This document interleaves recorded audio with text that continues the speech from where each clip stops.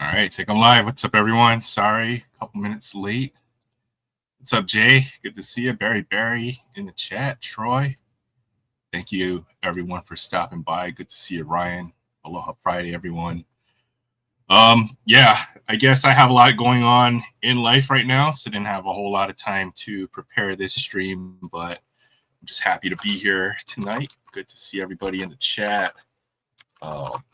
Been pretty limited on the amount of attention I can give to my collection, except for the fact that I've been packing everything away and putting it away in a storage closet, at least for the foreseeable future, or a good amount.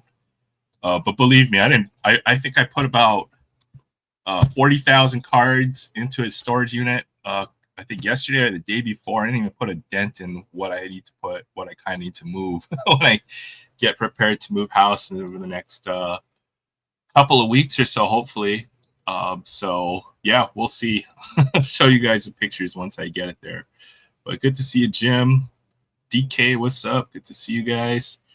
No pickups for the week. I've been pretty limited on the amount of money I've been spending on eBay. And then even these boxes are kind of purchases that I've had maybe a couple months ago and were kind of in the pipeline. So tonight's opening will be Parkhurst 2024-25 Parkhurst Hobby Hockey, which is, I think we've already done, but I had another box. It was either this or Heritage High Number again, which we did last week. So I didn't feel like it was a good idea to, do Heritage High Number 2 weeks in a row. So mixing it up a little bit, we do hockey. But yeah, tonight I'll probably be digging through all these 3,000 count boxes I've got lying around just to make sure that I've got nothing that I want to put in the storage locker. Still trying to situate and figure all of that out. But yeah, I've got boxes everywhere. So yeah, let's go ahead and get started. Hopefully everybody, check my sound just to make sure we're good. All right, yeah, we're good to go. All right. Looks like what? Jay almost got a haircut? I'll cut my hair while you cut yours. No. When was your last haircut? Good question. Maybe about a year and a half ago, maybe 2 years now at this point. So it's been a while. It's getting pretty long. I'm not sure how long I'm going to grow it out. I did make it through the Hawaii summer, so it does cool down a little bit. But if I move, I guess I'm at a pretty high, not high elevation, but it's a little cooler where I'm at. So if I have to move down back closer to Honolulu itself, then I'll probably need to cut my hair. It'll be too hot during the day. So 3 years for Jay, considering a trim. I've thought about cutting, or at least doing some maintenance and stuff like that. So maybe at some point. But yeah, I think we've done 24 Parkhurst on the channel before. I do have one blaster of football. This is, I'll save this for Acer for if he decides to pop in later on. 24 Select Football. Just throw that. Well, I'll put that in the back later on. We've already done Parkhurst. There's one bonus pack in here, which is kind of I guess why these are fun. This has one 53-54 retro bonus pack per box. So it's going to have autographs. You could get an autograph out of there. It's kind of like the Topps flagship silver pack. Otherwise, yeah, one numbered card per box. And then the SPs. Inserts aren't too interesting. I'm going to see about completing at least the non-SP set, the set configuration, kind of like Heritage. So yeah, let's go. Get this started. I think friend Sam will join me later on. 7 HSTs. So we've got a couple hours until that happens. We might have something interesting to open. But as always, after this, we'll have just a live discussion. Everyone's welcome to join. We'll talk about primarily sports and collector memorabilia and stuff of that nature. The usual. What's up, Budget Riffs? Good to see. What's up? Good to see you. Hope you're having a great Aloha Friday. Gonna give me OCD. I guess I'll put the display. Back in the day when you went to a card store, they'd have the cards sitting on the shelf in a box. You never really got to open a box of cards. That was You walk up, you point at the wall, you say, how about some 24-25 Parkhurst? The guy would just drop the box in front of you, you'd pull a couple packs out of here.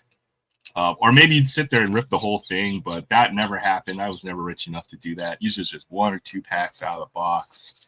But we'll talk about fantasy football a little bit. It was an interesting week. My team got crushed by Paul and 619 on the Sunday night game. But yeah, I've got the Packers D. They beat the commies. Was it yesterday? So we'll talk a little bit about football, all the other sports going on. It's kind of the lull, or it's kind of the start, I guess. Once football starts, that's when, to me, that signifies the new season. We're going to have basketball again pretty soon. Baseball is going to have playoffs. We're going to have hockey once again. Just getting Maverick Bork is our rookie out of this pack. I think you have 1 silver parallel per pack, and then rookies are like 1 out of 4 packs. Rookies are so hard to pull in hockey, it seems. I don't know. Middlestat and then Fabian Zetterlund, but I think that's why the rookie cards, I guess, for hockey. Otherwise, it would probably be pretty worthless if you pull a young gun out of every pack. Oh, J. Thompson, do you have some shares in the Packers? I think every sports collector may want to consider buying a share of the Packers just to say that you own part of an NFL franchise, even if it doesn't mean much. But yeah, I do like Parkhurst. It's more of a, I guess we've been opening a lot of heritage or vintage style sets, but Parkhurst gets a new design every year. Definitely a little bit more of a retro design. They've got the Parkhurst logo and then the text. Looks like these cards, I don't know, it's weird. It feels like they were printed sometime in the early 90s with like current technology. That's the way I feel. But we do get an autograph pretty much right off the bat. It's a pretty decent one. Travis Konechny on card. That kind of came out of nowhere. So 3 out of 3 on the autographs from these boxes. You're not guaranteed one. It's either a card. It's either an autograph, autograph, case hit, insert, or a memorabilia card. And we've gotten 3 for 3 on the autos. So that's pretty good. Sweet little Travis Konechny auto there. Put that off to the side. And then 1 silver parallel per pack. Hedman, Tuck, Vince Dunn, Petrodemko. Oops. Almost like heritage in a lot of ways. I guess that's the best parallel, which set this kind of matches up with. But yeah, cool autograph. Konechny auto. Who did I get on my other autograph? I'm going to have to go back and look. Hopefully it's going to trip out. Hopefully it's not the same dude. But always a win. Autograph. This is nice on card. And that's kind of looks like my autograph. So my autograph is not that great. So sweet auto there. Let me get back to the chat real quick. Only thing, the piece of paper. Yeah, that's pretty much about it. I know Packers make tons of money, but I'm sure they don't pay dividends or anything like that, I think, but it's just cool. Wanted to make a Mouse outfit, so we bought her the Packers. How can you be a Cubs and a Packers fan? That is a good question, but you know what? Stranger combinations of fans I have seen and heard. I don't think it necessarily, it's oftentimes your loyalty to your team relies on where you live or where you grew up with. But, living in Hawaii where there are no pro sports franchises, like, we're all over the place. I got a lot of Packers friends with Packers fans, Seahawks, 49ers are big here, Steelers, and the Ravens are pretty big. So we're all over the place when it comes to silver foil. Rainbow foil board looking pretty nice. Well, nothing special. I mean, I don't think it's the first rainbow foil board card we've ever seen. That's not a bad one. Mackenzie Weegar. Trevor Moore. Kings. 1 silver. Kent Johnson. Zaka and Novak. I think the silver foil boards are like 1 out of 4 packs. We should see probably about 5 or 6 of those. Both are great and are worth my attention. That's right. You know, it's fun. It's fun to cheer for. No, wait, it's not fun to cheer for a lovable loser all the time. I don't know if my Raiders would count as lovable losers, but you know, it's fun to cheer for a winning team even more. You know, it gets even sweeter when your losing team wins and when they're not expected to, or root for an underdog. You know, so Alex Vlasic is our foil board. Is that pickle? The name of the pickle company?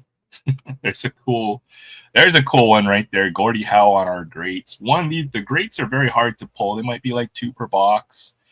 And then this is in the silver parallel, so even nicer. Gordie Howe, one of the greatest players ever play the game. Sweet one right there. Still learning a lot about the history of hockey as well. The Raiders still exist, and yeah, we do exist. We are 1-0. We beat the Patriots last week. The future is looking fairly bright right now as a Raiders fan. We're in a big city team now. We're in Las Vegas. I don't know, if there are any conspiracy theories, I would expect the Raiders to be good consistently over the NFL. It would be in their best interest to find a way for them to do that. Matthew Nyes, rookie from last year, Matt Boldy as well. So I have high hopes for the Raiders and their chances over the next few years. They're gonna be pretty strong. They've got a good chance to do some big things. Pierre-Luc Dubois, Vincent Trocheck, Cooley. There's one of the inserts. That's not a bad insert design. It looks very heritage-like. Kale McCarr, one of the great stars of the NHL right there.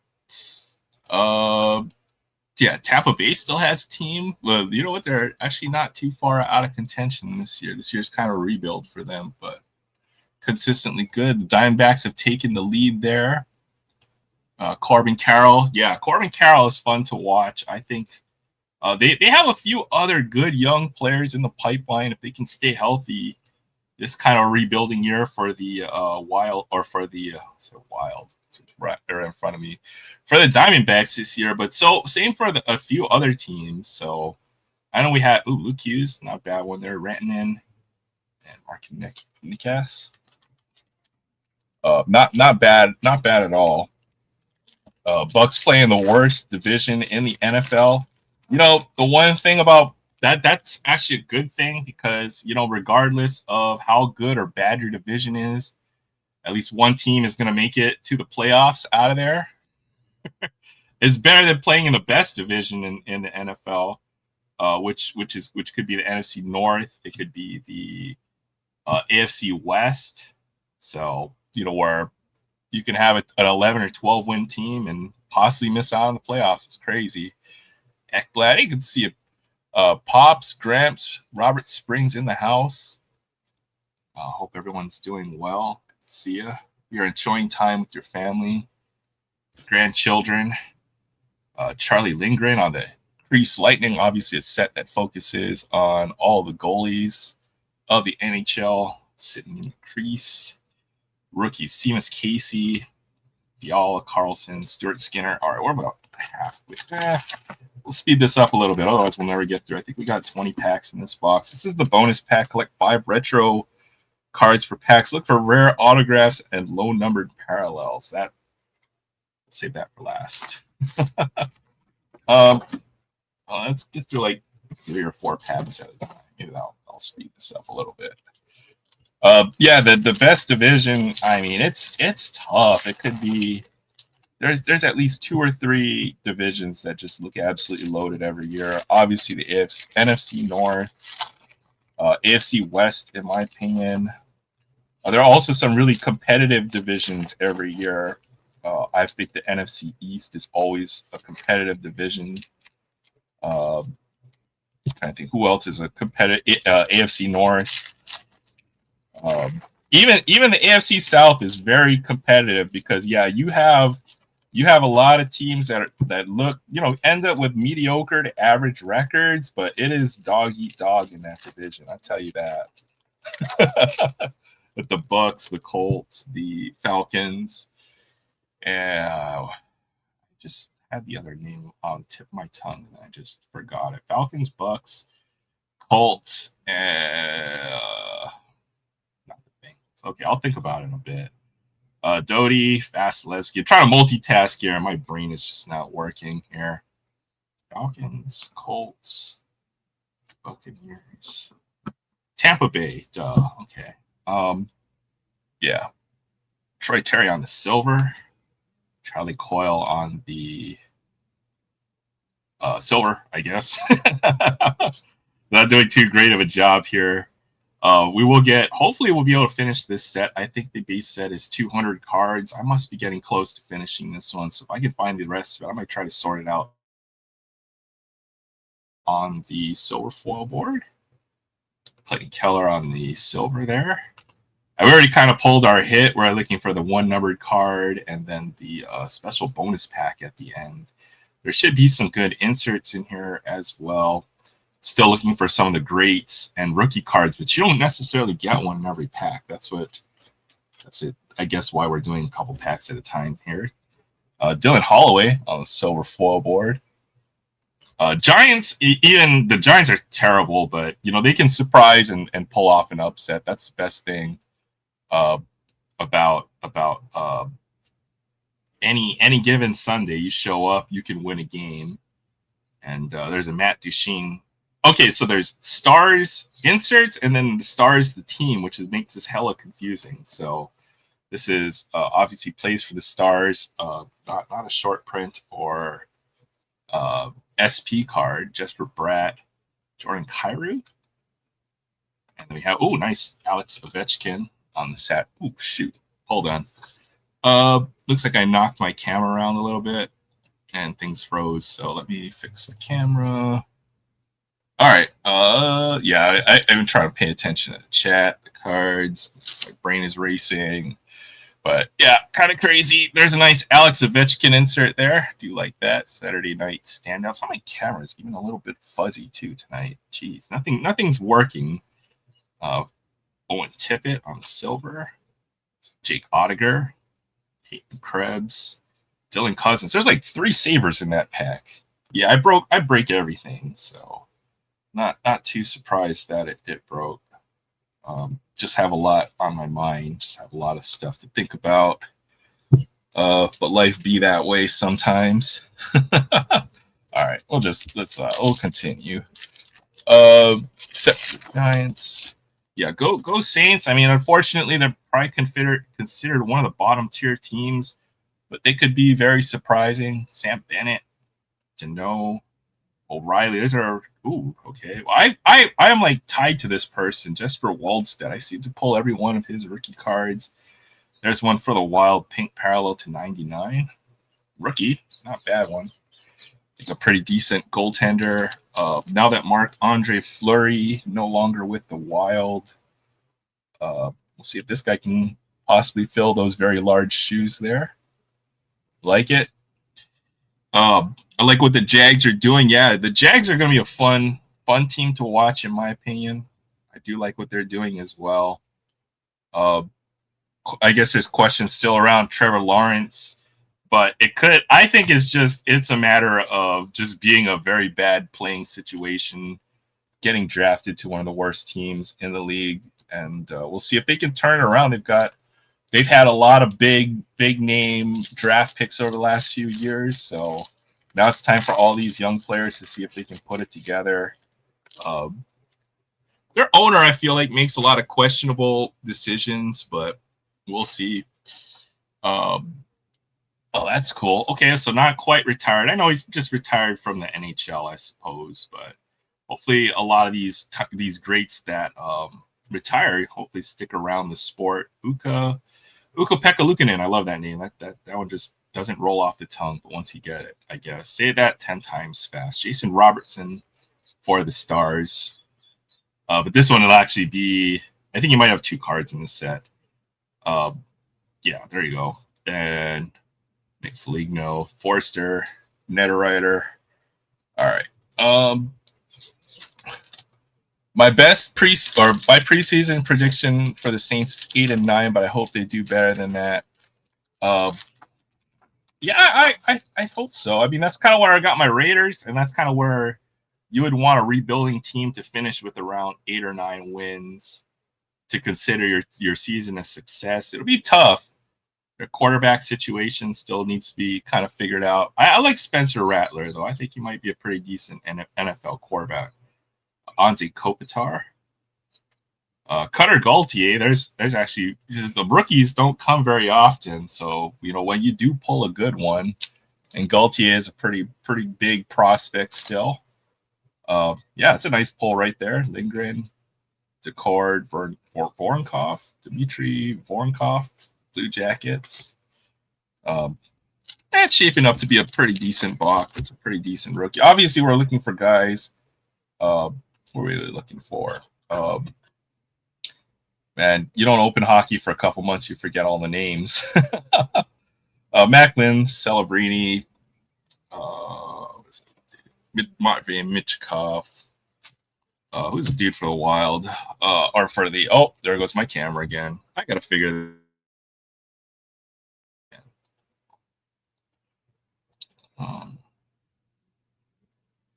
Some technical issues here.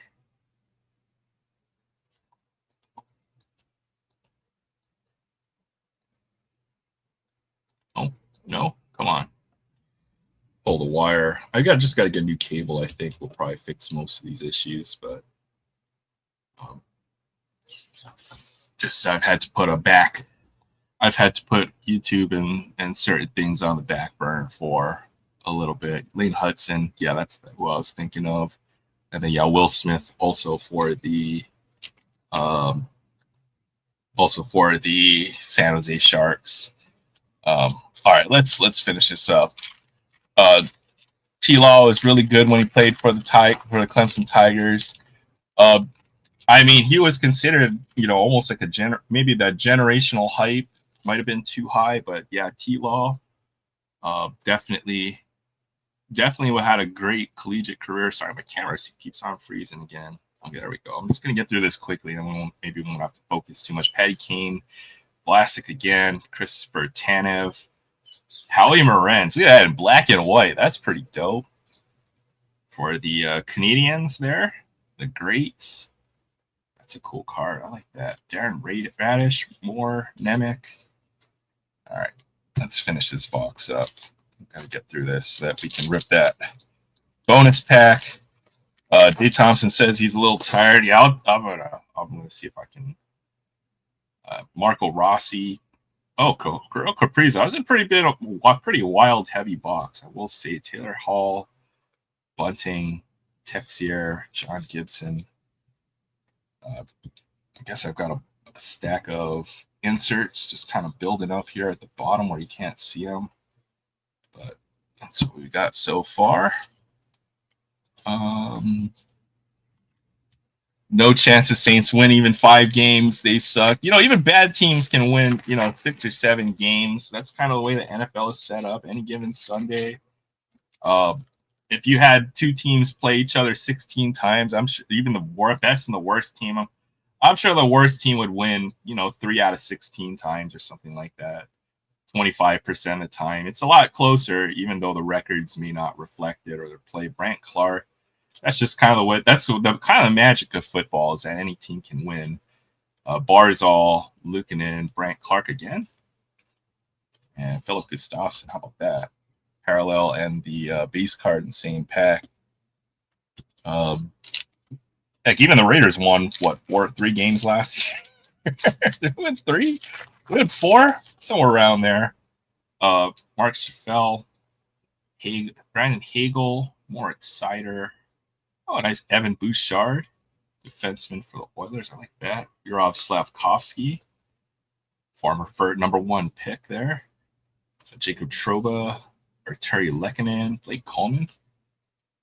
Yeah, I think I'm going to try to see if I've got this set. I'll be pretty close to at least a 200 card base set, and then there's like 50 rookies, and then 50 of the greats, or 50 stars, and then I don't know. It's a 300 card set, but 100 of them are short printed.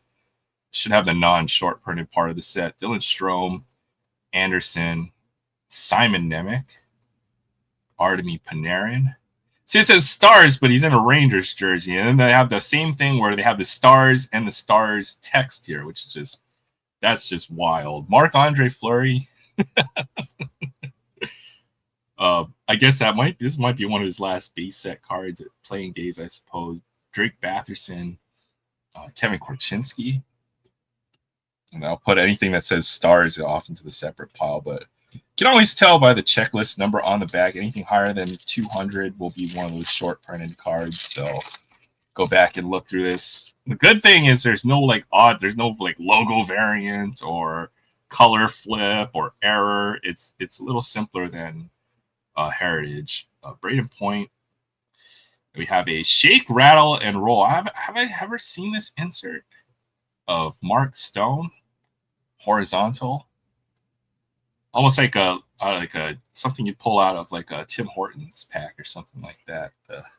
Evangelista, Cole Perfetti, Shea Theodore, Zach Benson. I'm trying to count how many rookie cards we got. We might only gotten like 3 or 4 out of the box. All right, last pack, and then I've got the bonus pack. We'll see what's up with that. Jamie Drysdale, Shane Pinto, Valerie Nishkin, and then the You Wouldn't Believe. Peter Forsberg becomes the first player to take the Stanley Cup overseas after winning the title. And just a little fact. Is that Comic Sans? I don't know. I mean, it was such a big deal, I would say, in the late 90s, and then now anytime somebody uses Comic Sans, it just looks like you're a boomer or something. What's up, I Collect? Let's go. Good to see you, Kevin. Hope you're having a great day. Hope you're doing well. I know you've made a lot of big changes recently, so hopefully everything is going good with that.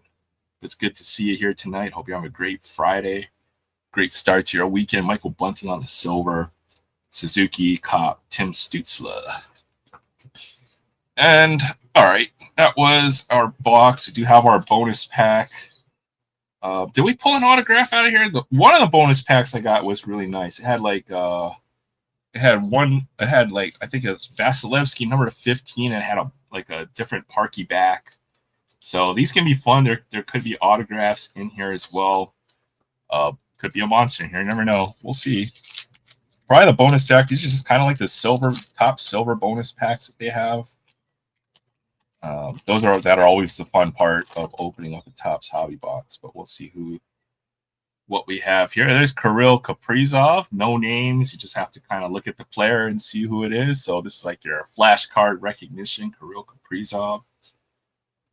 His autograph does not look like that.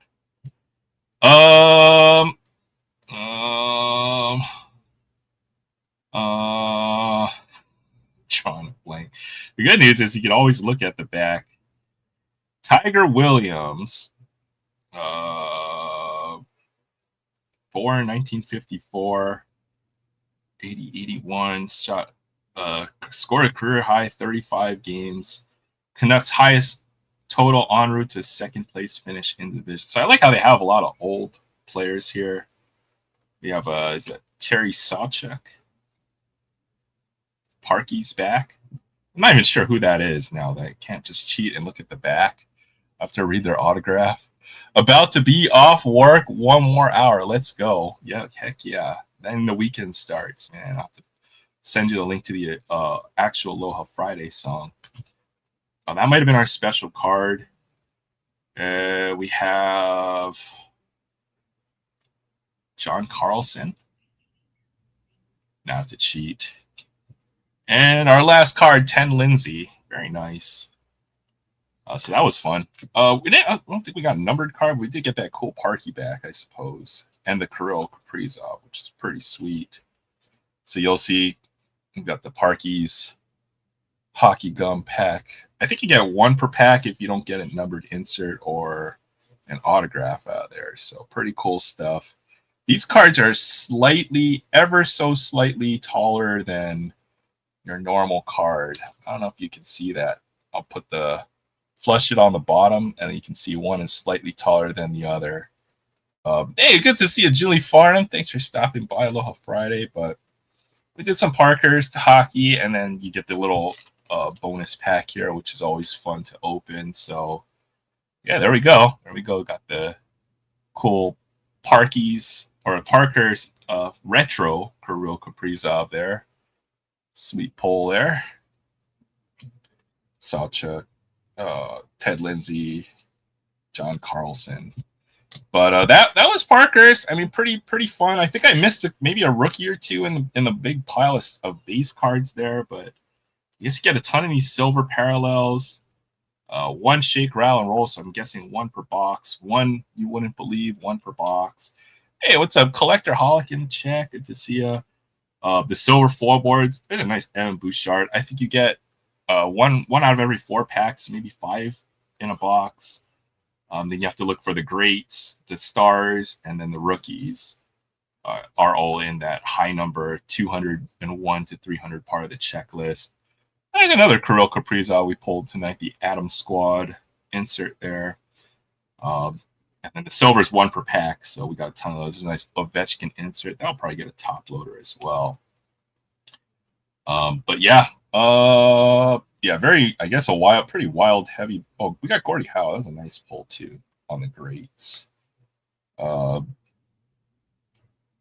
as far as hits, yeah, Travis Konechny, our autograph tonight. Sweet one there. And then just for Waldstedt, number 99. And we did pull a Cutter Gaultier rookie card there. But yeah, Parkhurst is I like this set. It's a fun set. Reminds me a lot of Heritage. And if you guys have been watching the show over the past 2 months, you guys know how much freaking Topps Heritage and Heritage Heiner we've been opening. So it's been like the featured opening like every other week.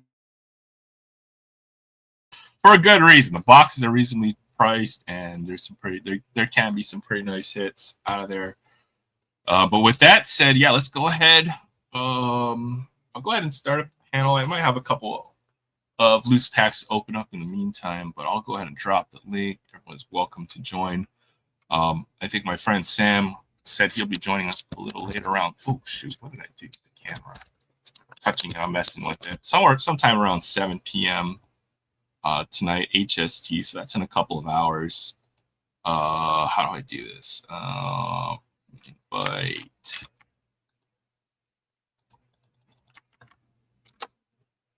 All right. So I've got lying around loose packs. I'll do a couple loose packs. I've got football. I was on football. Let's see. I haven't seen any. What is this? Bowman draft. Camera freeze again. Sorry, I'm tripping out today. All right. Let's see what we got. Oh, where did I hit my camera like that? Okay. Let's see what else I've got in this little box I put together. All the loose packs I've got lying around. 2015 Bowman draft. And let's see what else I've got. I said football, didn't I? 2020 Topps UK. So a few loose packs of that. Where's my football? 96 Leaf football. Bought a box of this for like, I don't know, maybe about 55 or 60 bucks online. Pretty reasonable price. All right, let me scroll back up. I missed some of the chat here. Oh crap. Well, that sucks to hear. I guess the Diamondbacks couldn't pull it out tonight. Could see a nice good back and forth game, I suppose. Troy's got another Porsche. You know what? I've got another Porsche lying around too. Maybe we'll do a Porsche tonight. Cal Raleigh doubles in a 0-0 game against the Angels. I heard Mike Trout hit his 399th home run. Maybe he will hit number 400 tonight. Is that how it works, or am I a day behind in the sports news? Good to see everyone. Yeah, feel free to connect to each other here. Jim's got his link there.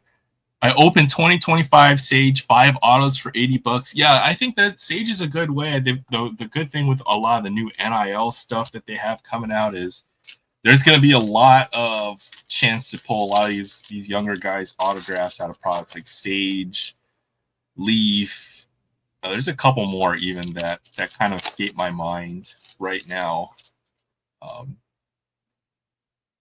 So at least it gives us collectors a good chance to get this stuff.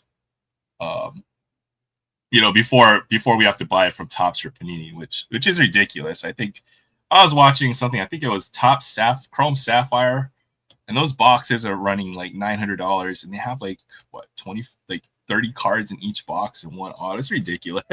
Hobby's getting ridiculous. So we're going back. We're opening up some older stuff. Tony Martin, the Chargers, man, the old school Chargers uniforms. I love these are the uniforms I grew up watching. The Chargers when they had Junior Seau.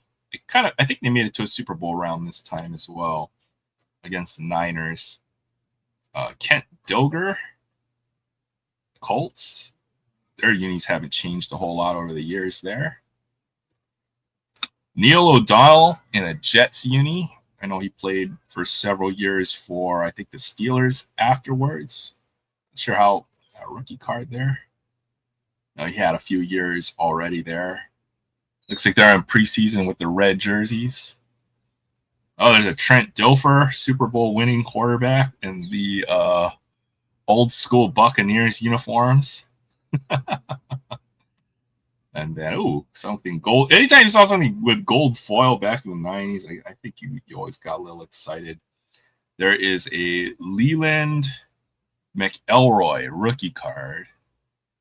And then I can't tell if that's the Chiefs. What team is this for? Cardinals. I guess a lot of teams were red. Okay, obviously the Cardinals with the white helmets. Leland McElroy. How about Natro Means? This guy was a beast. And yeah, this might have been around his peak when they did make that Super Bowl. They got blown out by the Niners.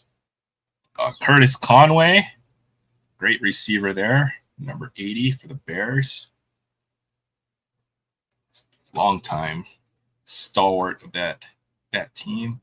Kevin Williams for the Cowboys. I always love those Cowboys jersey with the star on their shoulder.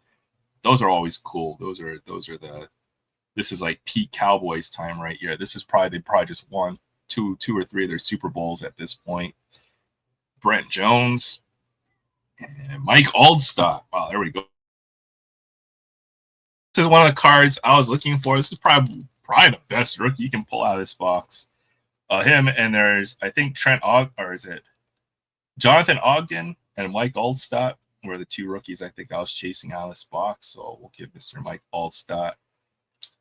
Top loader, one of the best fullbacks to ever play the game right here. Doesn't have his hunchback a neck pad there on there, but yeah, Mike Aldstadt. How about that? Rookie card. Love to work out, turn himself into a strong, fast, do-it-all fullback. Fullback running for 1,463 yards in college in 95. What college did you go to? Usually it tells you. Drafted Tampa Bay 35th and 88. I don't know. Cool Mike Aldstadt rookie card there. Love it. Yeah, that is insane. Yeah, the prices, none of the prices on sealed wax make. I mean, okay, they never made sense over the last couple of years, but they don't. You would think, with diminishing interest in the hobby, that the pack prices would get back to a more reasonable price point, and that's kind of what I was waiting for over the last couple of years. But it actually gone the other way, where packs are getting more expensive. That makes no sense to me, so that will put me on the sideline as far as buying ridiculous amounts of sealed wax over the near future. Trent Dilfer is coaching football at UAB here in Alabama now. All right, that's pretty cool. I mean, okay, if you're an NFL quarterback who played in the league for that many years, you had to have been a good quarterback. You could not have been a terrible quarterback and played in the NFL for that long. So Trent Dilfer, despite maybe not being the most distinguished NFL quarterback, obviously had a great career, able to manage and lead a team to a Super Bowl. So yeah, UAB, University of Alabama, Birmingham. I only know them because I know he's played them a few times on their football schedule. Yeah, Bowman Draft 2015. I know the autograph is still live in this box. So they could pull a Kyle Tucker autograph or a Dansby Swanson autograph. We'll do a couple packs of this. Brendan Rodgers, I think now with the Yankees. He was a trade deadline trade, if I'm not mistaken. Doing pretty decently. So there's some pretty big names. Ian Happ as well, Bowman first. But man, you go back and open Bowman, you're gonna see how many guys you don't recognize, and I think that's what shows how hard it is to make it up to the major leagues in a lot of cases here. Garrett Whitley, Bowman first. There we go. There's my Kyle Tucker, Bowman first paper. Obviously, that was one I was looking for. Kyle, look how young he looks, man. It looks like he's like 13 in this picture. What the heck? Well, he always does have a young-looking face, but man, it looks like man, that's unreal. 8 years later, I suppose, man. This is what, 20? No, this is 2015 Bowman draft. 10 years later, I guess. 2015 Bowman draft. 10 years later, Kyle Tucker. All right, Alex Young, I think still pitching in the major leagues there. There's his Bowman first. And Andrew Benintendi, he's been up and down, but I think now with the White Sox, probably their best hitter for whatever that's worth. That was actually a good pack. Brian Mundell, Bowman first. Hunter Harvey. And Justin Cohen, Bowman first. So that was pretty cool. Got some cool cards. I would say these guys are no longer prospects at this point. If they're in the major leagues at this current point, then they're known quantity. There's not a whole lot to speculate, but cool to get some cards of some good MLB level players here. Especially that Kyle Tucker Bowman first paper. That was a really nice pull there. Obviously, I'm looking for any numbered Kyle Tucker stuff out of here. Obviously, and also autograph, the chance to pull a Kyle Tucker autograph. Dansby Swanson. This is kind of like, I guess if you're a Cubs fan, this is kind of what you might want to be looking into. I think they got this box for around, I want to say $120 for this box. So yeah, just going back and ripping older stuff versus whatever they have, whatever they're printing now, it just doesn't make any sense price-wise. Sorry, I need to my chat got stuck for a little bit. Everyone in the live chat, have a good night. Get some sleep since the granddaughter is sleeping. See you on YouTube and take care. Peace to all. Thank you, Robert Springs, for enjoy some time with your family. You can see Mantis Toboggan in the house. I don't know where Jay Thompson was. Did he go to sleep? I think I saw you said he was getting tired, but we'll see. Otherwise, we're just keeping the seat warm. Good to see you, Mantis. Thanks for stopping by. Probably need to pin the chat. I'll figure this out. Antonio Santillan.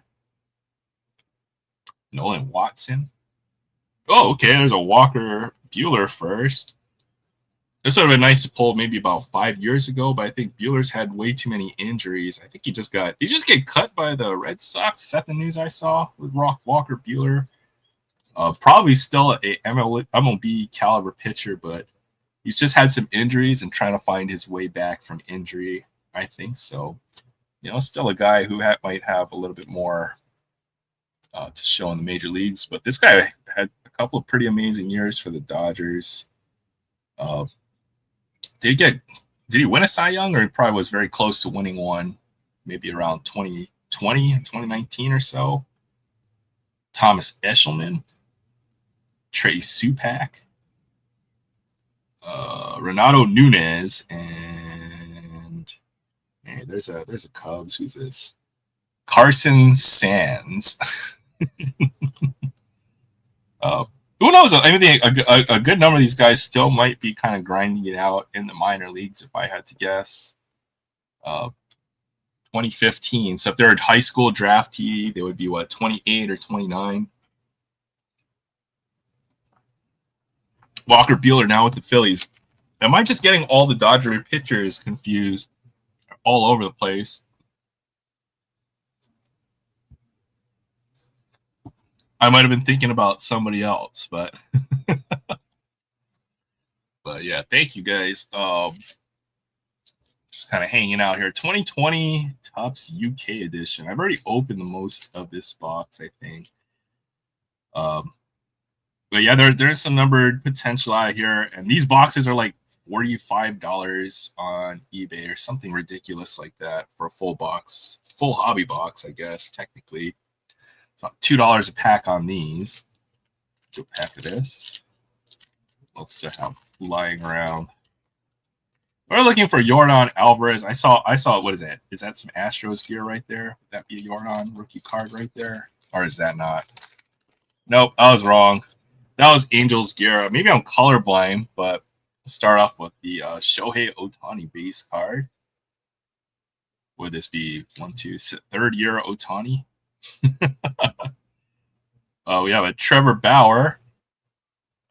I think kind of an up and down year playing in NPB this year. Former Cy Young winner, not Max Fried, but this is a Max Fried Future Stars.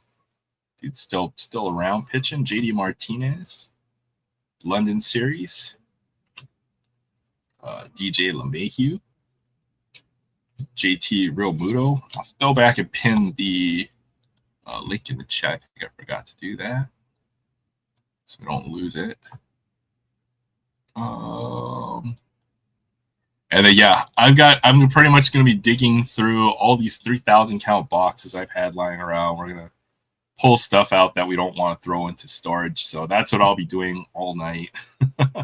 Aaron Nola, Travis Demarite. I think played for the Braves, several teams. I think he's still kicking around minor leagues. And there's Brendan McKay. This was the two-way super next Shohei Ohtani, but obviously he's had a lot of injuries, so I don't even know if he made it up to the major leagues. He does have a Topps baseball card, so he must have pitched in the majors at some point. But Brendan McKay, super big hype in 2020 or 2019, and then yeah, just eventually injuries just took his toll right there. Let's see what else we have in this box. It's 2025 National Hockey Card Day. This is a free pack.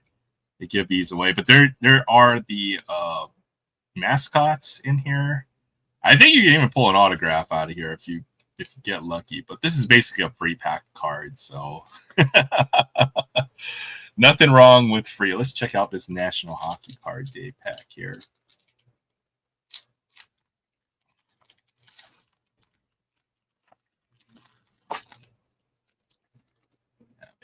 Nathan McKinnon. Okay, got the Cutter Gaultier rookie card. Patrick Waugh, Legends on Ice. Oh, we get 6 cards in these packs now. That's pretty cool.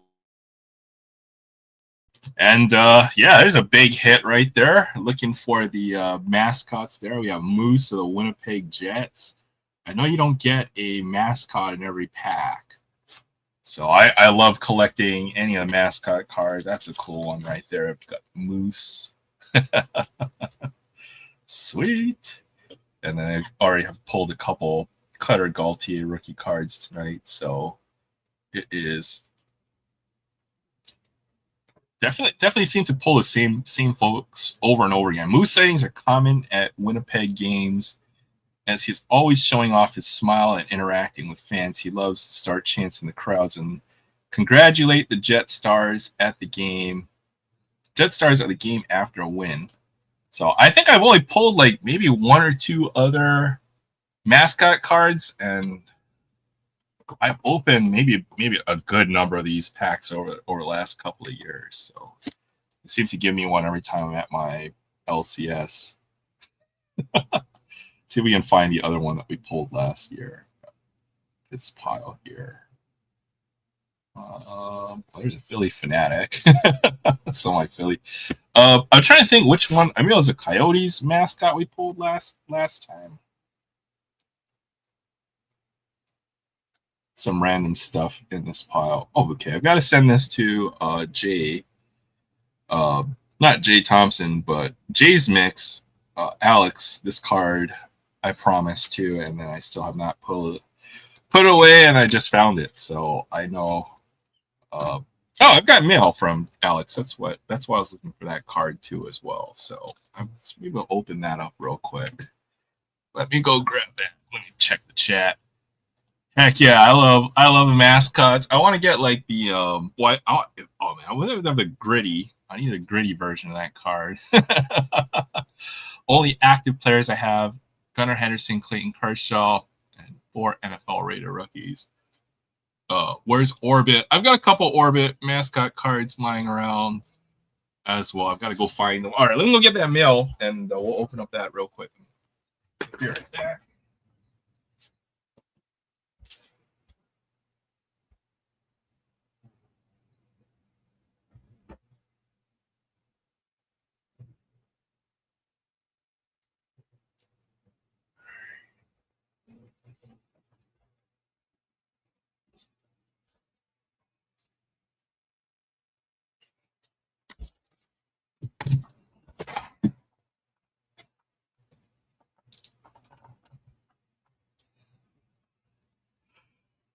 All right, I'm back. Oh wait, oh yeah, somebody popped in.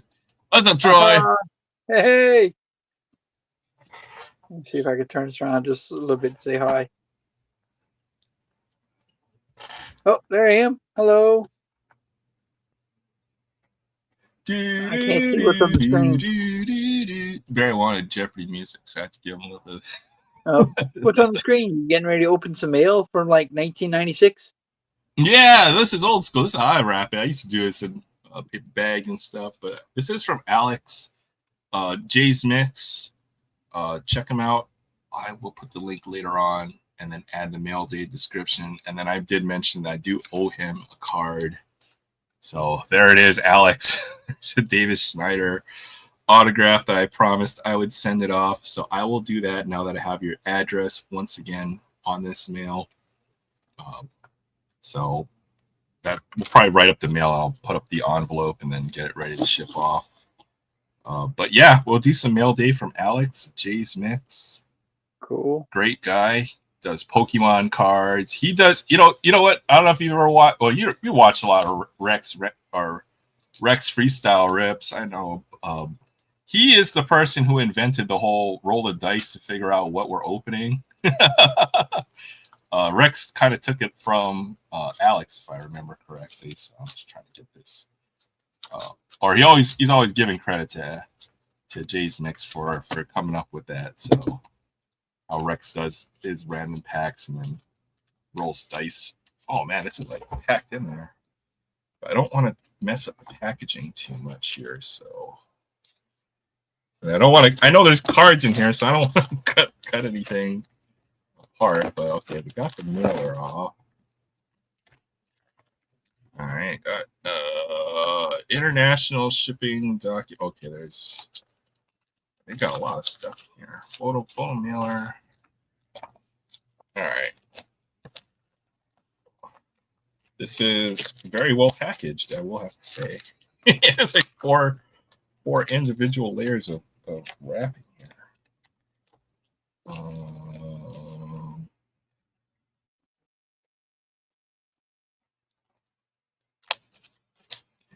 Should use the knife.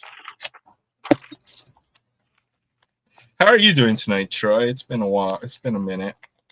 Yeah, I'm doing all right. Good to hear. It's been hot in Middle Mississippi. We had what my wife called a false fall over the last couple weeks before this, and then this week spiked right back up. Oh boy! All right. Instructions, lift. Wow. This is very well packaged here. This is how we open the mail. Open the mail. Open the mail.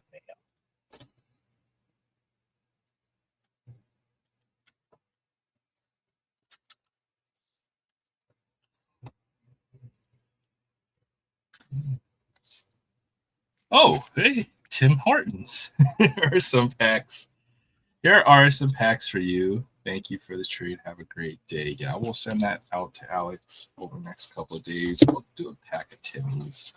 I want to save one for a mail day specifically for Alex. Oh my goodness. How does this work? The arrow is here, Alex. You're... Okay, there's a couple packs in here. I think there's 4 packs of Timmies in here. So. Timmies. Okay, so it's got the older rookies, 2024, 25. I think they do like 2 Tim Horton sets a year now.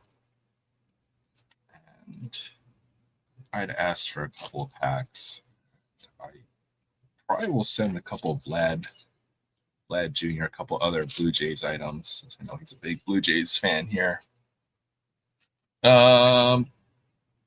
Rookies and 23 Tim Hortons Legends. So sweet.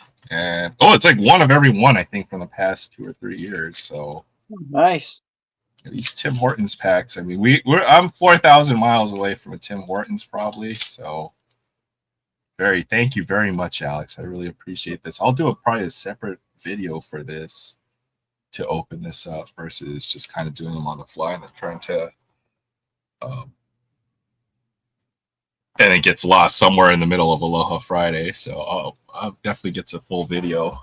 But thank you for sending these over. I definitely will try to return the favor and send you back some stuff as well. The mail's got to go out this week. Oh boy. Yeah, I'm getting ready to move house and all that. So I got a storage unit that I've been starting to put cards into. It's pretty crazy.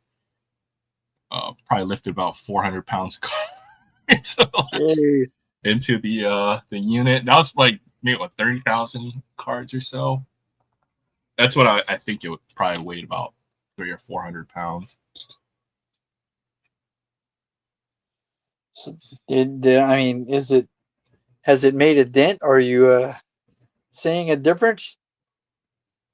No. Once I get everything into the unit, then I think it'll definitely make a difference. I'm kind of cataloging it to see exactly what that looks like once I get all the cards into the locker. We'll see what else we have. So I'm trying to move all the bigger, heavier objects out, all the bulk cards out of the way. And then we'll see. Hopefully I won't have to get a second locker is what I'm hoping. But we have to get there. But yeah, let's see with looking at the scores tonight. I think you mentioned the Diamondbacks.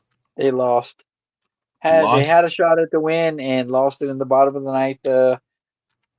What's his name? Woodruff, I think it is. He came in and basically 3 batters and put them all on base, no outs.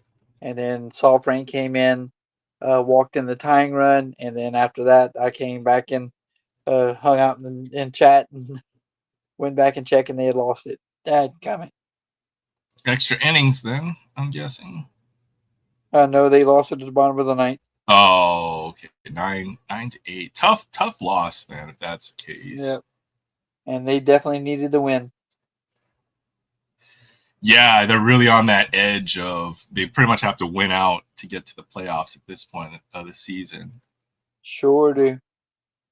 So, I mean, it's such a tough ask to begin with, but yeah, this game, at least I know last year they got hot to make the playoffs. Somewhere around the mid part of the season, they got really hot.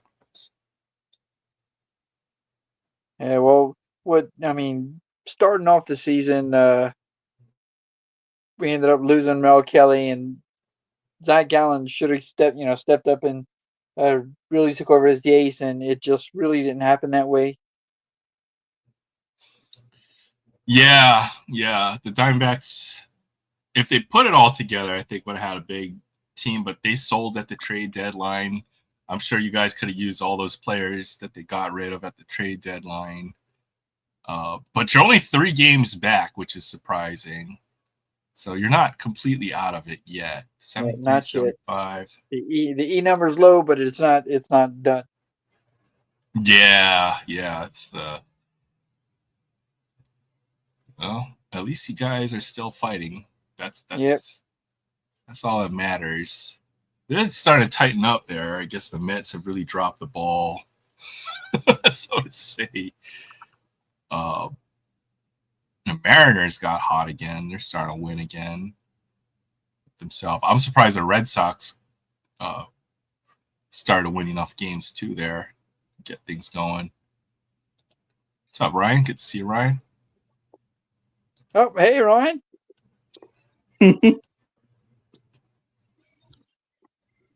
But yeah, it'll be quite the year for what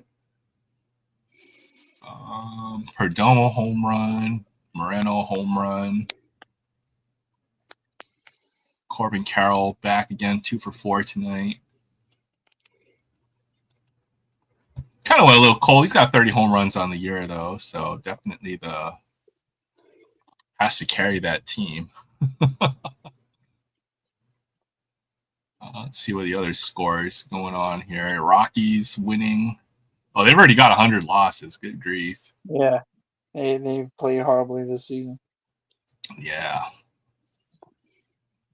One, they didn't have a lot of veteran talent. All the vets that they had were hurt most of the year, so there, yeah. Oh boy. Let's see who else. Mariners are playing the Angels. I know Jim mentioned when we started, they're in the first inning. They're already in the 6th inning. This is only like, what, an hour later? So really fast game there. By. Top now, of I did 6 watch already. the couple nights ago. The Mariners had a 13-inning game, I think it was. That's so rare these days. Now with the runner on base. Yeah, the ghost runner does kind of lend quicker exits when it gets to extra innings. Yeah, I'm not sure how much I like that. I mean, it's they did go 13 they went 13 against the Cardinals. Yep. I guess they went 12 like last night too. 6 straight wins, I believe. Yeah, they're a streaky team. It seems they seem to go real hot and then they go real cold, and then now they're on a 6-game win streak. But could just be the opponents they play. Like if you sweep the series, right, when 3 in a row and you play a good team and they sweep you right back, you're losing streak. So that's just how baseball be, I guess, sometimes. Yeah, I can see that. Or you lose 2 straight series, maybe you play 2 really good teams in a row that just has your number. But yeah, I'll look at some football stuff. Let's see some of the scores from this week's football games. JT said his team won. FIFA, the Green Bay Packers, they won last night, I believe. Yeah, they beat the Commanders last night. I think I didn't get to catch that game. 27-18, the final there. Doesn't look like there were too many. Looks like it was a low scoring until the 4th quarter. But I think the Packers were in control for pretty much most of that game. I saw the last score was by the Commanders late, so it was a 3-score game at that point. So, yeah, good win for Green Bay. Commanders 1-1 now. So look at the matchups for the rest of the week here. Let's see who my Raiders play. I know we just beat the Patriots last week. I watched that game. It was fun to watch an opener where your team wins when they're not supposed to, or where it's going to be a difficult win. So the only game I've actually caught so far this season is the LSU game to open their season. They won when nobody thought they would against the Clemson Tigers. That's a surprising win. That's a big win for them. That means you guys will probably have a good year. I'm hoping so. Even Clemson, I think, this been in previous years. Yeah, let's look at the rest of the schedule for this week. Okay. Giants play at Dallas. That'll probably be a fun game to watch. It's always any of those divisional games are always the best ones. Got the Bears at Detroit. That should be a good game too. Jacksonville, Cincinnati. So all divisional games. Not that one, but I'm trying to see who the Raiders play. Okay, we play on Monday night. Hell yeah, we play against the Chargers. That'll be a good game. Good television coverage on that. Got what? Good television Monday night, yeah. Yeah. For us to get a game. Obviously, I think now that we're in Vegas, we're gonna get more, I guess, attention media wise. So, as I was mentioning, that probably helps the Raiders. The expectations are for them to be a better team over the next few years. So it'll be fun. I wonder if that's going to do any good for the Athletics once they move. Yeah, it should, but depends on and the owner is already a cheapskate. If he can't put together a good roster, then nobody's going to go to watch the A's in Vegas. Is the way I see it. NFL is different. I feel like people want to catch an NFL game, but for baseball, I don't necessarily see the same type of just by being in the right city. You know what I mean? Yeah. Well, baseball just doesn't have that draw like it used to. That's for sure. Yeah, and in Vegas, they probably couldn't have done it when it did. Just it would have been too hot to play in Vegas. Before they had indoor stadiums and stuff with climate control. Yeah, they have to get one of those closing domes, air condition the place. And then now, yeah, I think their new stadium should be pretty nice if they ever build it. Have they even broken ground on that yet?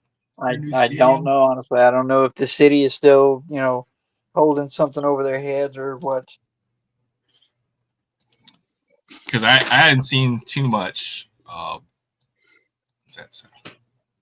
Watch out with the background noise there.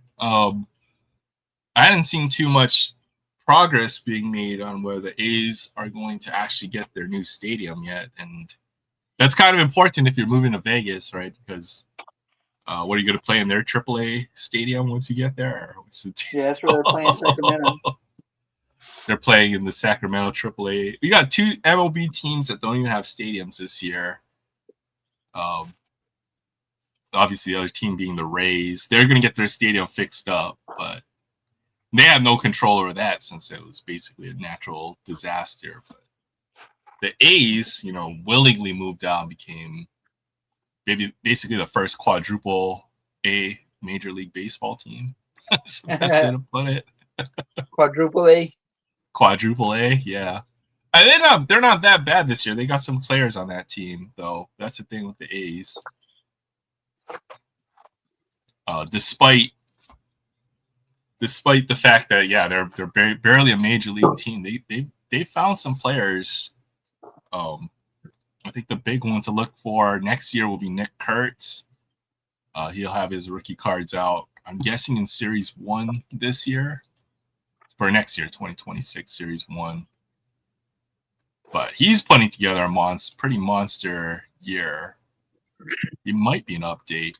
He's got 30 home runs in 102 games, which is pretty crazy.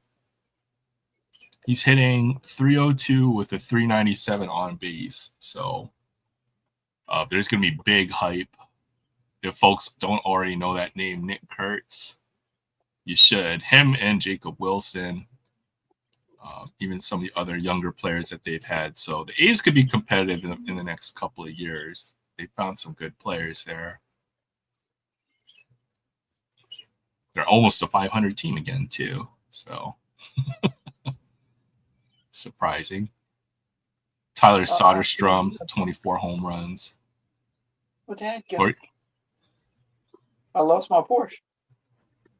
You lost a Porsche? I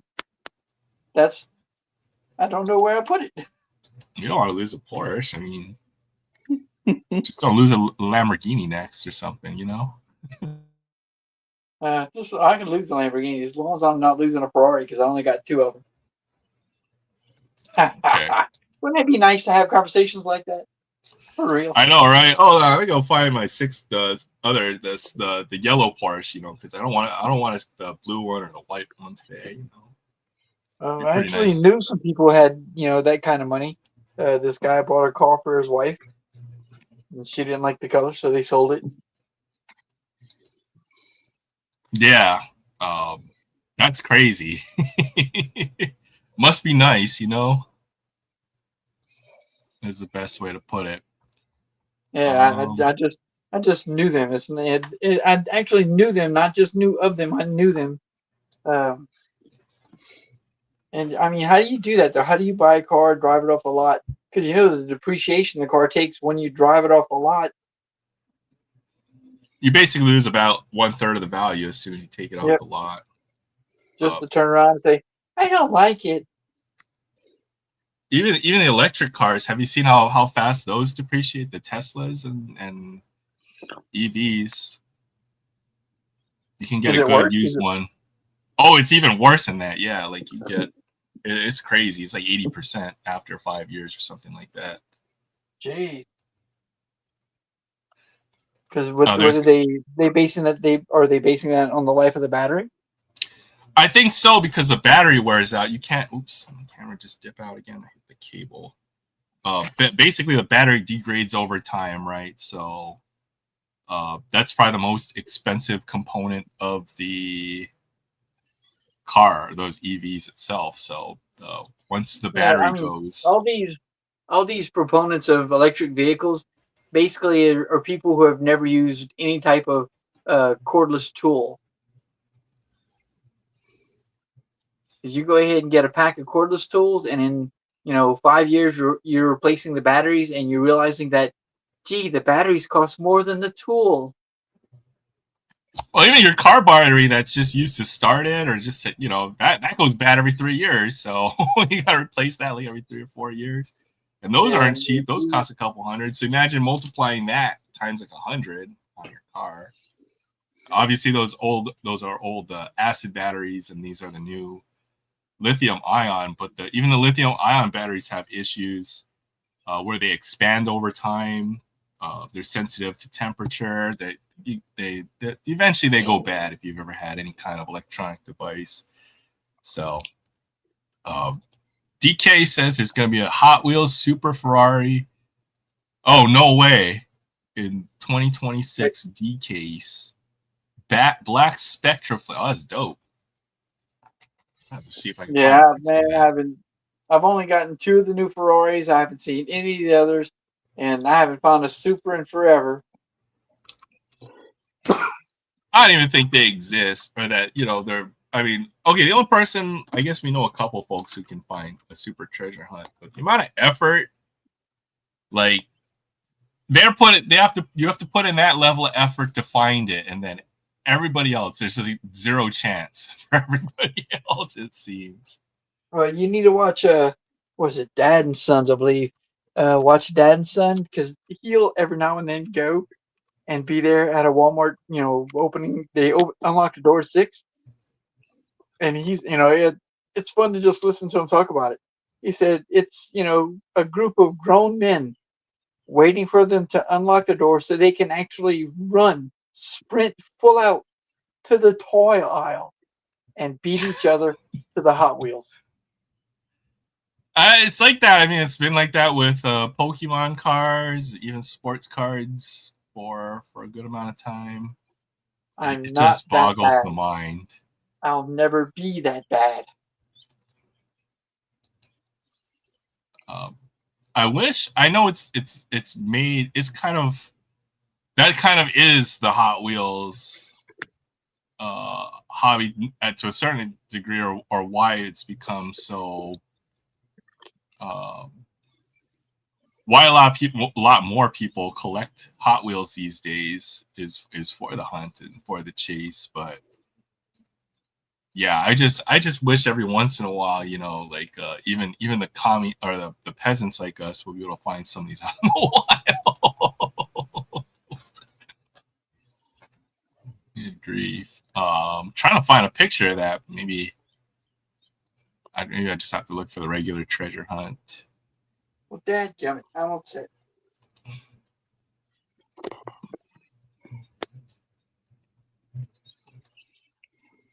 do have a car. I do have a Porsche later on. Well, I'm gonna I'll be end up opening. having to open something different because I cannot find my Porsche.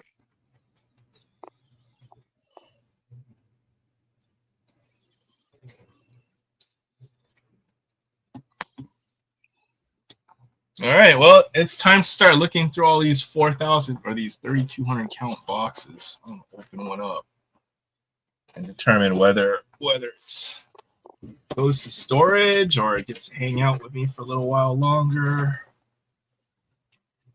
Will be the plan for tonight.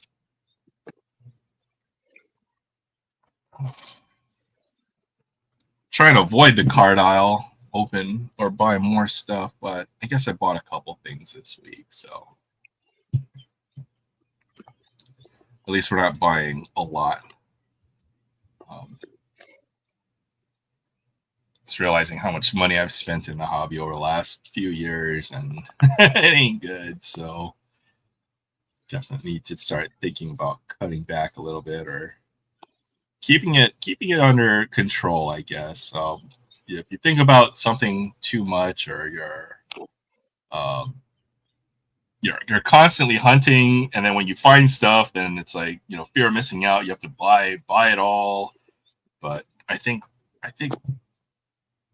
maybe definitely rethinking that type of behavior. I don't think it's necessarily the most healthy. Oops. It's definitely going to change a lot over the next few months, I think.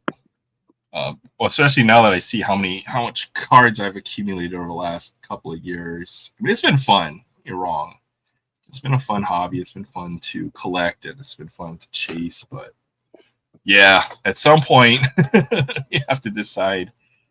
And maybe that's just a cycle of things, I suppose. So, Well, I'm still very ready to go ahead and increase your vintage collection with some of the vintage cards that I'm just holding to hold, and at the same time take some of those cards that'll help me finish some of these sets off your hand. Yeah, I've got. Okay, I will pack those up since I got to pack everything up before I lose it again in the. Oh yeah, because if you pack it up and it gets lost in the move stuff, in 3 years we'll be talking about this again. Oh, I came across that box of cards. You'll never see them, so I'm hoping to do this week. It's just I've got a lot of other things I'm thinking about right now in my mind. Yeah, and I know you're busy. You got more important things to take care of. Yeah, it's even hunting in Hawaii for a place to live can be very difficult. Put it that way. It ain't that easy. There's just, prices are crazy, and then the competition is crazy too for these places that have already crazy housing prices. So that's been the big challenge. So yeah, once I get this situation taken care of, then things go back to normal, or a little bit more normal, I suppose. But yeah, just trying to. What stack is that? More football? No, this is all hockey. Hockey. Not hockey crap, but hockey stuff, basically. Trying to get things at least on my desk so I can start doing some other stuff here. Is going to find a super? Yeah.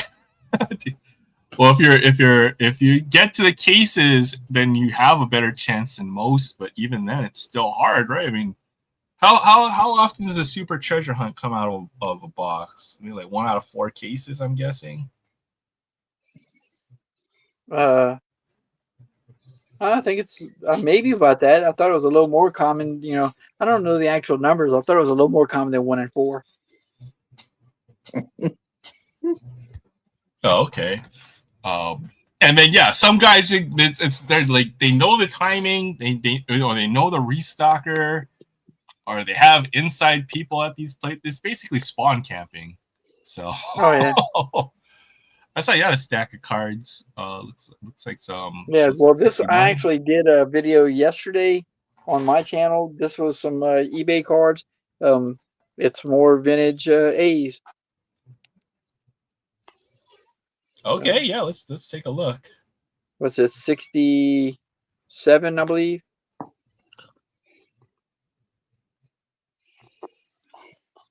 Yeah, 67. Gil Blanco and Al Dark, manager. Well, they're in Kansas City. Those caps are kind of dope. The white caps, I like that. With the I could green, get a retro cap. Yep. See, there you go. Oh, that right. You got a lot of background noise. If you're not gonna talk, you might want to just mute. Usually, I'll do that too.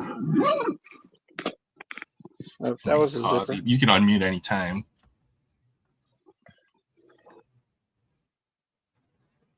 Okay. This one's what? 65. I know you might have some stuff. I saw you showing some stuff, Ryan, too. If you want to show, I'll have you do that after Troy goes here. Yeah. This 64. Jose Tartable.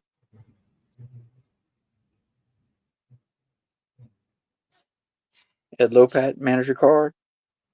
Saying that this is before the yellow and green. It's more red and white. Is that part of whatever gear they were wearing before they moved to Kansas City, or?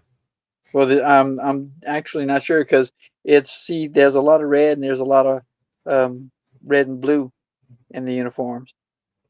That's pretty wild with the color changes on the uniforms there. Well, I'm wondering once they get to Vegas if they're going to keep the yellow and green, or are they going to go with a different color scheme? Silver and black, right? That would be weird. And that's the Raiders have kept the silver and black all the way through. Oakland, LA, Oakland, and now Vegas. Raiders right? haven't changed it. Like, you watch a game of the Raiders from the '60s, they're wearing the same freaking jerseys. And it's that same logo, the shield with the Raider in it. Yeah. Yep. With the guys in like a 3-point or something like that. Yeah, they haven't changed their uniforms a whole lot over the years. Oh, this one goes this way. I paid, I guess, an average of $2.50 to $3 a card. Some were higher, some were lower, so I always figure out the average on the purchase itself. Not bad. Jose, I think it's Jose. No, it's Joe Askew, rookie from '62. Pretty good shape on these cards too. Yeah, not too bad.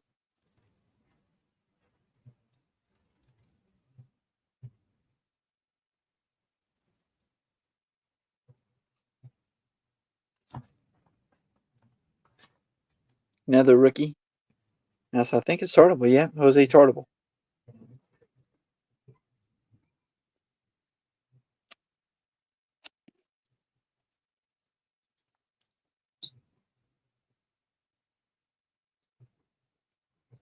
You got to show these before they go into the binder, I'm guessing. Yep. And then they get binded up on. Hopefully, don't come out.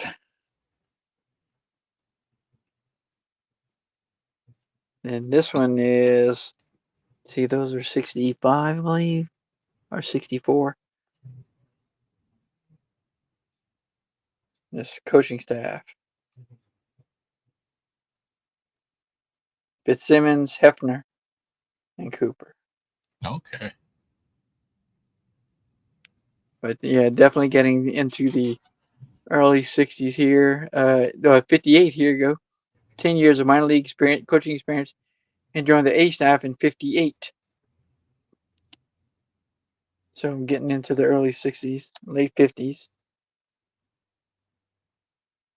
There's Bill Tuttle.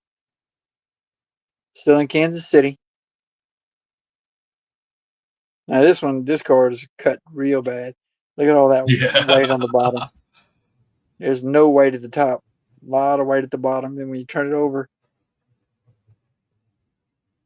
saying you got the next card. You got the next card on the Yep. You might have part of a Mickey Mantle there or something on the next sheet. Uh-oh, sticking. Yeah, welcome back, Ryan. Or Harry Cheedy, catcher. That one's got like a printing line right in his eyes. oops. Yeah. Hard to expect these cards to be in good condition, though. This is not too bad. Yeah, I mean they're a little bit old, well over get on 60 years old. Got a nice little ding in the corner on that one. I have to try to flatten out a little bit. It's Ralph Terry, pitcher. That card's not bad. And Jack Urban. Another one that's got, I think, a little bit white under there, but a whole lot at the top. Almost cut the right there where it says Topps Chewing Gum Company and Made in the USA. Almost got that cut off. Probably the next card over. Maybe it's got the same sheet or something. Yep. Then these are the one that they look like the 51, 52 Bowman color. Wally Burnett.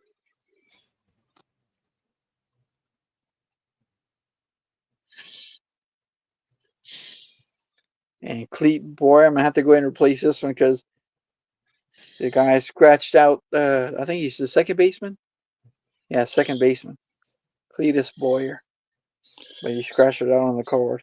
And then it's got a little bit of what looks like paper loss in the back right there. It's not too bad. I saw a Willie Mays card, and they scratched out Giants or something. They put whatever team. I forgot what team. I was bought it just for the novelty. So it was pretty reasonably priced. Gus Darnielle and Johnny Groth. These are the two oldest. These are actually when you get to the 55 and 56, the cards themselves are actually larger. I had to get special pages to put in the binder to put the cards in because they're larger than a regular card. Yeah, they're slightly bigger. Before they kind of standardized the what is it, 3.5 by. And then I've got a white back and a gray back.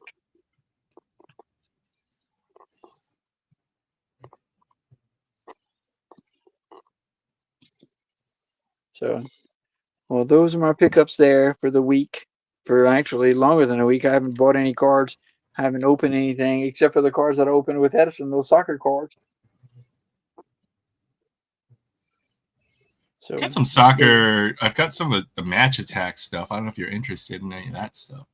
Well, that's it. Actually, that's most of what we have because it's easier to find the match attacks like that. Yeah, it's quite affordable too. You can get a good amount of those for. They can't. They do a lot of clearance stuff. Yeah. In fact, see if I got a pack of match attacks. So we'll take a look at that real quick. I know I saw one in here.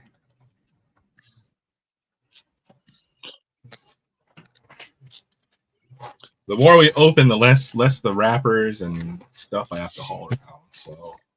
Yes, this guy I think is Mohamed Salah. Okay, yeah, he's not what team? One of the best Egyptian players. Well, here on this card from Are you Liverpool? I don't actually have the year. He's with Liverpool. So I don't know what year this is though.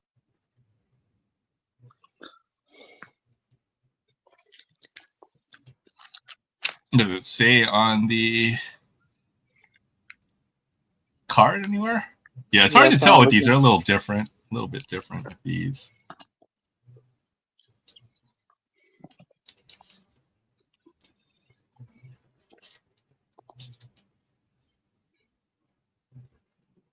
Yeah, I don't actually see the date on a year or anything printed anywhere on the card. That's interesting. It might be you have to look at the design, which is slightly different every year to identify it. Because yeah, I've had some trouble trying to figure it out. See, Ryan's got some stuff. Dave What you Winfield, got, Ron? Oh, look Louis at that. Tiant. Very nice. 71. 71. Ron Oh, that's a Blomberg nice said one. 77. I don't know. I'd love to get more mid 70s stuff, but 74. who's that one?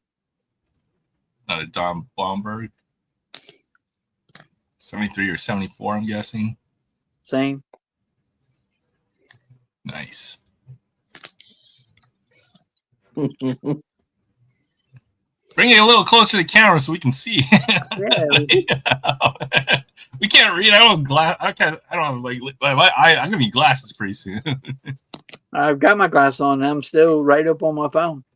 Ron Blomberg. Oh wow, you got like you're stacking them. Yeah, he's got all kind of man. You bought out Sony's several people's PCs there. 73. You look like a nice little player run there. Yeah, that's not bad at all. 72. Oh, he's got a mantle. That's cool. Oh my God.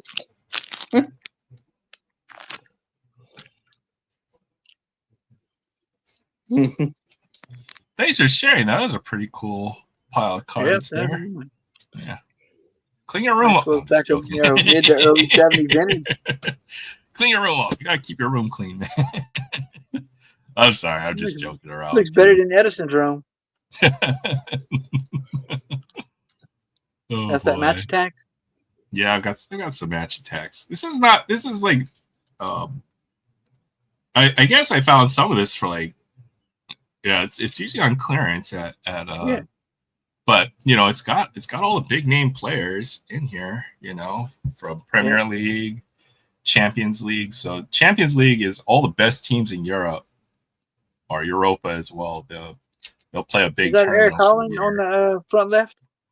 I think so, yeah. And then I don't know the names and the faces. Edison's favorite player is Luka Modric. Modric? Okay. Yeah. I know he plays for the American national team, U.S. men's national team. No, Modric is a Croatian player. Sorry. Yeah, Croatian. He plays for the Croatian national team and for well, you know how with those guys, he plays Croatian national and then he plays for another club. I can't remember right now. So hard for me to I don't know, because I think it's because this they only play this like in the middle of the night here for us, so I never get to see these guys play. And then it's hard to like football is such a team sport too as well, right? So unless you watch the game, you kind of don't know who's actually doing really well on the field or playing well. At least it seems that way to me. Next gen. Yeah, and then you still have. I mean, if you're gonna follow, like you said, Bundesliga, UEFA champion versus following MLS, which are retired, world players. Barcelona. Reina. Barella. Martins. Diaz. That's my favorite card there. And then even then there's several leagues you have to follow, right? Where it's English Premier League, French have their own national league. There's the Spanish league, La Liga. Yeah, it's too much to keep track of. Lot. There is a lot. And then, man, what really stinks is that it's all right. Baseball, you've got so much competition buying cards on eBay. The price, drives the price up, and it makes it hard to get stuff. Soccer, it's a world market. That stuff is outrageous. I would say there's very few soccer card collectors, but the ones that do collect it tend to have a lot of money, I guess. Yes, I guess that's what it is. Because man, Luka Modric, little nothing autos like $300 and $400. Yeah. I don't think they sign as much. Like all the American leagues basically have it built in where they will sign cards for whether it be Panini or Topps. Like that's the industry standard. Where for the football leagues, they don't have those kind of deals, or that they don't sign as much, and that's what keeps the prices high as well, right? I forgot what the premium, like what the equivalent of National Treasures is for soccer. I've watched a few openings of it. It's pretty cool. And I was even thinking about buying a box of it. It's called something. I don't know. I'll think it'll come across my mind in a bit, but. And I've opened a good bit, but the last time I opened cards was it what Labor Day weekend we just had? And I went I remember that. What's up, Adam? See you, Adam. And I went to Louisiana and opened. Hey, Adam.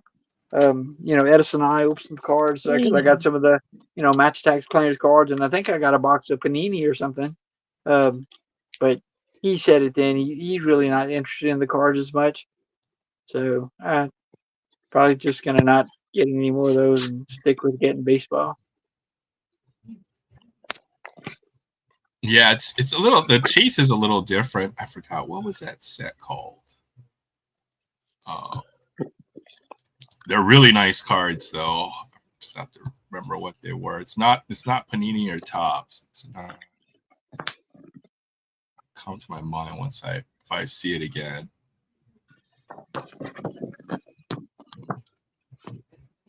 I know that Panini and Topps make a few nice sets. Like there's Topps Merlin, and then Panini does Prism, I think, probably.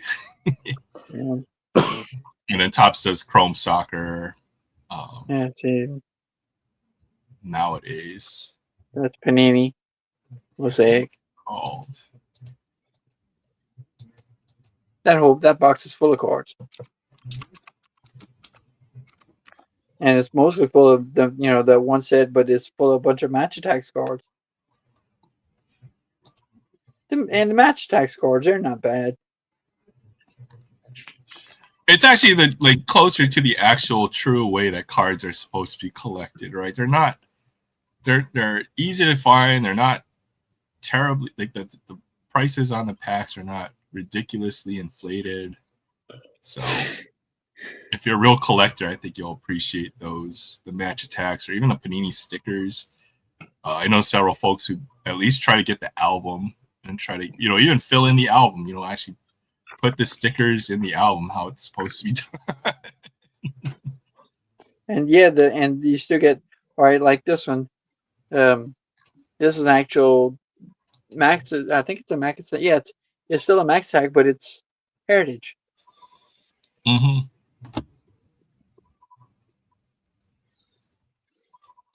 Hey, what's up, Kevin? Did you do Free It Friday yet? Nope, we haven't done it yet.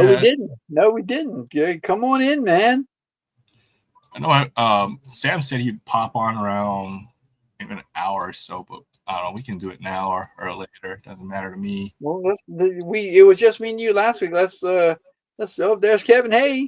Yeah, let's bust open the Hot Wheel. What's up, Kevin? Good to see you. I know it's been a minute. Do a Free It Friday with y'all. Hell yeah. Hey, yeah. Nice now, how much time we got till Sam comes on? Yeah, we do it now. I don't think Sam will mind too much. Yeah, I got a special one. That was nice, Chelsea. I like that. Okay, you got a mystery model. Yes. And it is code 3. It's not bad. Not bad. So that's one of the licensed ones. Y'all ready? You ready, Troy? Let's do it. Yeah, let's get Troy. You can start it off. Hold on. You're gonna do the intro. Hold on, let me flip. Let Troy do his. I know Troy uses this for his channel, so we'll let him. Yeah, and occasionally, and I haven't done it in a while, so I need to go back, record, and then post it to mine. But ready? Here we go. Troy runs the show. I'm Troy. Yeah, I do. I need to put something on my channel. Hi, this is Troy with Troy's Cards and Comics 2, and I'm with Aaron and Kevin and Ryan on Aloha Friday on Aaron's channel, the sports cards and things. And we're going to do a little segment we call Free It Friday, where we take a die-cast car, pull it from the blister, show it off, and play with it like it's supposed to be done. I think tonight, since we have Kevin coming in, he hadn't been with us in a while, we're going to let him start us off. So what you got for us tonight? I'm going to start us off with the Series 3 2025 mystery model. Sweet. And this is the one with the little code number 03 on the back there. So it should be a good one. And I haven't looked to find out what the cars You didn't look inside the box? Golly. Sight unseen. What am I, weak? Oh, we would have let you start ripping it earlier if we had known it was going to take this be this hard. Better get a pair of scissors. Okay, we're good. There we go. All right. Look what we got here. Doesn't want to come. What is It is. Ooh, that I'm is trying to cool. think. What is that? Let's see. Oh, it looks like a super Lotus car. Mira. That's a Lotus? Yeah. That must be the new EV Lotus, I'm guessing. It's not a bad looking car. Oh, that's pretty cool. Got more lines than I'm used to on a Lotus. Yeah. Flat bottom. Maybe it is actually flat bottom because it's an electric car. Right? Yeah, exactly. Is that what let's see.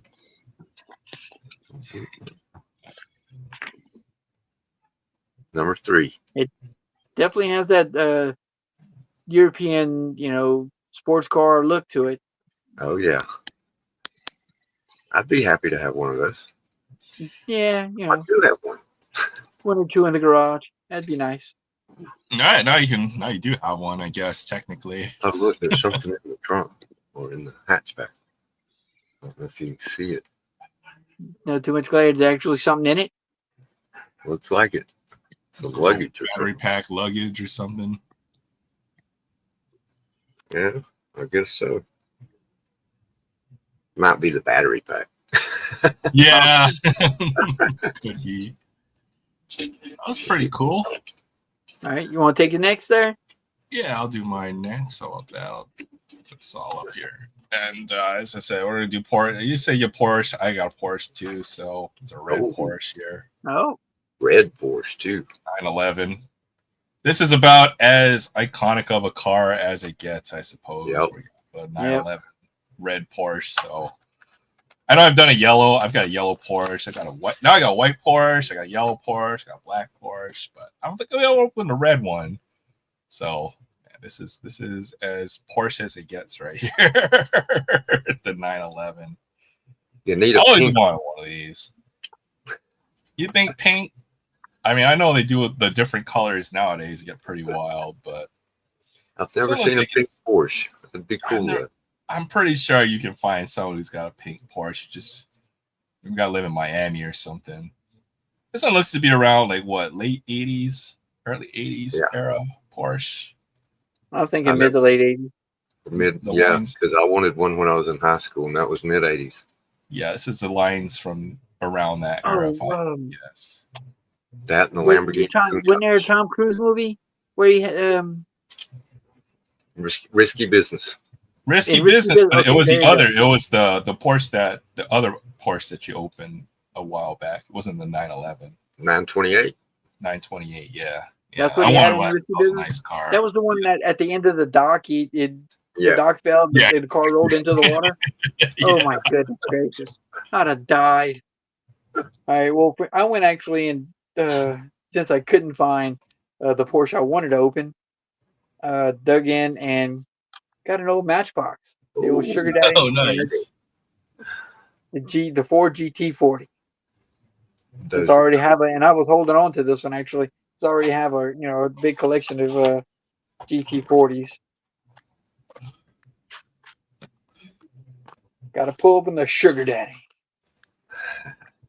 Yeah, no problem, Ryan. I'm just happy to have you here tonight. Oh, that's sweet. I don't think That I was would like a late 70s era port or have a GT4. I don't Lamborghini. think I would paint it like that. Nothing on It the looks hood so or the top. Italian. Just basically the Sugar Daddy logo, and it has the number 4 still for the racing. Oh yeah. No detailing on the back or the front. But the GT40, I mean, that's just an awesome car. It is. It's got such exaggerated lines on it. Does It's it like have a license? supercar. Yeah. There's nothing in the back. Nothing on it. And see, the bottom is flat. Made in Thailand, Ford GT40. Matchbox. Yeah, totally bare on the bottom.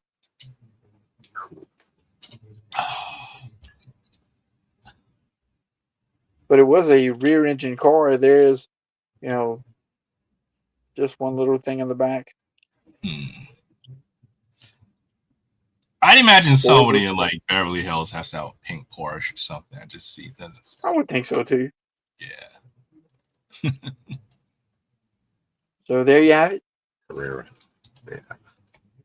Bring them all up on the camera. Cool.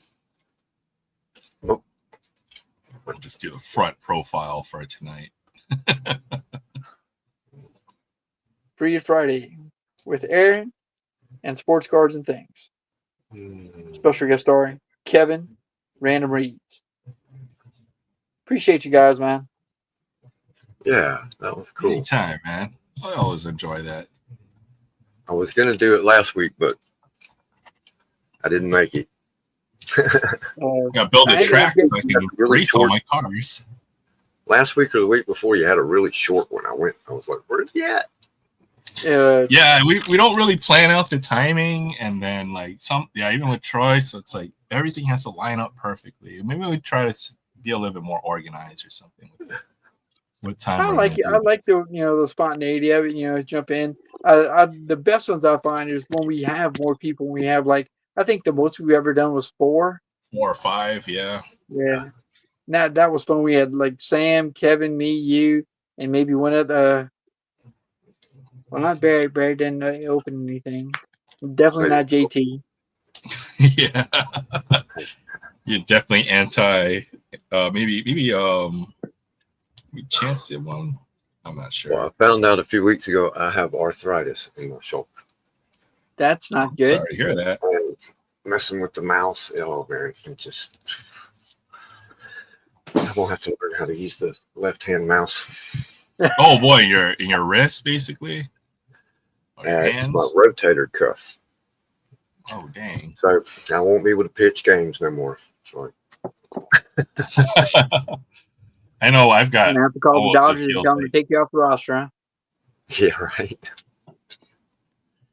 Too bad I'm not a pitcher. They'd operate and fix it for me. Yeah, really.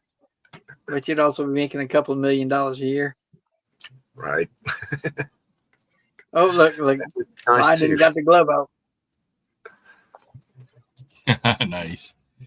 Okay, Ryan's ready to play. Right. I'm probably going to get like arthritis or carpal tunnel syndrome at some point. The whole time I was working, doing software, I always figured it would be carpal tunnel or something. But now the arthritis in the shoulder. That's crazy. It's going to be mouse operation arthritis. I even tried moving my mouse around, and it's like I need to put it up here or something. Maybe I can. You have to use. What about one of those the thumb type rollerball, where you don't actually move your shoulder on? Not because it's the position of my arm. I just need to raise it up or move it out. Like right there, it doesn't hurt too bad. But right there where the mouse is, oh boy. Said it's a bone spur somewhere right in there. In your shoulder? That's crazy. Some rubs or something every time you move it there? That sounds painful. Yeah, I was going to mention that. There is a pink vet, the Barbie one. Adam says he got it. Oh, okay. I like pink cars. I don't know if I ever own one, but yeah, I'd be cool with a pink car. Now the pop culture, Hot Wheels Pop Culture did a Barbie. I think it's like a C8. It's a Corvette C8 Barbie car. I almost got one and decided against it. Oh wow, that's pretty pretty crazy. But I mean, it's a C8 Corvette. It looks like it's ready for takeoff. Right. Yeah, the new Corvette. I mean, I do like it. It's got the mid-engine now. I saw one last night, and his license plate, his number was 1I. What the hell is barcode like or something? Yeah, barcode license plate, so that when they try to run it, right, they're gonna get back like, oh, is it one with 3 eyes or 2 eyes and then 2 ones or whatever? Oh man. Basically, yeah, the new Corvette is, I mean, it's always been America's affordable supercar, but they actually turned it into more of a supercar with the latest iteration, I would think. Now you can get one with the mid-engine. So. Well, didn't the Thunderbird come first? Of course, I mean, there's always been like real American supercars, but like a Corvette is like the affordable one that like. Vet's been around since the early 50s, right? Yeah. Yeah, but like the average person might actually be able to obtain. Sorry. I'm sorry. Well, I was going to say that it was the Ford Thunderbird. It was either Ford, the Thunderbird was the answer to the Corvette, or vice versa. Right. But it was the Thunderbird and the Corvette. Yeah. Okay. And then Ford ruined the Thunderbird. I mean, we've always had sports cars, right? But like to like be competitive as like or be classified as like a supercar type of car, like the Corvette is like the cheapest thing, or not the cheapest thing, but the most. The Ferrari, Lamborghini, Porsche. Accessible is the best word. Yeah, Corvette. And that didn't make sense, but the U.S. market for, let's say, like you're saying, supercars, it's not the same because you can't do in the U.S. what you can do in Europe. You can't jump on the open Autobahn and crank that sucker up to 120. Yeah, 24 valves. Unless you want a ticket. No, because it's never been supercars for America. It's always been muscle cars, right? So you can get a Challenger or. I remember when you could get a Vet for $40,000. Now it's $100,000. Yeah, I mean it's unobtainable now, but it was within the realm of reason a few years ago, I would say. What's up, Tony? Good to see you. Sensei Domino in the house. Nope, Sensei. Hi, Sensei. Anything over 100K to me has always been supercar territory. Well, you're gonna pay 120 for a good price. I could buy a house instead of a car. Much, yeah. Of course, these days, you ain't getting much of a house for $100,000. Yeah. You get a cardboard box or a dog house or a tool shed or something, right? But it was always the Corvette, and then the GTR would be the other accessible supercar, right? Because GTRs are a little bit more than a Corvette, but not like a freaking Lamborghini. GTR ran around 85,000 up until pretty recently. Okay, I got to lay down, but that was fun. I wanted to jump on before I. All right. Well, hopefully you won't be in so much pain. No, man, it's crazy how fast it hits me too. Yeah. I mean, I can work for about an hour or so, and then suddenly it's like, oh my God. Well, bone spur, that's basically like a piece of bone that just kind of rubs against either a piece of metal or a piece of your muscle or another bone, right? So it's got to be painful. Touch the wrong nerve and stuff. Pad on it and lay there and not move, and it chills out. Hopefully it gets better. Sorry, it's hard to get anything done on the computer. It sucks. Maybe you do like text to. I mean, there's some accessibility tools, I'm sure, for whatever you're using.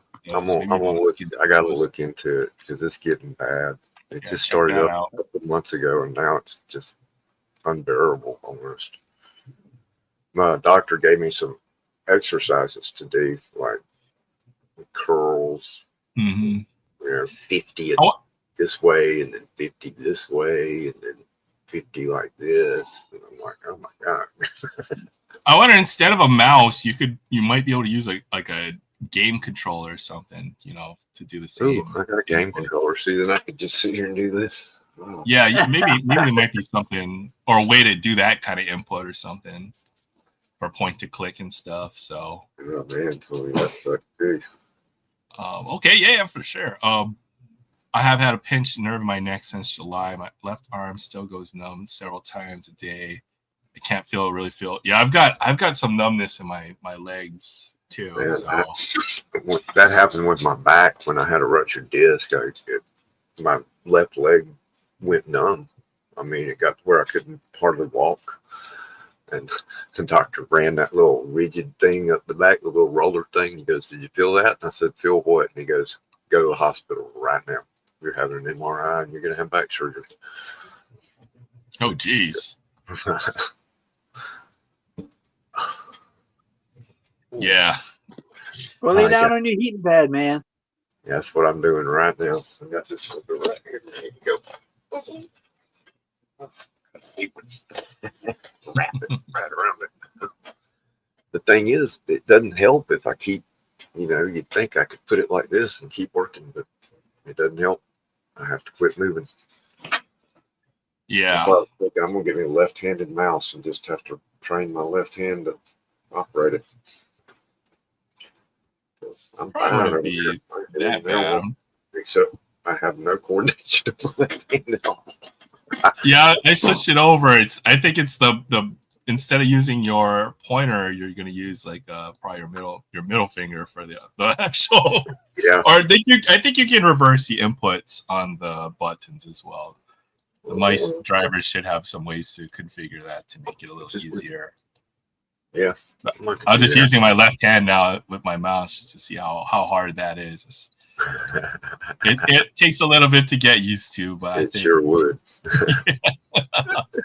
All right. Good night, guys. I'll lay down in bed and watch it. Have a great weekend. Take care, man. You guys too. Pulled this earlier tonight.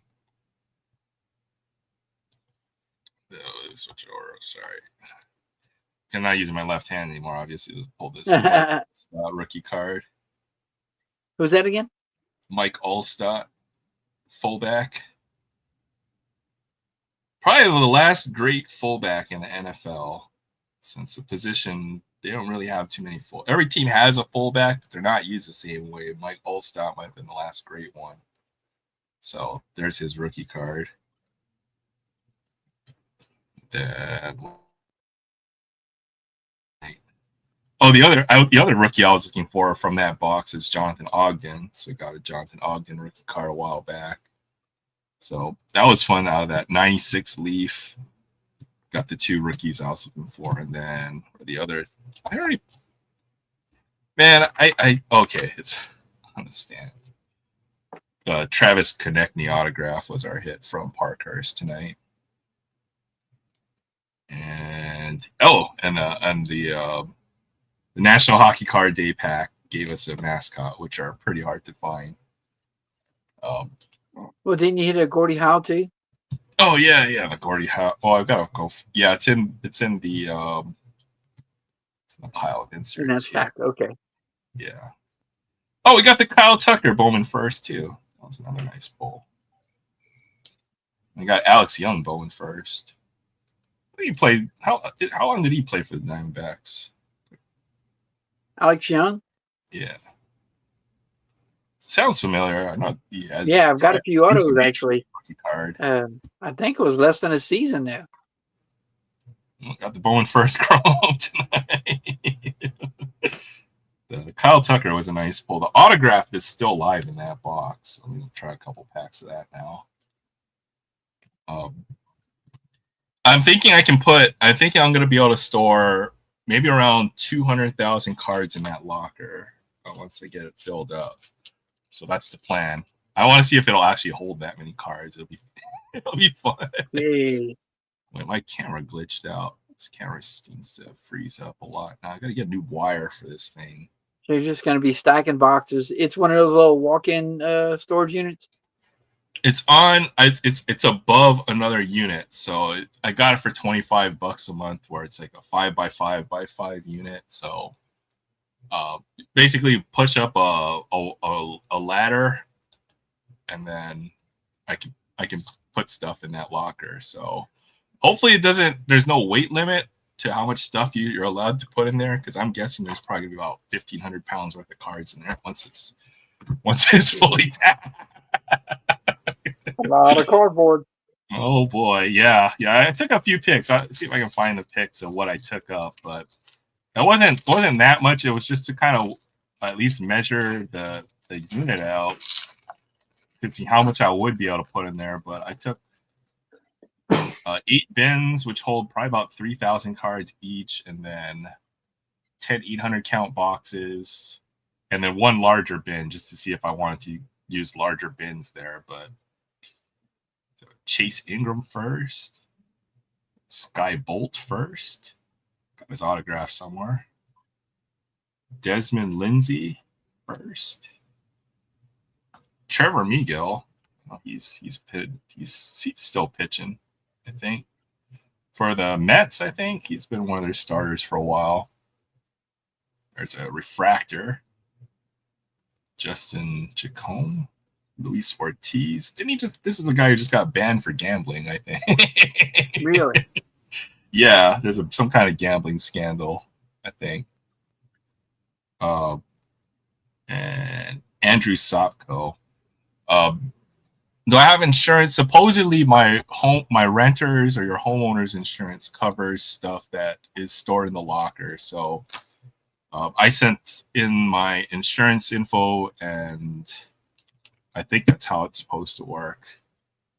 So I didn't have to pay insurance on it, and then mostly storing just bulk cards for now. So stuff that I don't need to look at, and I can just throw in the unit until I can sort it out later. Is all going in there. So bulk Magic cards, and then mostly bulk Topps flagship cards. So I was going to go through a few bins tonight, or a few boxes, just to see if there's anything that needs to get pulled out, and then the rest of the bulk will go into the storage locker, at least for now.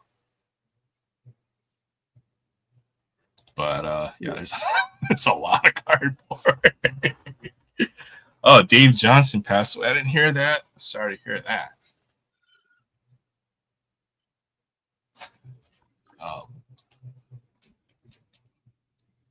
But I wouldn't be storing anything of great value, and or anything you wouldn't be willing to lose, I guess, is the best way to put it. Since it is on the top, I mean, there's cameras everywhere in there, I suppose, but it was like almost open top to the ceiling, where it looked like you could reach over into the next unit and grab stuff if you wanted to, but you know, you still have to figure out a way to beat the cameras. And it is a single. I think somebody was mentioning, you know, they've heard horror stories of, you know, folks who are storing valuable items in their storage lockers. But if it were more valuable cards, then I would definitely be looking to get a safety deposit box or a safe. Well, you just went ahead and took that dual auto, stuck it in the top loader, and dropped it in one of those boxes and moved it into the storage shed, right? Well, the other way to look at security is anonymous security, right? So if folks don't know that it's there, then they're not going to be looking to steal it, right? So True. You could hide it in a stack. When you go to get it out, you won't know where it is either. Yeah, or you know where it is, but yeah, that's like burying like a gold bar or something in the backyard or something, right? Only you know about it, and nobody would know to look there to go dig it up.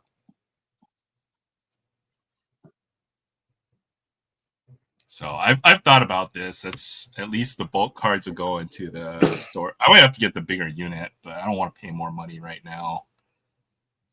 They don't have the 3-month introductory fee.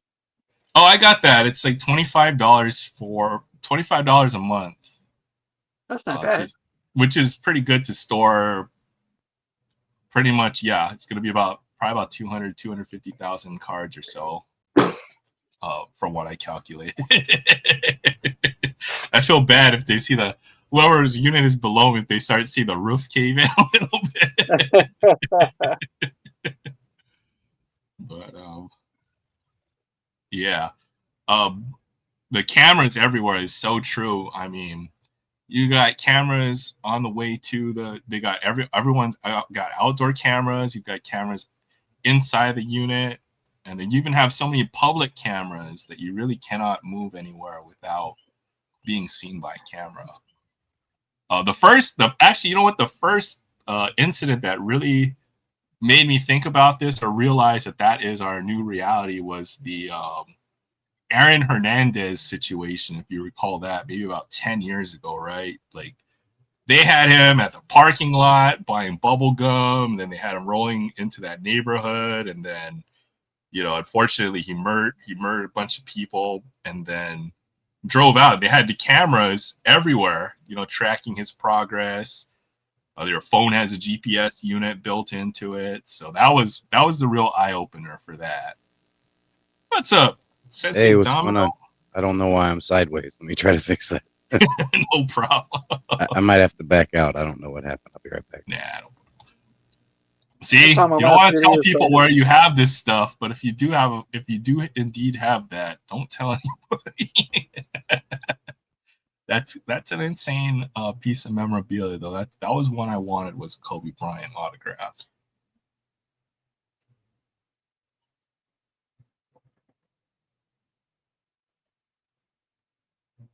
Fortunately, I was able to get an Allen Iverson one for very cheap, though, and he was my second favorite player from that era.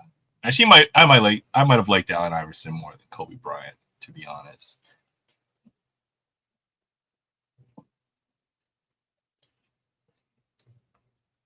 Man, I'm not gonna make it for Sam. I'm dozing. Nah, you'll be fine. I'm just kidding. You didn't notice. I just pulled a Vox a minute ago. I was like, "Whoops." No, I noticed you got a little quiet. I was trying to keep the conversation going. Yeah. Well, you talking basketball, though. I don't do that anyway. We go back to baseball. It'll be fun. Well, look, I did actually get a few cars that aren't coming out of the package. Okay. I was picking up a part for our Sequoia the other day at O'Reilly, and I picked up this Nova. That's dope. Yeah, and it's the 67, I think it is. Yeah, 67. Yeah, I wish I could have a car like that. Oh, no, golly, that'd be so nice. Why can't they make cars like that for us these days, man? Like, you see the price they used to sell these cars for, too? It might have been like a $2,000 or $3,000 car or something, brand new. And it's got the wheels, but I'm not going to open this one. It's got the wheels where you can change your wheels out and everything. I might end up doing it just so I can do that. And then at Tractor Supply, every now and then they'll get the command and control, and support. Yeah, command, control, and support. And this was it's a what kind of tank is it? Let me see. Let me see if I can guess. Let me turn it around. Sherman or Elite M1 Sherman, or I think it's the Sherman. M2 Sherman. Lee. The Lee would have a little sponson turret in the front, I think. So that looks like a Sherman. Let's see. Yeah, there you go.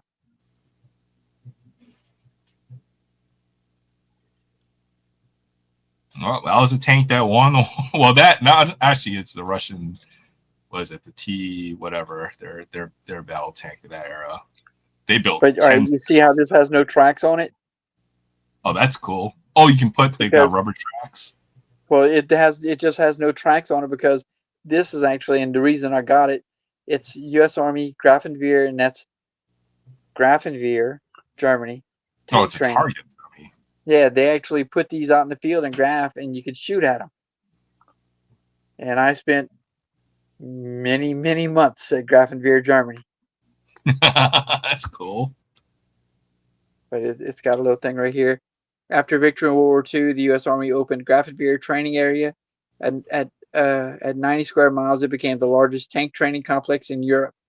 Utilizing scrap World War II equipment for target practice, target dummies help to hone the sighting skills of many U.S. Army tankers. And it's actually the only place in Europe where you can do artillery live fire. Oh, wow.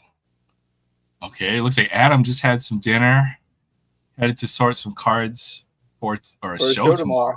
Good luck at the show. And then he's going to do a live stream sale next Saturday. Hopefully, I'll be able to make it.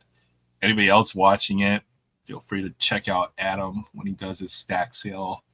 Get some good deals. You might see a card that catches your eye and pull the trigger on it and make it yours. But looking forward to that. Hopefully, usually does a mix of different sports as well. Four major sports, so and non-sports. So there's going to be something that's going to catch your eye usually, So check it out next Saturday. Looks like Adam's doing his sale. Yeah, now I'm hungry. I didn't eat anything either today. So. I ate already. So where's that show at, Adam? I wonder if he's still on. He didn't say goodbye. He just mentioned that he was doing the sale, so he might still be around. Did I seriously go sideways again? What the heck? You did, actually. There should be like a thing on your camera that will portrait lock it or something. That's it. Try to tilt it. All right, let me jump out and come back in. I don't know what's going on. I'll be back. No problem. What's the thing in the phone that didn't it like start with like an M or something? It's the thing in your phone that actually reads the orientation. I think it's called an accelerometer, or there's some kind of. No, you're right. It's the accelerometer. It's something that determines the orientation of the phone to the. Maybe his accelerometer is failing. Yeah. Might be tripping out or something. But there's usually a way to lock the orientation on the screen, if I had to guess. You have wrestling. Wrestling's been kind of big, or even MMA too. I think as there's a lot of collectors now who are starting to get into those sports now. So, oh shoot! Okay, I just hit the space bar. We all got bigger. Okay, there's a mascot I pulled last year. It was a Pirates mascot. Oh, hi. Hi. There's the Pirates mascot, or it's the Penguins mascot. The Penguin, yeah. Iceberg. I know I had a couple more of these mascot cards laying around. There's a Santa Claus from. Heritage, huh? No, it's from Topps Holiday. Oh, and so it's a holiday, even though it's the 1970. Yeah, it's in all the vintage designs. So I think this is 70, and this is what 06 or 07. I'm guessing. I can't remember now. I think it's 06 though. Yeah, 2008. So my two Santa Clauses. I have all these mascots off and off like separate. Well, you have to put that Santa Claus with the Raleigh and the Reggie, because it's the 1970 design. It is in the 1970 design. You're right. What do I have? There's some stuff for Jay Thompson. There's a Jason Dominguez autograph. But yeah, I know. I was just wondering. There he is. There you go. Welcome back, and Sensei. You look like you're right side up and all that good stuff. Yeah. Guess I didn't drink my V8 today. You remember that commercial? Did I just date myself? Holiday was the other one Ovaltine or something? Hey, don't knock any Ovaltine. I used to better drink your Ovaltine. I'm not that old. I'm not that old either. That's from what, Christmas Story? Christmas Story, yeah. Ovaltine? Man, I used to love Ovaltine. I do have some stuff to share when we have some time. Oh, yeah. Sure. You're up. Sure. What's Aaron show? Am I? Yeah. We're just totally Oh, burning you time. flip sideways again, dude. All right. Well, I got. Are you kidding me? Okay. I rebooted my phone too. That makes sense. But yeah, I'd love. Yeah, I know. I don't understand it. I really don't understand it. I'm doing everything I normally do. Okay. One thing you can do is have to copy the link to the web browser from your in the web browser itself. Maybe it will put you a portrait and then enter it. Well, Adam's saying has to copy a link to web browser from phone.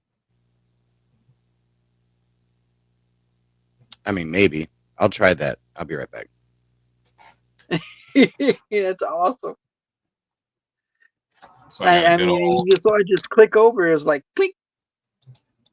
Good old webcam here on my right here. So that's why I've got this setup here. This setup is extremely small.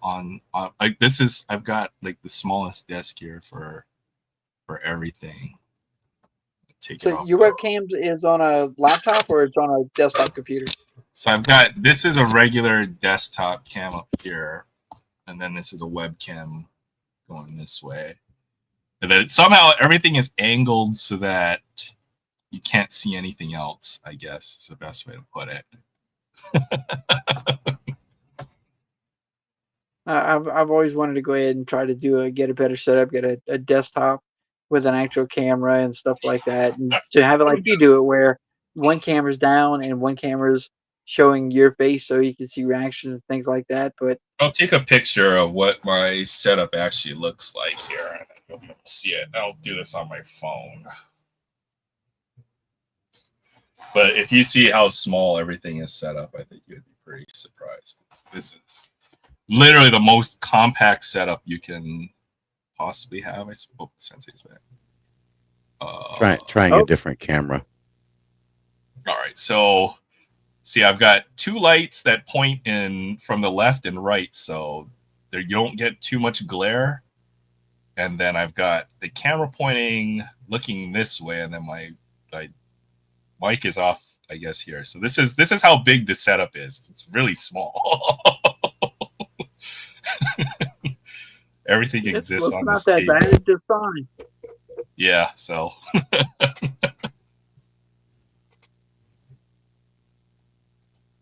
I mean, I don't actually have room for a desktop. Again. Okay. Well, my God. Wait. Put the card sideways. Why don't we just put one of the cards up and put it sideways and see what it looks like?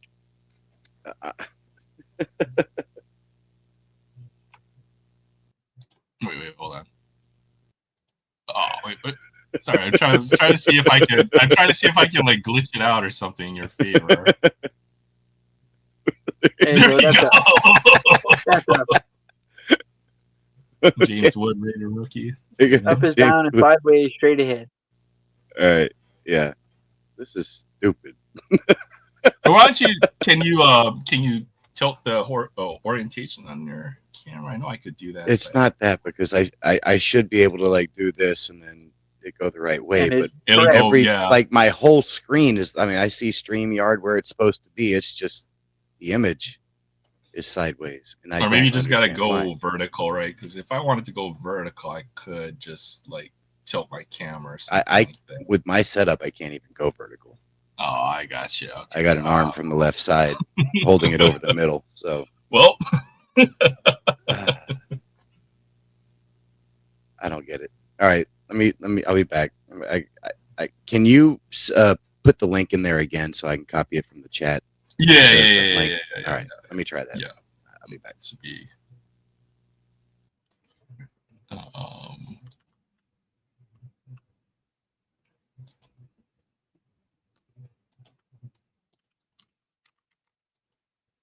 Hello. Yeah, we're still here. Okay. We're trying to solve. Yeah. Oh, wait, I punched it in. I don't know what I'm doing either. Sometimes. Enable chat overlay. Chat overlay is not available and Okay, whatever. Do private chat, I guess you can.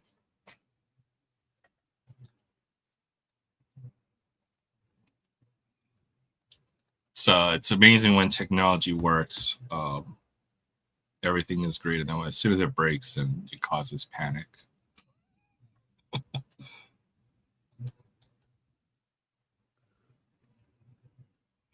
Oh, sorry, Troy. I see you putting up some stuff. No, I'm there. just looking at some of the stuff I got open. I was looking at what the number on this Porsche. It's a 66 Porsche 906 Carrera 6 or Carrera G.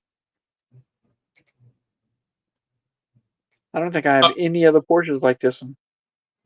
That definitely looks like a racer type of Porsche. That looks very cool, though. Oh yeah, we got Sensei Domino. Well, we have him, and he's back and he's oriented changes. I'm doing this now until I go sideways. Yeah.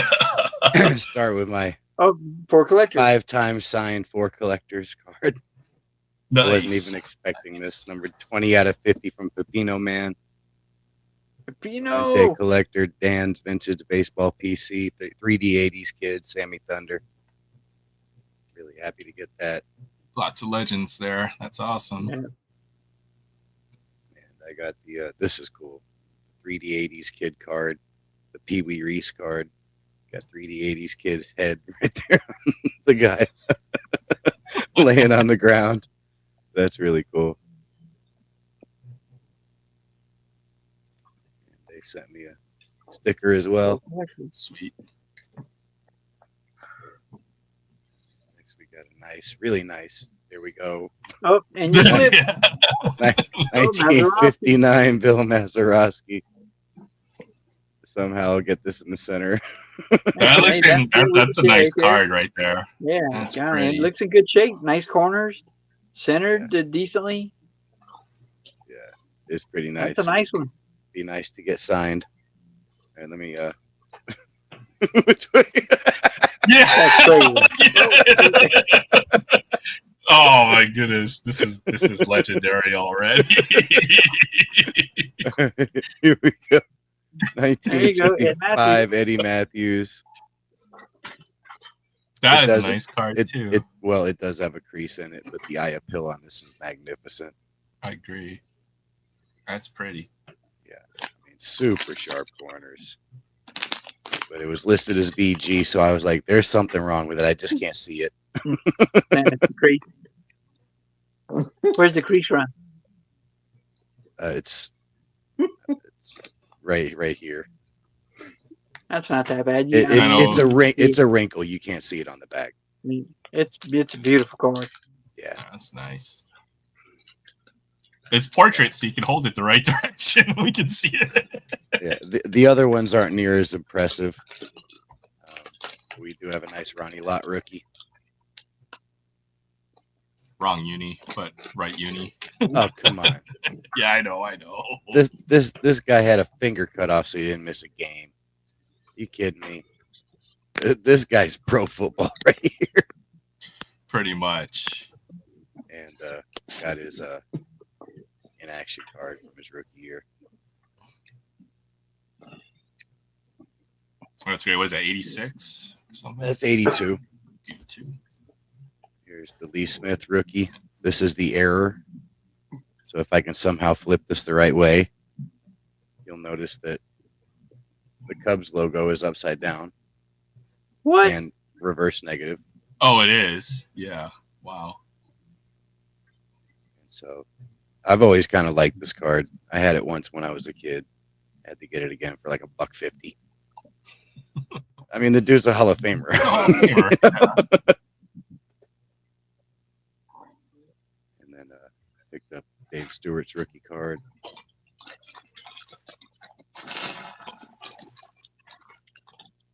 We got some junk wax. Got a junk wax foiled Derek Jeter pre-rookie. The 92 Classic. I never pulled this. I opened up a crap load of this stuff for Shaq rookies. I never pulled that either. I've seen the base version of it. I love that Classic 4 Sport, man. Yep. And this is an autograph. Those had autographs in there. That was Yeah. Cool. This is Matt Harrison. Matt Harrison. He pitched for the Rangers in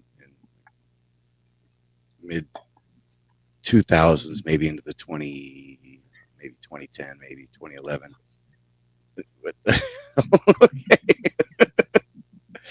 Feel like everything's backwards. Picked up a rookie debut, Ronald Acuna, rookie.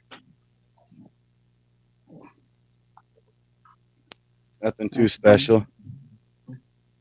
James Wood. I didn't have any of his cards, so I picked that up for $1. Rated prospect.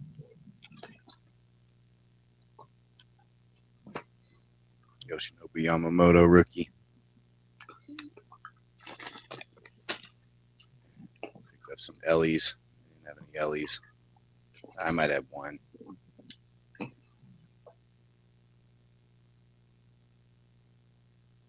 Got a nice Bowman Chrome one as well. I had never seen this. This is a Shaq rookie classic. This is an exclusive promo. I had never seen that either. It looks like a 93. No, it's 92. 2.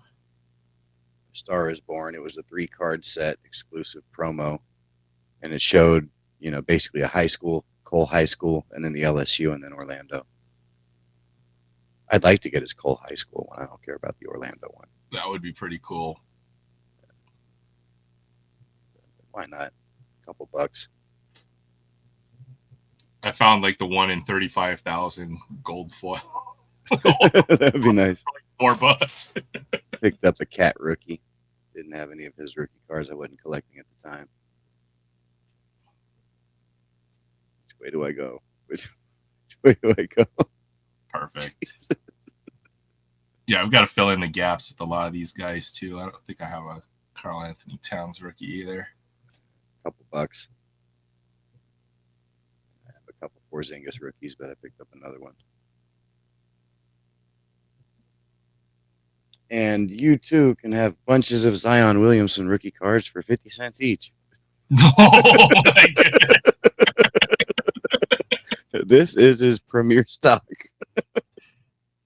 Yep. Hoops. Did he just not pan out to anything? He's 25. He's averaged 20 and 10 when he's healthy. He's just never healthy. He's not a bust. He's far from a bust. He's just injury prone. It's just nobody want. Well, the folks who bought into his cards will sell it now to collectors for pennies on the dollar. So yeah, seriously, 50 cents a piece. I paid $1 for both of these. Like, why not? And even worse than that, here's a pair of LaMelo Ball rookies, 39 cents each. I told myself I would never have a Ball, any of the siblings' cards in my collection, and I can't pass up 39 cents for LaMelo Ball. It's crazy. I feel like that was a $30 or $40 card in 2020. Very well might have been. I don't know. I don't buy into hype. I wasn't doing basketball because for just the prices was too stupid. But yeah, now buy them all. I picked up I don't like the non-logos things, but $1 for a Victor Wembanyama rookie, so why not? I think that's Prism, so that would be like maybe the draft picks. Yeah, it probably is. Yeah, Prism draft picks. But $1, so why not? Yep. This guy right here, Moses Brown, he played a couple games for the Mavericks last year, and he had a double-double when he played, but they had to cut him because somebody else got healthy. They didn't have the roster spot, but he was pretty impressive. So I picked up this rookie card for like $1. Why not? This was a card I didn't have in my collection, and a Smith rookie card, action-packed. I was about to say those are one of those like you could feel the texture on the card. Yeah. Super thick. Yeah. I might have had that card. I don't know what happened to it. I had his second year one. I might have had this one. I don't have it anymore, so pick this up. And the recently retired R.E. Cooper rookie card refractor. Wait, he retired? I thought we signed him. Didn't we just sign him yet? You did, and then he retired. What the hell? at the end of training camp, he said, "Yeah, I'm done." Oh, okay, well, I guess that's why I didn't see it in the opener. Wait, didn't we just sign that guy? You did, and he decided he had enough. He's like 31 years old. So, fair enough. He was a nice player. He had a good run with the Raiders, Browns, and Cowboys. Picked up that refractor for a couple bucks. This is a chrome rookie patch. Thought it was a cool looking card. It's got a patch on it. I'm not the biggest patch person, especially when it says not from any game or whatever the heck it says. Not from any specific game. Something or something. Game season. Super hard to see. Yeah, super hard to see. I don't know. Game worn for football is different just because they only play 16 games, or they only did. Yeah. So now I'm not sure about this one because this was listed as a refractor, but I imagine this is probably just a base rookie. Maybe somebody else knows better, but this is Stephon Diggs, Rookies and Stars. Now it looks like a refractor, but I don't know if that's what all the cards look like because some sets just have that shine. So yeah, any card that has that like prismatic look, I guess would be refractor, but I'm not sure if that's actually a refractor, if it's a foil board or prism or whatever the hell it's classified as. Because Topps is refractor, Panini is prism, right? So but anyway, it's got that reflection. So who knows? Stephon Diggs rookie. All right, this was oh my god, this was a $73 mistake. This is a fake. And it's a damn shame. Yeah.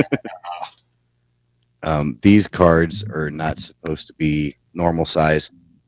These are larger cards. And this clearly fits right on top of the Stephon Diggs. So it is a fake. It's unfortunate. Yeah, you need to be wary of that. I don't know. I don't have any of these Wrestling All-Stars in my collection because they're incredibly expensive. And, Hulk Hogan just died. I'm a pretty big fan. I had to pick up this rookie card. And, I thought for $73 I'm getting a steal. And, damn shame. It happens. I think one of the Otani BBMs, I suspect one of them are fake that I recently traded for. But that's going to be part of it, I suppose, for a lot of these non-major company issues. Yeah. All right, now I got a bunch of Paul Skeens because you can get them for kind of cheap right now. So I don't know why he's going to win the Cy Young. Got this Bowman. Got the Bowman Chrome. And this was listed as a refractor. I'm not sure. I mean, it's refractive. I don't know if it's a refractor. It's a refractor, but there's no base version of it. It's the insert. That's what I thought, and see, that's what I was worried about with the Diggs. But anyway, Paul Skeens right there, and it's similar with this one. Stars the MLB, but I knew this one was not a refractor. So foil board, yeah. And then rookie debut. I like the Allen and Ginter. And this is my favorite just because of 75. Yeah, that's a great card. Yeah. Yeah, I mean, I sold my Paul Skeens autograph, and then I looked it up, and it's whoever bought it still has it listed on eBay for, I think, $350. So I feel pretty fortunate to have gotten out from that card. But it's because he's a pitcher. I was thinking about this. Nobody's really watching him, actually like the dedicated fans. Yeah, sure there are, but not nearly as prevalent as how we used to watch sports. Now it's mostly through highlights. So you're a fan, might be more people a fan of his stats, not necessarily when he actually pitches, is what I'm thinking. Yeah. But I mean, I was picking those up for like $2-3. I actually got five of those in a lot for $9. It's like, seriously. That's why you wait. That's why you wait. That's why you don't buy into that hype. He got better the next year, and his cards went down. Makes no sense. Like Adam says, makes no sense. Putting up some ridiculous numbers when he does pitch, right? So he's got like a 2 like close to 2 ERA. Like his numbers are pretty otherworldly. 1.0 whip or under. It's crazy. I got some nice 71s. A lot of these are going to be going out eventually when I decide to get off my lazy butt and do some more TTMing. But Tom Grieve, rookie. Nice. Really nice. He's a great TTMer. I still have some Skeens variations, and those are the cards I decide to hold on at least for collection-wise. But I love this one because Bill Lee will sign this William Francis Lee. It's the only one he'll do that too. Nice. He's got it right there, William Francis Lee. So I've done that once before, but I got to do it again. Next we got Eddie Watt. He's actually a card collector, and there was a story that was posted. I want to say it was Mangini that posted it, that he lost his entire collection in a flood, and so he was asking collectors that had extras to if they were going to ask for his autograph. He doesn't charge. That if they could send him a couple extra cards to help rebuild his collection. So I know that was like a year ago, but I still plan on doing that. Sending him a couple extra cards with this. Now I have it's a lot to do with it. Oh, sorry. Go ahead. Yeah, I have a really nice copy of this card, but this one might even be cleaner than the copy that I have. Bill Mazeroski. Ooh, that's nice. Man, this is freaking That is sharp. nice. I looked for a white dot on the edge. I couldn't see one. I see one. There's one that's right nice. here. Yeah, that's it. That's pretty. it. This is like pristine. I mean, I have a really nice copy of this card, and I couldn't send it out to a TTM. And now I have 2 of them, so maybe I will. Oh man, that's a shame, man. Those cards are very, very condition sensitive. Yeah. Now this is a cool card. It does have some dings on the corners and up at the top. This right here, the Yankees team card, 1971. Nice. All right. The reason why I wanted this card is Mickey Mantle's actually in the photo. Now, he retired in '69, but he was on the coaching staff in 1970. Obviously, this is the 71 set. So they took the photo in 1970, and right here is Mickey Mantle. Oh, I'm gonna have to remember this. Might be one of the cheaper. It is probably one of the cheapest Mickey Mantle cards you will ever get. And so I didn't have this in my collection. A cheap Mickey Mantle, why not? And this one, I've wanted this card for a long time, and this is really hard to find centered. And when you do, you pay a premium. So I was like, you know what? I'm just going to get it really off center. And those of you that know this card probably know the one I'm talking about. One of the greatest images from the set. The Thurman Munson. I agree. That's pretty. Really off center, but it's pretty nice. I love that image. And you got the rookie cup. The big rookie cup. Yeah, but he does have a rookie card in 1970, and you can get that for like $20.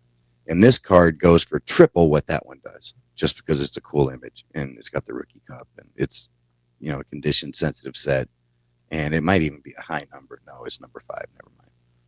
You can't get much lower than that. Nope. But yeah, really happy to get this. This is my earliest months, and I don't have his rookie card. All right, now we're getting into the 90s. Actually, no. Let me show you. I don't know if I'm going to end up with the rainbow of this, but Roki Sasaki, he's been hurt all year. I'm a fan of Roki Sasaki, so loaded up on his chromes. Pick up a he's couple going to of be cheap. I picked up a couple nice Rokis now. It's like $1 and $1 shipping. So I picked up a couple of these, and plus this stuff came out, so it's kind of loaded. Got a pair of the sepia refractors. I heard he just threw 100 in a rehab, so looks like his velocity is ticking back up, or he still has it. Got the Ray Wave. Can't believe I know what that's called. And the X-Fractor. Good job. Good job. So get them while they're cheap. Yeah. All right, now we're getting into the 90s goodness. So, which way am I going? This is a sideways card, so now my brain hurts. There we go. Wait, okay, yeah, it is. Nice. Randy Moss, Future Shock, the UD3 set. Great looking card. I actually got 2 of these. Another one's coming. This is the Paul Pierce SPX Finite, whatever you say. That's a nice card. And this is the Radiance. So this is the even tougher version, which is numbered to 1500 on the back. And of course, if I'm going to be digging into that set, you know you're going to see one of these guys, either Dirk or Vince. So there's the Vince rookie. That's a card that I would like to add to my collection. I'll probably go look for that. Outside of the SP Authentic, this is the next best card to get. So. Yeah. Unless you want to drop $250 on that SPX SP Authentic, that one $65. And this is the big pickup. I actually purchased 2 of these. Only one of them has gotten here. What's up, Sam? How's it going? 9.5. Get it somewhat centered. This is the Bowman's Best Peyton Manning. That's basically PSA 10. So it is a PSA 10. It's gem mint. Yep. Because Beckett has the pristine. Yeah, BGS 9.5 is equivalent to PSA 10. PSA 10, SGC 10. And even an older one might be better than a PSA 10 in some ways, since they recently changed the centering criteria. Oh, it's got the subgrades. Yeah, it's got the subgrades. This is one of the earlier ones where they're on the back. You got the centering 9.5, corners 9.5, edges 9.5, surface 9. And I did buy another one. I don't think it has subgrades. It'll be here tomorrow. So both of them were 9.5s. Oh, that's a nice card. And I only have one other gem mint slabbed card because I don't pay a premium for that, especially modern stuff. So that's certainly the best gem mint graded card I have. So, pretty happy to get that. And I might only have 1 or 2 Peyton Manning rookie cards to begin with. So that's it. that was a nice little showcase. That was nice pickups. It was nice. It was a lot of that was really nice. It was a lot of little sort of dinks and dunks. Didn't really. I mean, I was chasing some big cards. I didn't land them. And, you know, while I'm waiting for some of the big cards, I got them on watch and stuff. It's like I don't want to spend all my money, so I just kind of dink and dunk. And then I don't win it, and then I'm like, all right, try again. So, we'll see. I mean, if you had enough money, you could just buy it now on every card. But I think that's part of the fun. I think is to try to see if you can catch it for a steal. Yeah, I mean, I do have target cards that I'm going after. I mean, I'll tell you a couple of them. I'm looking for the 1953 Topps Eddie Matthews. I'm looking for the 59 Topps Mays Catch card. I want a 1972 and a 1971 Nolan Ryan. I want all of the big rookies from the 86-87 Fleer set, other than the Drexler, which I have, and the Jordan, which I can't afford. That's also one of my big collecting goals. Hang out the Jordans on. You know, I don't have $8,000 for a Jordan rookie in decent condition, so that one's off the list. But I have just about all the other ones. Got what do I have? Barkley, Ewing, Karl Malone, Akeem Olajuwon, Clyde Drexler. Actually, Clyde Drexler, I got a graded one. I think it was mint 9. I think I paid like $80 for it. So I think I'm only missing. I've got Isaiah Thomas. I think I'm only missing cheap. Like 2 of them. One of them's Jordan. Yeah. So yeah, at least for the notable names, right? There's a few others. Yeah, Chris Oakley. Okay, I need Chris Mullen. I've got it's Oakley and Yeah, Oakley's in there. I mean, if you want to count him. Well, I mean, Spud Webb. Spud Webb's incredibly expensive. He's like $25-$30. I'm like, he's Spud Webb. Really? I think I got the Spud Webb for like $2. That's what I'm thinking. That's what I'm thinking. You know, but for whatever reason, his stuff goes for a premium. In the checklist, my God, I've got 2 checklists that are like creased up, and I want to get a better checklist. And those checklists are going for $50, $60, $70. It's like, why would I spend $70 on a checklist when I can get the Karl Malone for $70? Well, there's a checklist, and then I know there's certain cards that are extremely tough to grade. Like that Johnny Moore. Yeah, but I've already got a Johnny Moore, and it's off center, and it's not going to grade better than a 6 anyway. So I don't need a perfect one of those. Yeah. Doesn't make any sense. I've seen that 49 Leaf Jackie Robinson at my LCS, I think, a couple times. Adam's talking about big cards right there. Anything higher is root beer. My God. I know. I would be happy with a 5-digit card. Yeah, I would be happy with a Hires root beer card, and it doesn't even have to have the entire thing intact. Yeah, pinhole, whatever, it doesn't matter. Yeah, those are. Yeah. Hires root beer. It's not the set that's been on my radar. I'll have to go look that up later on. There's. I mean, I have a pipe dream card. There is a PCL Mother's Cookie card that came out. I want to say it was like 53 or something. I don't remember what year it is, but it's a Chuck Connors card. And Chuck Adam Connors had a was the guy that, PSA 8 Johnny Moore. Yeah, and he probably got some good money for PSA 8 good Johnny money, Moore. yeah. Well, folks want to make like a Mint 8 set or a Gem 10 set, and that you need that card to finish the set, and it commands a big premium, which is ridiculous. Not the 8. The 10 goes for thousands. Yeah. I've been looking at PSA 8, 9s, and 10s in the 60s and 70s, and I'm baffled by how much this stuff is going for. I really am. I mean, cards. I mean, I was watching a Willie Randolph. I want to say it's 77 tops. And it was like a PSA 8 or a PSA 9. That thing was like $800. It's Willie Randolph. You can buy that card for $6 ungraded. I don't get it. You can probably find a mint condition Willie Randolph. You can find a raw copy that's going to be very close in condition, right? Yeah, you could possibly grade an 8, and for that price. It's going for ridiculous amounts of money, and it just doesn't make any sense to me. I mean, you're buying the slab, you're paying for the slab. You would be better off buying that card raw, and if you had to have it graded, submit it yourself for $20. $20, or buy 3 copies and then submit 3 copies to get one of them graded that. Or yeah. Hell, you could buy 10 copies, and one of them would probably be a 9. It's stupid what's going on right now.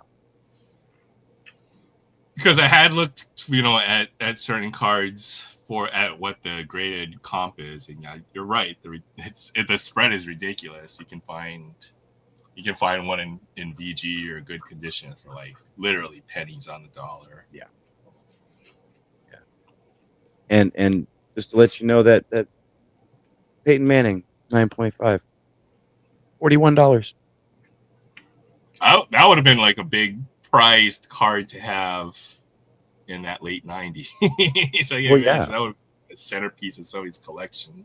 But in 1990, I mean, he was the number 1 pick in the draft. But I want to say that the team was like 3-13 or something like that. And you had like playoffs. The playoffs.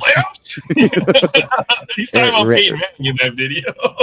Randy Moss was lighting the league up on fire, and all I was buying was Randy Moss. I wasn't looking at Peyton Manning or Ryan Leaf or anybody like that. Well, I would think even after the early 2000s, Peyton Manning was already established as by then. But I got out of the hobby by 2001. So, and then Tom Brady, I think, has supplanted him in a lot of ways. So Tom Brady's the GOAT. Tom Brady's the GOAT. I don't like him, but he's the GOAT, and I admit that. And Peyton Manning might have been the better quarterback, But Tom Brady has more rings. He had better teams, and he had a longer career. He had a longer career. He has better career stats. But Peyton Manning had like performance-wise, he was always like the number one quarterback. Yeah, he was. Year. He was. Tom Brady in his early career was a game average manager. Stat line was like 200 yards, 2 touchdowns every week. That was his line. 200 yards, 1 touchdown, 2 touchdowns. But the Patriots were just so successful over the last 2 decades. And the fact that he played so much longer. Like what was Manning's last year? Was what 17, 16? Or 17? The year they won the Super Bowl, he walked away as champ. Yeah, whatever year that was. And he went to the Super Bowl two years in a row with the freaking Broncos. The Buccaneers. Oh, you're talking about you're talking about Tom Brady. They got blown out by Seattle, and then they forgot who they beat. But yeah, I lost a lot of money on that game. That's why I remember. How's your nap, Troy? Yeah. Just because I have it near me. Yeah, well, you missed the vintage Tony had. Such a beautiful card. Yeah, that's a Clemente, 1960. That's so pretty. I'll take my glasses off. I love that with the text on that is just beautiful. It's crease free. It's got really nice registration. Beautiful copy of this card. I feel like maybe that's the reason why those slabs in high grade are, because man, there's nothing like a high grade. Nothing compares, I think. Yeah. Well, I mean, I know why. I don't understand why 70s stuff is super expensive, especially like non-Hall of Famers. It just baffles my mind. Yeah, I think the more season collector, there's the thing where there's a grade that you should be like, it's called like investment grade or whatever. Like it's from antiques perspective almost, right? Like the best purchase isn't going to be the highest grade, but it's going to be the one that's the most bang for your buck. I think that's what we always preach a lot, right? So folks are paying stupid money for the high grades, but really you want it in a lower grade because that's the better financial decision, right? Yeah. For me, I'm really not the person to ask about this, but if I want a card that's going to stay in my collection forever or whatever, and I want to look for it graded, I'm going to basically look for the grade to be the decade that it came from. So I would take a 5 from the 50s, a 6 from the 60s, a 7 from the 70s, an 8 from the 80s. And then at that point, I'm like, everything else should be like, if I'm even going to get it graded, it should be like a 9 or a 10. It's a good rule of thumb. I've got a very similar, I think it's like 4 for 50s and then anything 5 or something for 60s. And then once you get to the 70s or 80s, it gets a little higher. Yeah, 80s, Adam says the same thing. Yeah. I have a little bit lower standards, but that is the best because that's the average grade that you're gonna find these cards. Everything modern's been taken out of a pack and thrown into a box, and should be in near mint to mint condition. So I don't see the reason to pay for PSA 10 of anything modern. and obviously I would say, I don't know the exact year that it came out, that stuff came out, but I would say, like the mid 80s was probably when, the top loaders, card savers, penny sleeves, all that stuff started becoming more prevalent. The stuff before that, you really had no way of protecting your cards. And so, most of that stuff, kids collected the stuff. The stuff got thrown in shoe boxes, thrown in dresser drawers, wherever they could put it, maybe it stayed in a stack in their closet or something like that. But you couldn't protect it from dings and scrapes and scratches. And all that sort of stuff. So, I mean, think about cards that came out in the 40s, 50s, earlier. I mean, to be able to keep that stuff in a nice condition is next to impossible. And the amount of those available are next to nothing. And that's why those go for a premium. Once those penny savers, the card savers, the penny sleeves, the top loaders came out, and the rookie card became a thing with 84s Don Mattingly, those cards went straight from a pack into, a penny sleeve at the very least, top loader, card saver, and those were protected from that point forward, unless you were a kid, and then you handled those cards and you didn't really have the money to be protecting them and stuff like that. But there were a lot more printed, there are a lot more available, and so they just don't have that sort of price. Yeah. And also, once cards actually had value, which, I would say that in the 70s, stuff really started moving. Essentially when Mickey Mantle retired, that sort of stuff really started moving and started having a value. And then it no longer was a kid's hobby. Then it was an adult hobby because people saw a way to make money. And of course, everybody's going to jump on it when they think, hey, we can buy this stuff now and put it away, and then we can, take our money and, retire and go on vacation and have a good time, or send our kids through college or whatever. I mean, that didn't work out the way people expected, but it was there's a for some it divide. did though, right? There was that one guy who bought all the Charizards and went out to Pawn Stars and wanted millions for his collection. And now good for him for seeing that. I mean, that's lightning in a bottle. But for the rest of us, for the rest of us, yeah. But there's a clear divide. There's a clear divide. It's basically like cards are being protected, and then before cards are being protected. And before the cards are being protected, it's much less likely. Not only were there lower print runs, but it's much less likely to find the ones that were printed in good condition, and that's why those are a lot more expensive. So I mean, 50 years from now, you're not going to see the same prices on these cards that you did, with a 20-year gap when we were growing up in the 80s, and you're looking at these Mickey Mantle cards, and you're like, holy cow. Because they're already preserved in slabs. You've already graded, tens of thousands of these like certain rookie cards or whatever. Yeah. And the ones that aren't graded aren't getting damaged. They're in top loaders, penny sleeves, card savers, just like that one right there on the screen. Storage lockers. People are putting away their cards. Yeah. And it's not like you threw them away because space, because you thought they were worthless, and then they become more valuable over time. It's different. Adam's talking about they were even kept in wallets and pockets, and Did you see Rajon Rondo? He kept either his rookie card in his wallet for like 20 years, or it was a rookie. It was like maybe a card he had, put it in his wallet. He took it out for like a press conference, and then he showed it off. That's funny. But that's cool though. I like that. Yeah. It might have been like an Allen Iverson card or something, but it was a card he put in his wallet. He took it out. It was like it had rounded corners and everything, but folks didn't have the presence of mind, I guess, to collect. All these older cards tend to come, they're forgotten, and then later, or were later rediscovered. Maybe like in the attic, they put away all the cards or something. You hear about those stories because those collections are legendary. Yeah.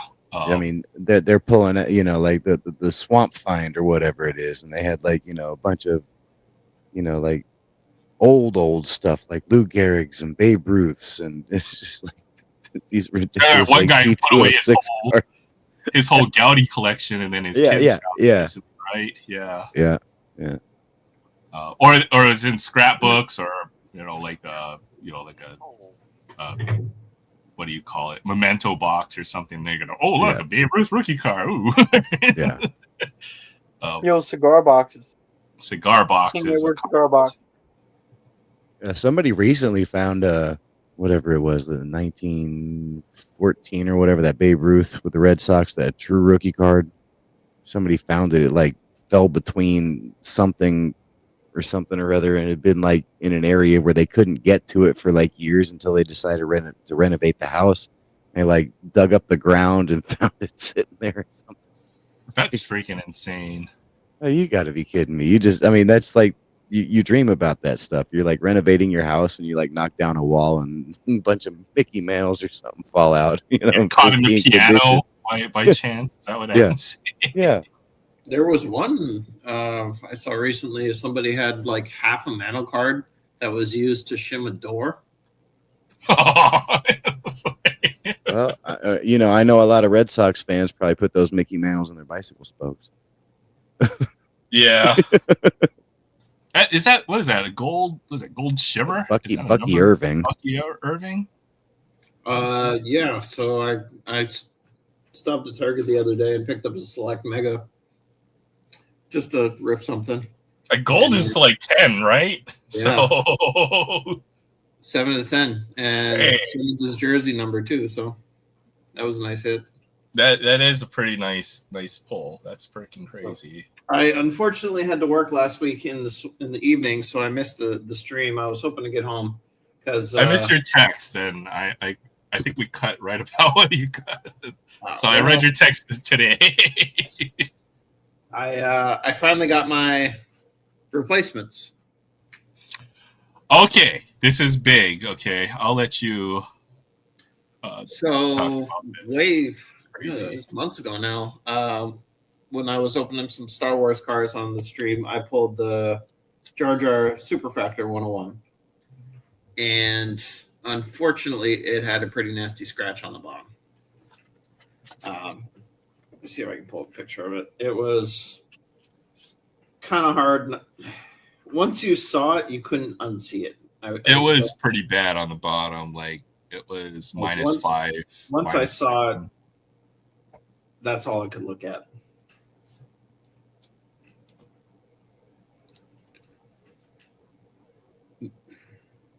Yeah.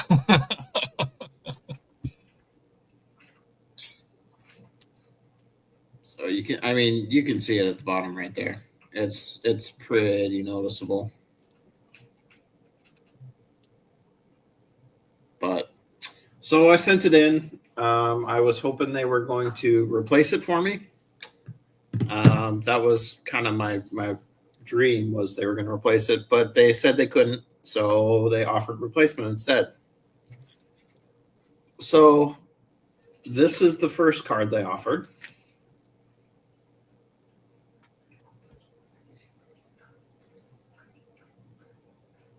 Is that James Earl Jones? Yeah. On card, James Earl Jones, 2015 masterpiece autograph or masterwork autograph. I'd rather have Vader than freaking Jar Jar Binks. Yeah. Man, Jar Jar gets so much hate. Well, it's Darth Vader, okay? If it was like Amidala or Jar Jar, it might be a little closer. But freaking Darth Vader, come on. Think about it. I mean, as far as the series goes, I mean, the two biggest names you would want are James Earl Jones and Harrison Ford. Yeah. Across the board, those are the two big ones. Especially being on card, because you're never going to get another one. At least not.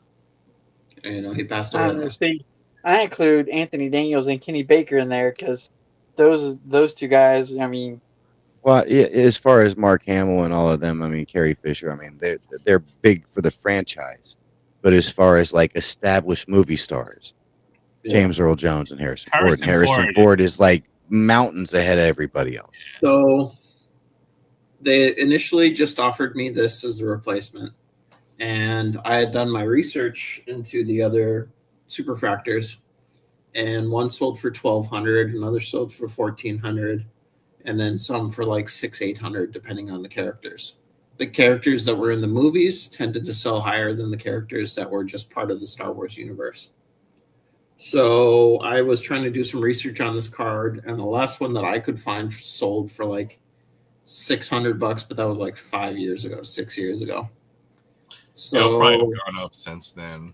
Yeah, but I still felt it was kind of undervalued compared to the superfractor.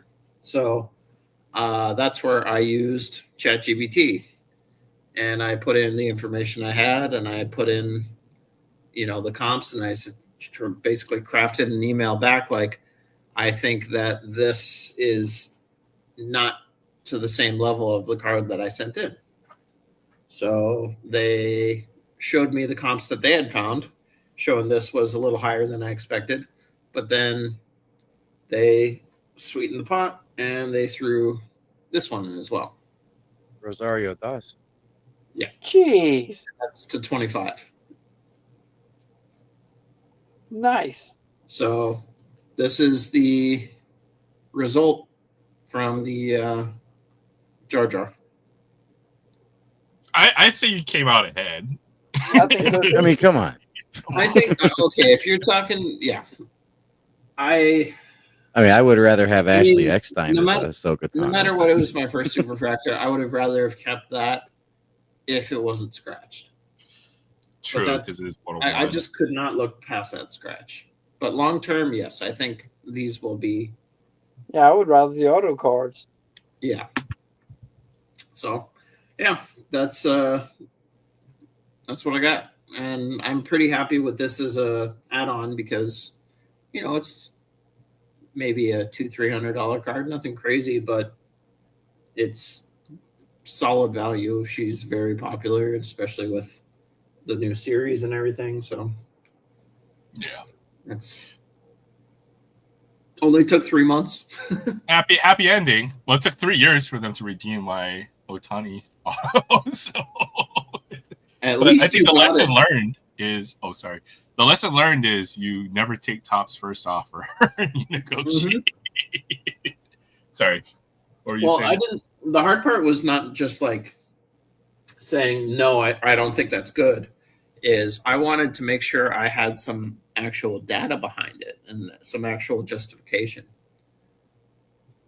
And I felt like that kind of like doing the chat GPT kind of helped me formulate my thoughts and my opinions on, because I felt like they were undervaluing Jar Jar, because I felt like they were valuing it probably closer to like 800 to 1,000, and I think it was more towards the 12 to 14. Yeah. So, all right, I've got to go. All right, Troy. Thanks for popping on, man. Later, Troy. Not enough. Yeah, I'm dead tired and asleep. Unbutton the t-shirt and ready to dip out. Yeah. Well, thanks a lot for everything. Sounds good. Go ahead. Yeah, take care, Troy. Thanks for I'll see you guys run away, and at the very least, next Friday, until Aaron can't do a show and has to move. What? Yeah, sounds good. We'll see where we're broadcasting from, but yeah, take care, man. All right, you have a nice weekend. Did I miss something last week? Is there a move coming? Yeah, the reason why I started putting cards into a storage unit is because I will inevitably need to move. And then in order to transport however many cards that I have,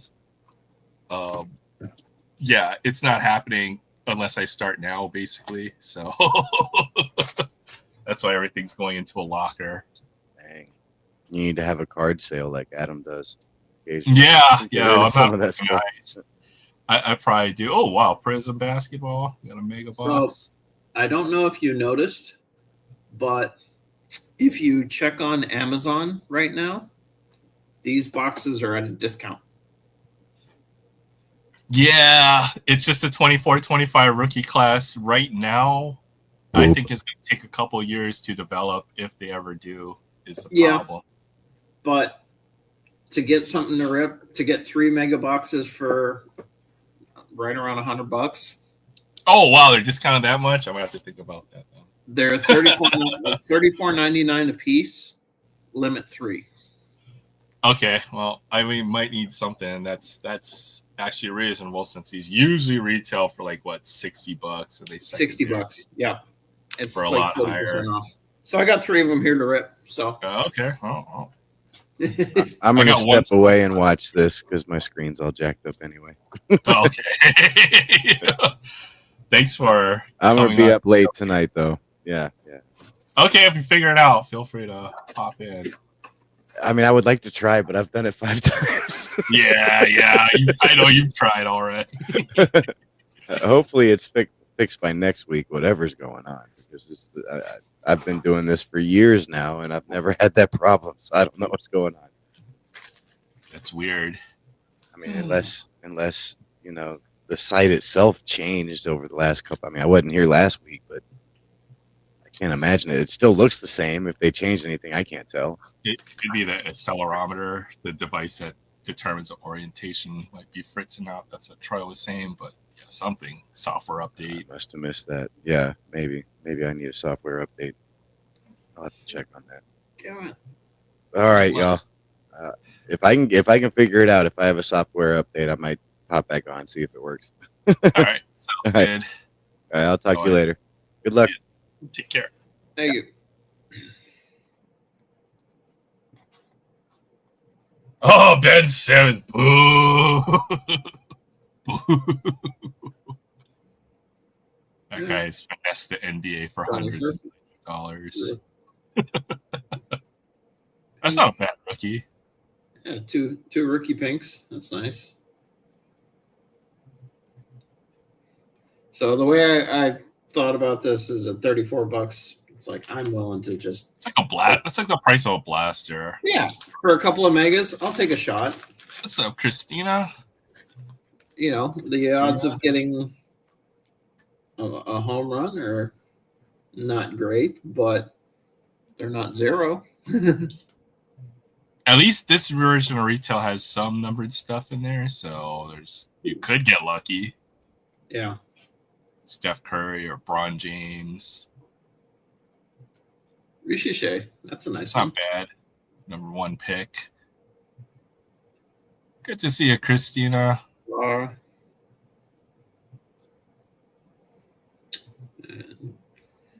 Reed Shepard, he's a lottery pick as well.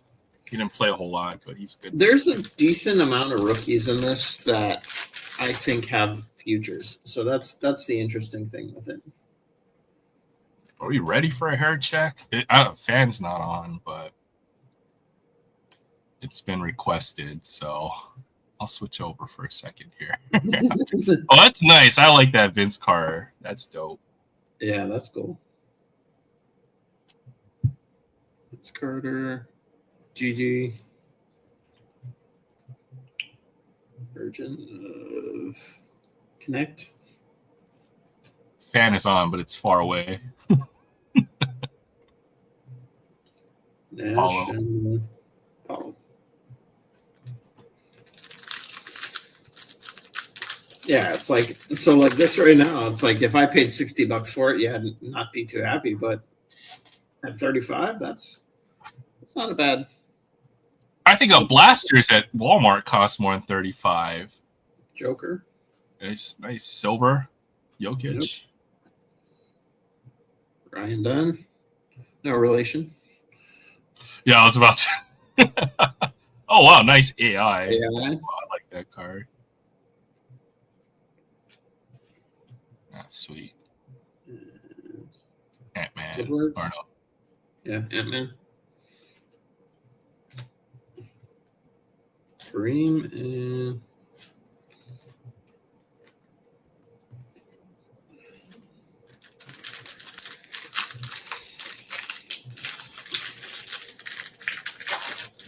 you get 10 pinks.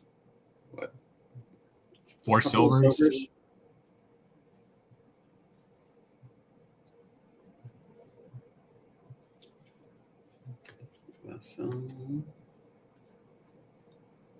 Oh wow, and you got a SAR. Damn, that's a... So you got a really good box. Yeah, for the amount. It's a really good one. I mean, you might actually broke even on this one. Yeah.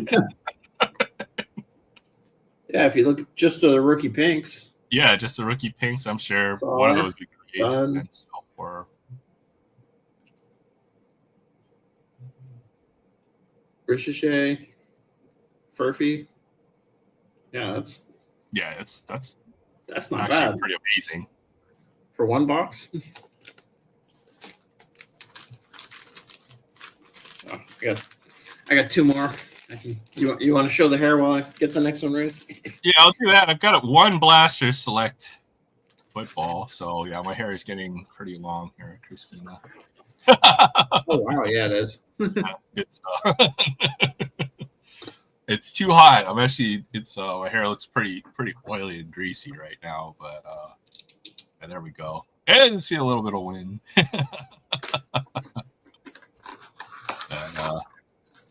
yeah, I've got this. I had this for Ace Surfer in case he popped out. I'll just rip this. Thanks. Thank you. Thank you. I don't know how much longer it's gonna go, but we'll see. I'll put the little in the top corner so you can see it.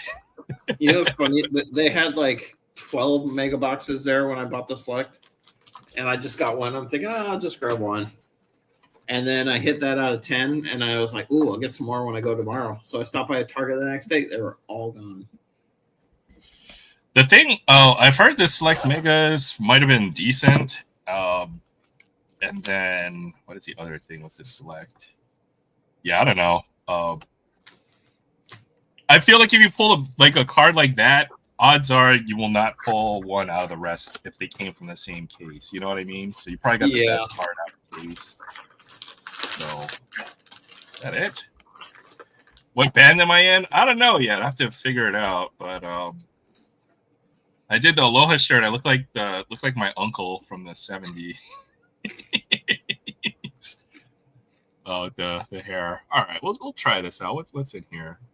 Tie-dye, zebra, blah blah blah, red and blue shock. All right, whatever. We'll see. This is the only Select football. I only wanted to do one blast here just to check it out.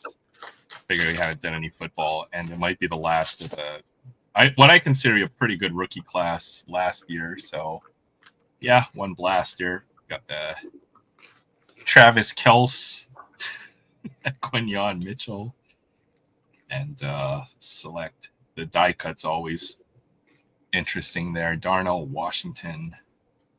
They got a Spencer Rattler rookie card.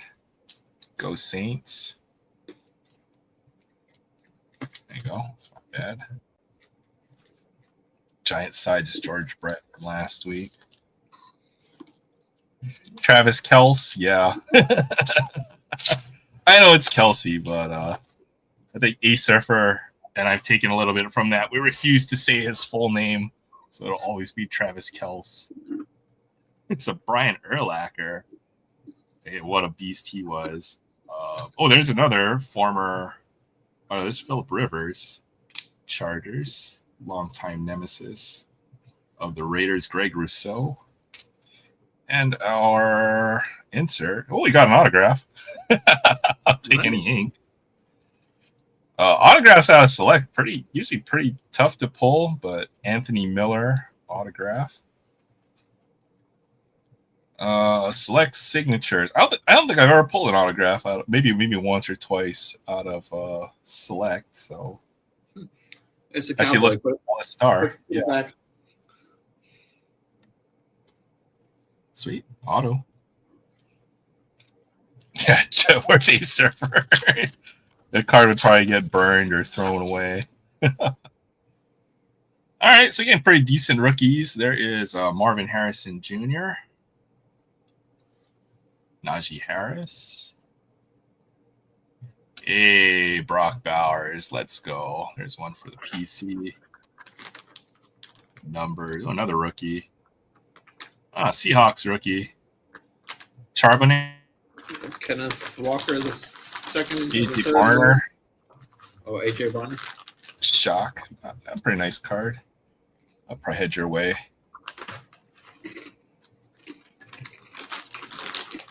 If that was an old Chargers wide receiver, that would have been better. True. Let's see.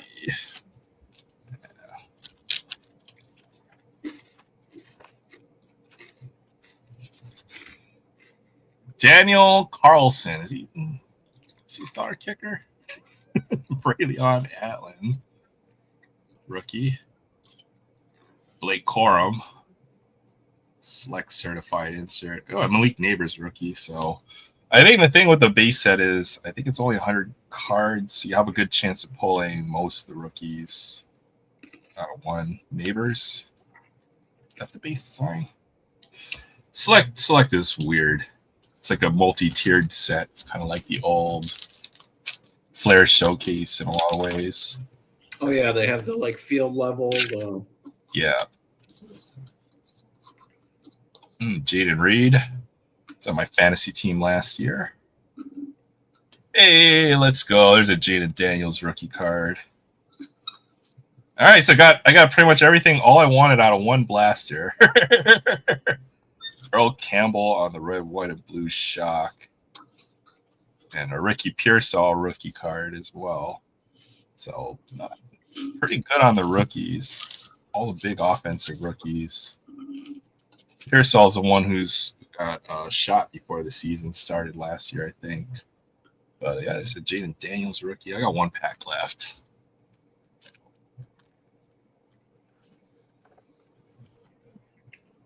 All right. Michael Pittman Jr. Aaron Rodgers. What did he throw? 4 touchdowns last week. Lad McConkey, rookie card, future. Insert. Actually, insert. And not a rookie. That Tampa Bay. I think Baker Mayfield. Oh, CJ Stroud. I got the couldn't see with all the colors there. But that was the Texas logo, not the Buccaneers. So nice CJ Stroud shock to finish it. Not bad for the blaster. But yeah, $35 on all the new stuff. It's like, pass. Pretty decent. All right. Just opening both boxes, so I'll get everything out at once. All right. First one.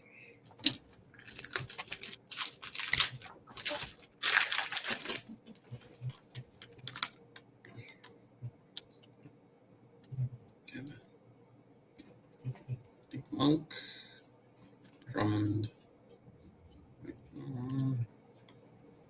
It's going to be tough to beat that first box that he saw, though, I think. Yeah.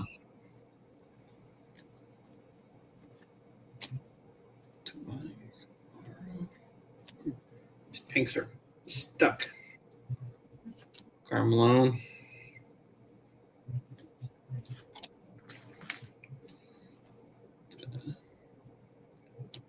I was even looking at some basketball hobby boxes, even like the Donruss hobby boxes were like $150 or something like that. Yeah, stuff's pretty cheap right now. It's kind of nice being able to actually open some of this stuff.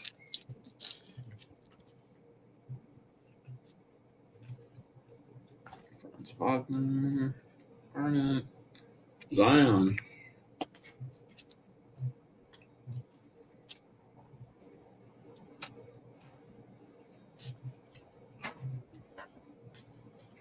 Got Pete Maravich. That's pretty dope too. Yeah. Pistol Pete. Merchant.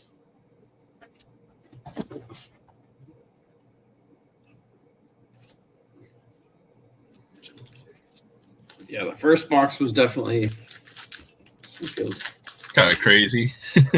Yeah, the first box was solid. This one's a little rougher.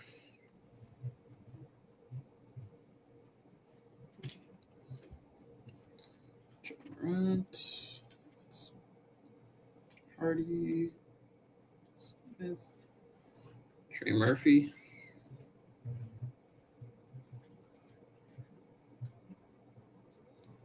That's good. Those are 2 pretty good rookies right there. Zachy, oh yeah, Zachy and Bazella. So yeah, that's a nice pack. Yeah, that was good. I like Zach Edey. He is I think he is half Chinese, so he's basically like He's also like ridiculously tall. Yeah, he's like 7'2" or 7, something like that. He's definitely over 7 foot. Ooh.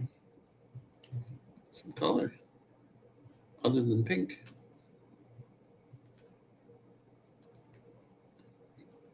Jason Williams. Oh, white chocolate. Black.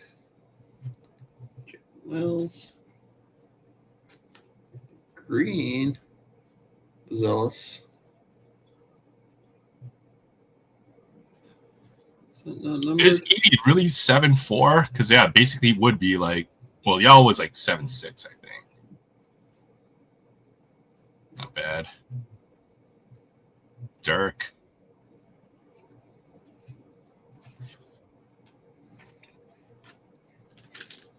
Not bad. Second one turned around a little bit. Ooh, that's a nice color. Blue. That could be numbered parallel. Yeah, that one might actually be numbered. Who's this? Cam Christie. Oh, it's a rookie too. Blue Pulsar. Celtics. AJ Johnson. Oh, Bucks. Just went off the color of the logo. $2.99. All right, that's not bad. It's not bad at all. Take that. Topic and Cody Williams. Not a bad box. Again. Yeah. For $35.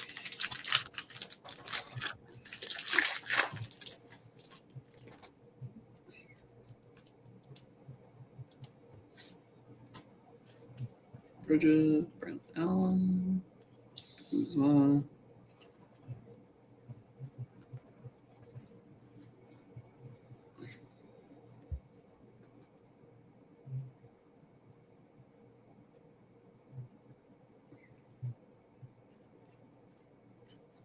Jamal Murray. Man, the script on him has kind of changed real quick.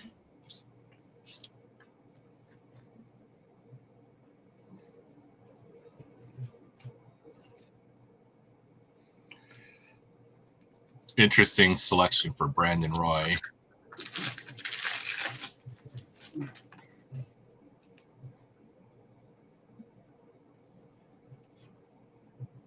Reddish, Harden.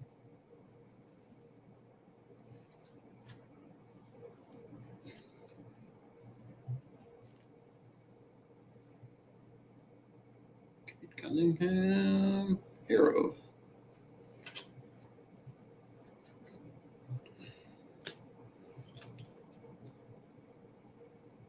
Collier, Dominic Wilkins.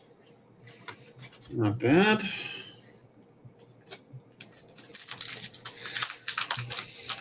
Wonder if it's the same kind of slow start and then hopefully it picks up a little bit.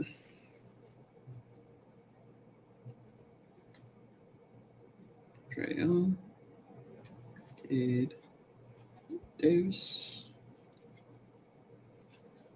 Brunson. Nice, Jalen Brunson. I thought the Nuggets were going to win that series because they had them 3-2 against the Thunder. Or 3-1 even, right? Was it 3-1? They probably should have won that series, but yeah. Carrington.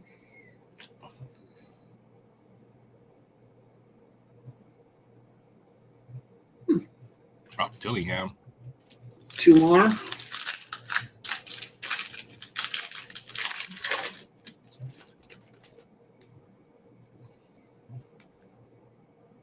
Port Jr. Bonus.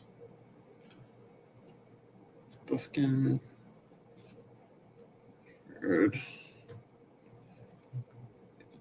Cam Reddish. Trae Young.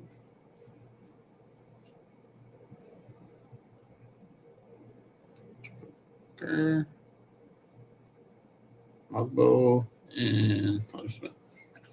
All right, last pack.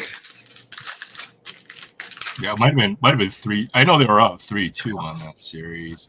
I felt like they should have won, but I watched those games. They just didn't have the firepower. Williams. That fourth win. Oh, that's nice. Curry and Irving. Robinson.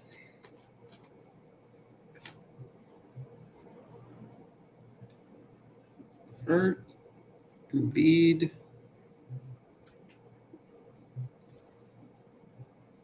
Where? Bird. Star rookie card. Khalil Ware is somebody I would look for on the Heat because the Heat love those kind of guys, and he can ball out. Khalil Ware. He's long. He's like almost like a poor man's Wembanyama in a lot of ways. Yeah, he can do. But, so yeah, for $100 for 3 mega boxes, I'm not upset. I think that's a pretty decent result. That's not bad. That's the cheapest I've seen Prism ever since maybe what 21, 22 Prism might have gotten down to that price. So not bad. And then even now, finally some of the rookies from that class are starting to pan out, like Cade Cunningham. I think that was that year. So yeah, not bad. The only thing I was a little disappointed is the silvers. I thought you got a couple decent ones there. Yeah, I didn't get a big silver rookie, but I only got one rookie out of all the silvers. Oh, okay. You didn't even get your chances out. I guess. Yeah. That was weird because usually you would see one rookie per pack, but some packs you're getting, 2 rookies or 2 parallel pink rookie cards and stuff. Yeah. So yeah, and the silvers, I think mostly veteran players. Yeah, almost all veterans. I got one rookie card. But the pinks got a decent amount of rookies in the pinks. So I'm happy. That's not bad at all. Maybe I'm thinking the Knicks series or something. I don't know. I feel like I've gotten something confused here. What's up, Barrett? Good to see you. Yeah, I think about the Knicks part of the something. Knicks Celtics. I got it confused with.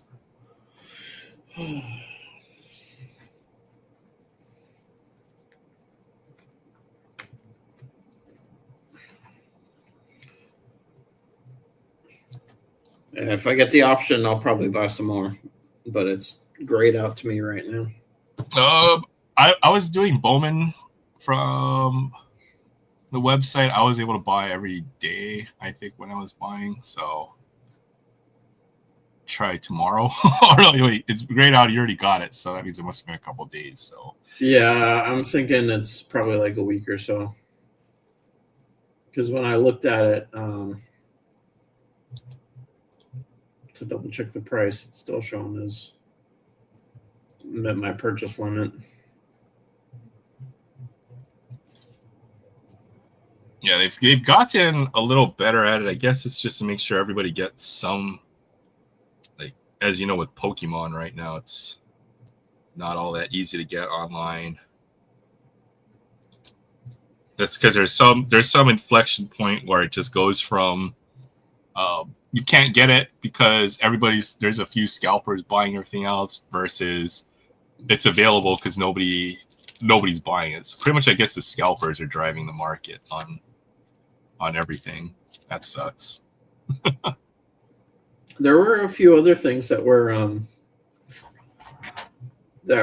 below market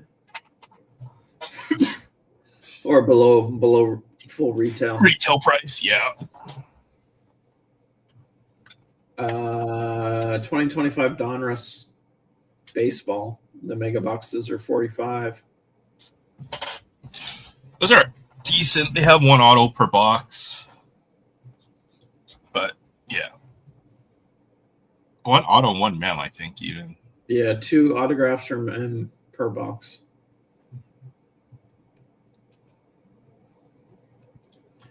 Not bad.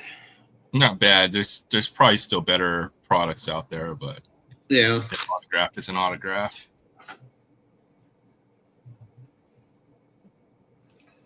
Oh boy. Yeah, that was That was not bad. Oh, what else we got? Just leaving up some of this stuff. I got one more thing I can open a little later. Yeah, no rush. Oh, not so much rush, but I kind of want to. I had the that box of sumo cards in case one of our other good friends shows up around sometime. Was it 96 PBM sumo? Sumo.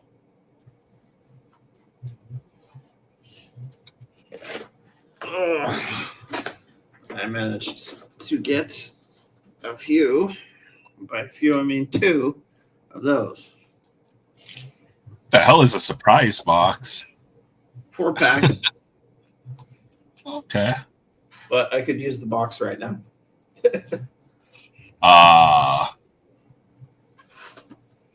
Because the box is a box. See if I can find pictures of what I stored away so far.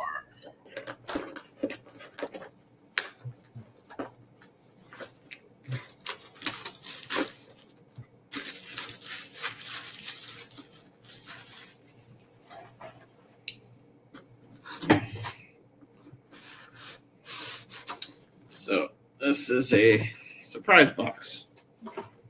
Comes with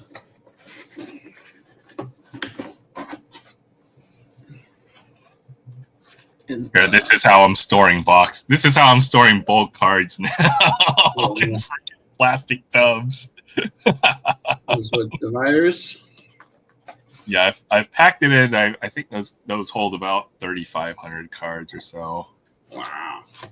And I wanted to see how much will fit, I guess, first. And then eventually I'm gonna just load up this whole unit with cards. So wow, that's what I got there. Oh, that probably weighed like 400 pounds. So it comes with dividers. You got the promo. And 4 packs. But also, the box itself, if you pull out the insert,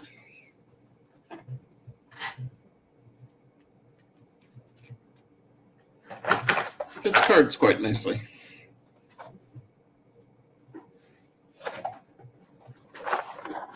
So, somebody looking for basketball cards in a Pokemon or somebody looking for Pokemon cards is going to be thoroughly confused with a box of basketball cards.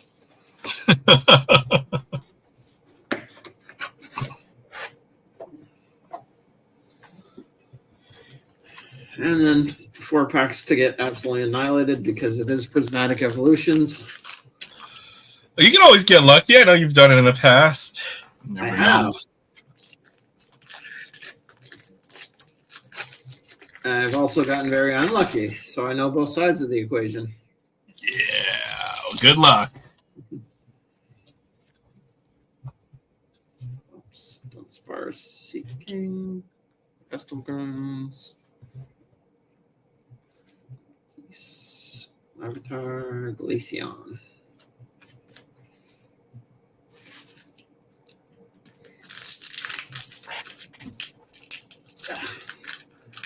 And it's been kind of a wild couple of weeks.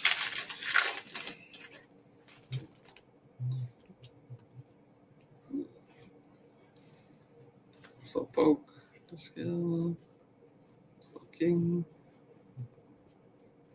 Pokeball, and Pokeball, Mochi, and Terapagos.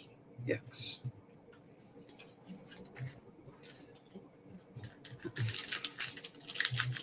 So remember how we were talking about trying to slow down buying stuff and watch our spending and things? Yeah, and then your last story. Did you go and buy more stuff? Well, I hit on a Topps raffle. What was it for? Sapphire Chrome baseball? I actually got a box of that too, but those are doing okay. No, I hit on the WWE Cactus Jack. Oh yeah. Okay, you told us this. I remember. You can tell everybody else, I suppose. I hit. I signed up for both, thinking I'm not going to hit, and I hit both, a case and boxes. And unfortunately, the resale on the case right now is way down. So I'm going to have to sit on that for a bit because I have a feeling it'll go up, but not anytime soon. All sealed wax will, you're willing to sit on it, right? Not necessarily. I think so. Even like, okay, absolute trash junk wax, it runs out eventually, and the prices start to climb. It takes, but you could be. It could take 30 years though. Is what I'm saying. For this though, I don't think it'll take that long. But I don't know. I think part of it was what happened was he had a storyline in the WWE. And they had a bad parting of ways, it seems like. Oh, okay. I don't even know what the heck is Cactus Jack. Cactus Jack is Travis Scott's brand. Oh, okay. So he had a storyline as part of WrestleMania, and he did something. He basically pissed him off. And so I don't think he's part of the storyline anymore. But they had already made the cards and everything and come out with it. So I think a lot of the fans who would buy into it are not exactly into it. Oh, I see what you mean. Like that part of the fan base. Yeah. And also the fact of non-guaranteed autos aren't guaranteed for a hobby box. I think Topps has made similar products to this, like whether it's the Cosmic Chrome baseball, the Ben Baller baseball. They've had a few other collaboration type of products. So, but anyway, the retail on them was like $5 something, or like $4.50, I think, and they're under 400 right now.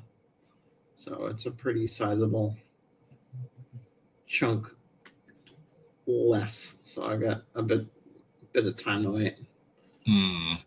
Full art that's nice. Full art trainer. Which one is that? Gracias. Oh, husbando, not a waifu.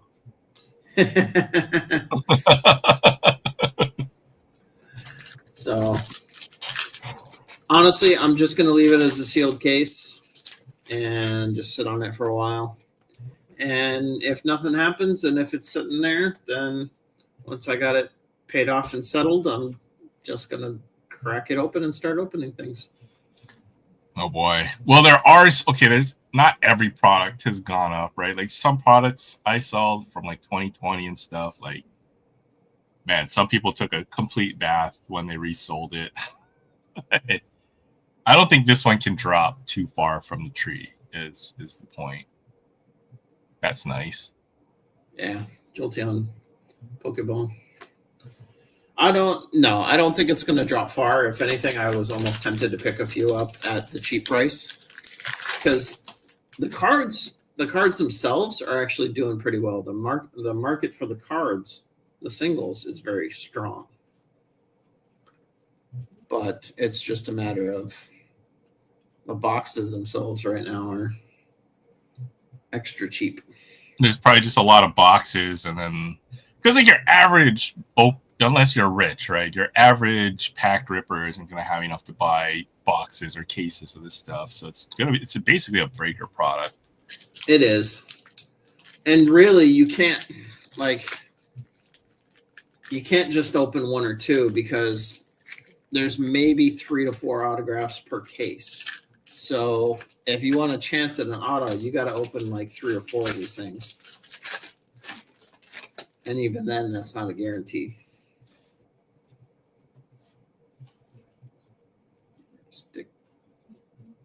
Ooh.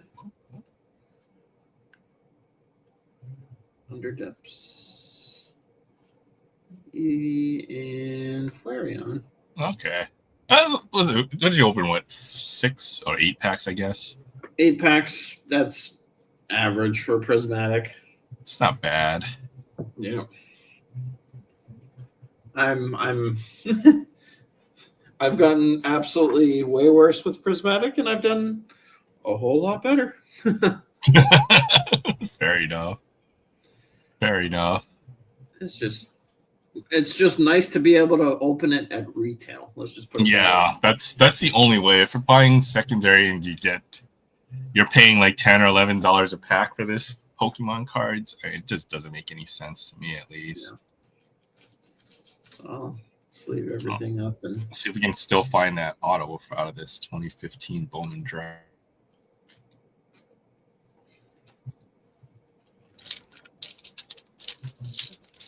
There's a numbered card. I don't think I saw a numbered card out of this stuff yet. So I work tomorrow, but on Sunday I was going to try and head over to Pro Ridge if you were interested. Okay, yeah, might stop by. Because I know the following week is when they have the Aloha Card Show, the big one at the Blaisdell. Blaisdell, okay. So I imagine some of the guys are probably going to be buying pretty heavy to try and get inventory for the show. Okay, there might be some cards to try to sell there. Yeah, that's what I was thinking. This would be a good spot to sell. I might try to sell my Pokemon, honestly, because I feel like I don't know. It's been insane, and it just keeps going up. Like, we're talking buyouts of cards, like price manipulation. Just you'll see cards go from like $20 illustration rares to over 100 in a week, and it just settles there because there's no inventory behind. It's absolutely wild what's going on right now. Yeah, I mean, yeah. But I feel like I could get money out of it now and then. Yeah, especially for singles and stuff. Versus when the prices get too high and once it starts to just sit, then the prices, then when it's going the opposite direction, then nobody wants to buy your stuff, right? Yeah. So maybe like the price is kind of capped out, or they will cap out.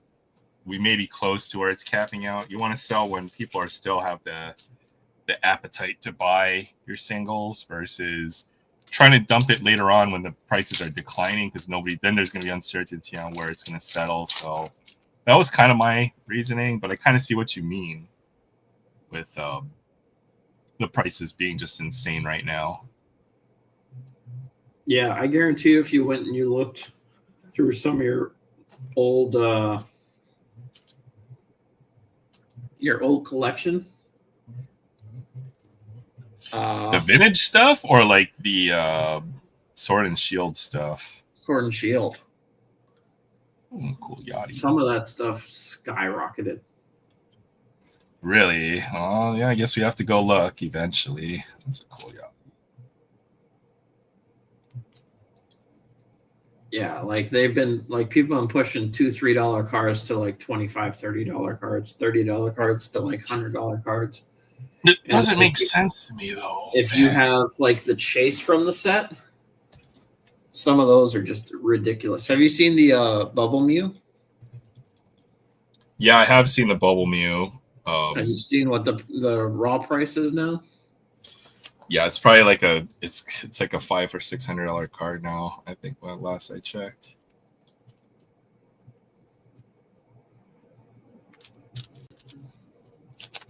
Just seems insane to me.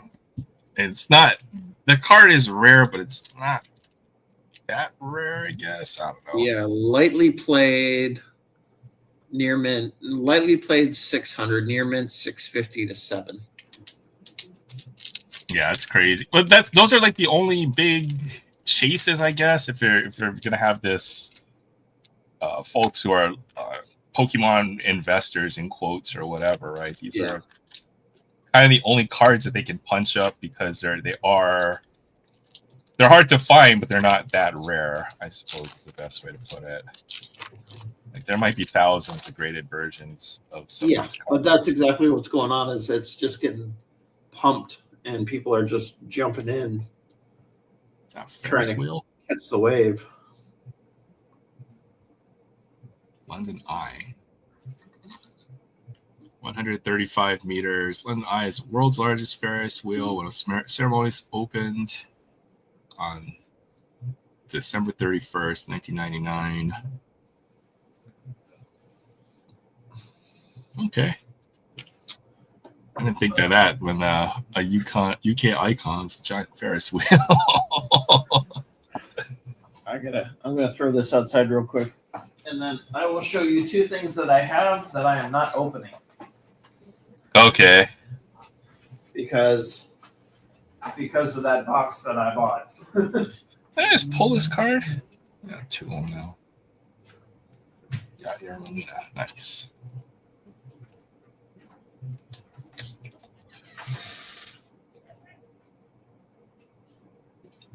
Alright, I think I'm close to being done opening stuff. I just had a few loose packs lying around. Still do, but figure we have to move all this stuff out of here. It'll be easier without the wrapper. Got to go. Got to be up in 5 hours. All right. Thanks, Adam, for hanging out with us. Take care. Have a great weekend. Good luck at the show tomorrow.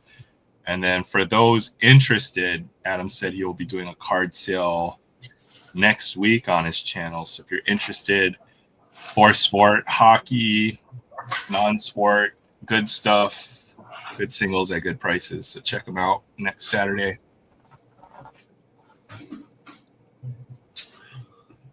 So these are the tops items that I hit that I will not be opening because expensive. I said top sapphire jokingly, and then you said yes, and I was just like, okay, whatever. Yeah. I do have one. Yeah, that's like a $900 box now. Yeah. So that is one that I'm not opening. As much as I want to, that is paying down the credit card bill. And then I have 2 of these.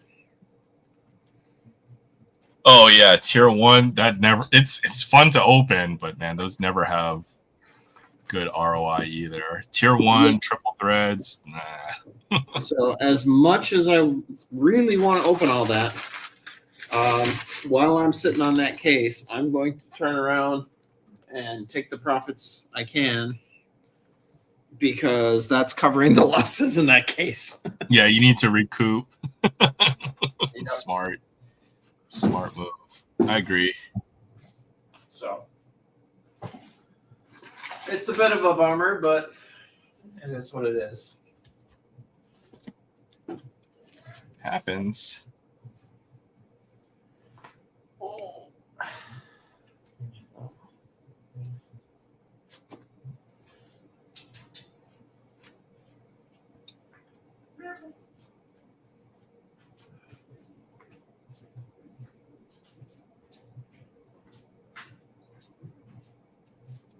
I guess I'll just sit here and sort for a little while. Oh, that's right. We're trying to dig through some 3,000 counts and see what we got. Those boxes are too heavy to lift, so I don't have anywhere to put them by my desk. What about all these other boxes I've got over here? Let's see what we got here. What does this say? 23 Bowman veterans. That probably is going to go to the... It's not even full.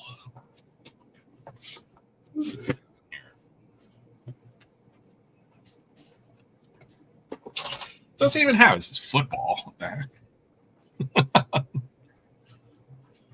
One thing, though, is I have been making good progress on selling things. So football or shoes? Yeah, sneakers. So that has helped. Hey, Fabian, on the train. I'm going to see my aunt. She lives in a big city. I'm a country boy who goes to a big town. Well, enjoy your trip. I know we don't have trains here, so it must be cool to be able to ride on one. So have a great trip. Good to see you.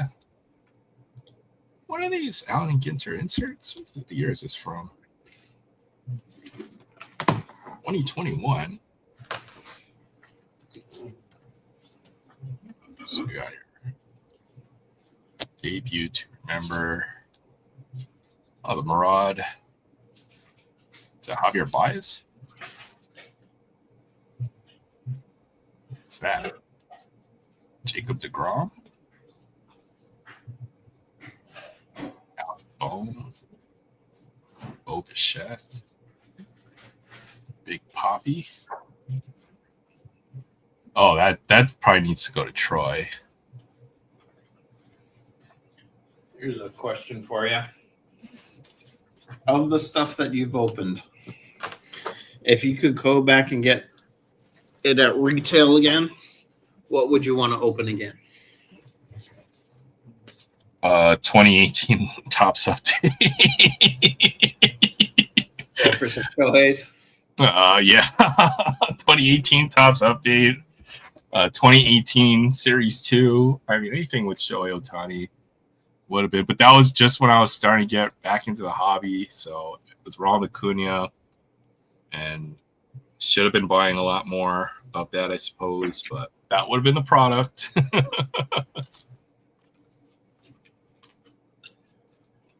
Do the Raiders win again this weekend? We play on a Monday night, Fabian. We play against the...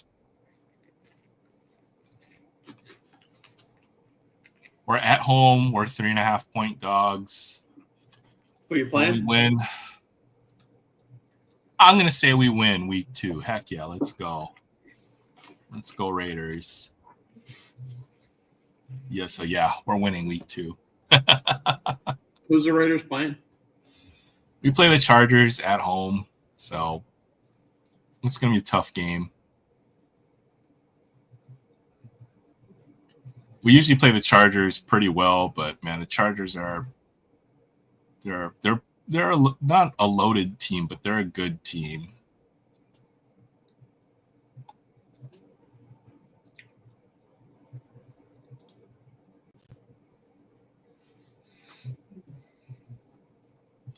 Looking at the rest of the schedule and what games I would want to watch on a Monday or for the rest of the week, because usually I'll watch one game and then have end zone if I'm watching football. Obviously, the Raiders game. That's on a Monday night. There's 2 games on Monday, so doubleheader. Morning game I would want to watch is...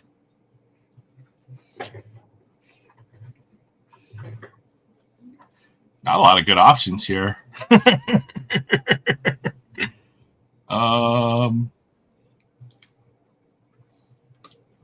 Buffalo, New York might be a high-scoring game. Let's see. Jacksonville, Cincinnati. That's going to be a 28-21. One team's going to win it like that. New York, Dallas. I think it'll be a pretty decent game to watch. Bears at Lions. Might be a decent game to watch. Rams at Titans. Pass. Pats at Dolphins. Pass. San Fran versus the Saints. Pass. And Buffalo at New York. Seattle, Pittsburgh might be decent. Cleveland, Baltimore might be a decent game, even if the Browns are 11.5-point dogs in week 2. Oh boy.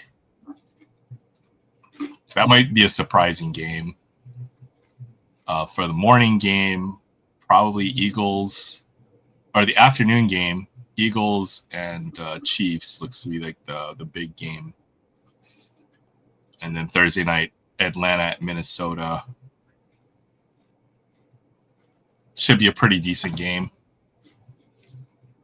Minnesota is only a 3.5-point favorite against the Falcons. That's surprising. You would think they would be bigger favorites. Minnesota looked shaky until the fourth quarter, I guess. JJ McCarthy started to light it up. So 2 quarterbacks looking to prove themselves. That'll be a good evening game. Tampa at Houston for the first Monday game. That's going to be a good game. And then the Chargers and Raiders to finish this out on Monday night. That should be a good game. Yeah, Pete Carroll energy. I like it. I like what I saw in week 1. It was pretty insane. Looks like our defense looks a lot better than it did in past years. But then again, we're playing against Josh McDaniels. I don't think when he's the head coach, his offenses tend to not be all that great. We know from past history when he was a Raiders coach. I don't think any of his teams put up more than 20 points or something during one season, which is insane. Yeah, the Chargers are 3.5-point favorites on the road in Las Vegas, and I would think the Raiders playing in Las Vegas is a pretty decent home field edge, even if sometimes if the crowd can often be on the opposing week or on the visiting team, the crowd will often be on their side. So it's kind of a double-edged sword. All right, Fabian, have a great weekend. Colts versus Broncos, that's going to be a good game as well. I missed that one, but you're right. That should be a good game. Justin Herbert looks like he's going to be a monster. I think he's going to have a monster year this year. Did you see the Packers and Commanders game? I didn't get to watch it, but I did look at the score on the game. Let's see, the Packers were in control most of the game. The Packers defense is looking scary now. Yeah, that's what I'm talking about. I took them in my fantasy. Micah Parsons on there. God. Like, Jaden did not have any time to throw. Oh, okay. Yeah. I did look. He didn't score his second touchdown until the last closing minutes of the fourth. So, looked like the Packers had a 3-score lead into the fourth. So, the score was close, but I don't think the game was as close as the score indicates. Maybe it was for the first 3 quarters, but that was kind of what I saw just from looking at the score. I didn't see the highlights of the game. The Giants and Cowboys is going to be a good game just because it's a divisional game. I think it's for that reason alone. Although the Giants are an absolute mess, they still seem to play okay from time to time, I suppose.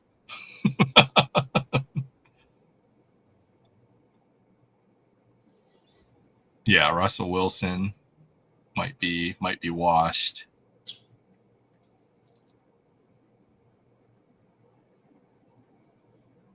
Honestly, he had a good career. I think he should just be a backup somewhere, be a mentor to a younger quarterback, be there as, necessary. But he's slowed down a step in his style of football. He can't keep up anymore.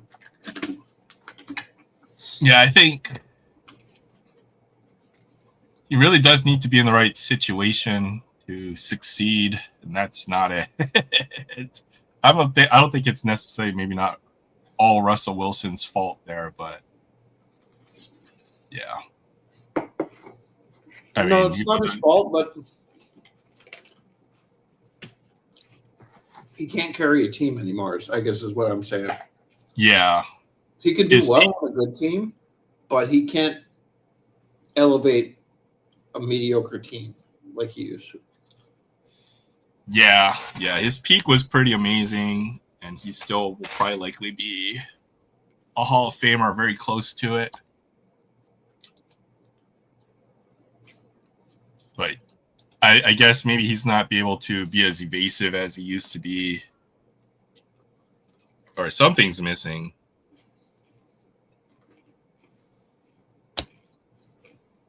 On the other hand, I watched Geno Smith. That guy is aging like wine. Holy cow. He looked good against the Patriots.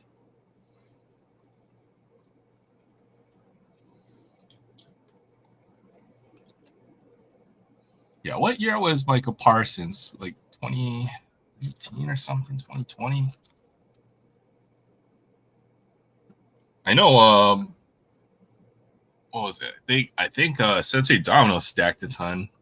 He had a chance.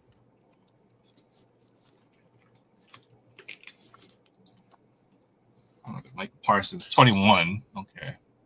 We have a few Michael Parsons lying around.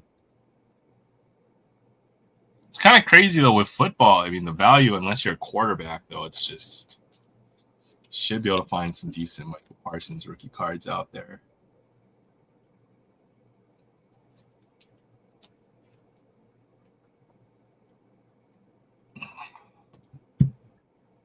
Just shuffling stuff around my desk now. That was where I think I wasn't sleeping up.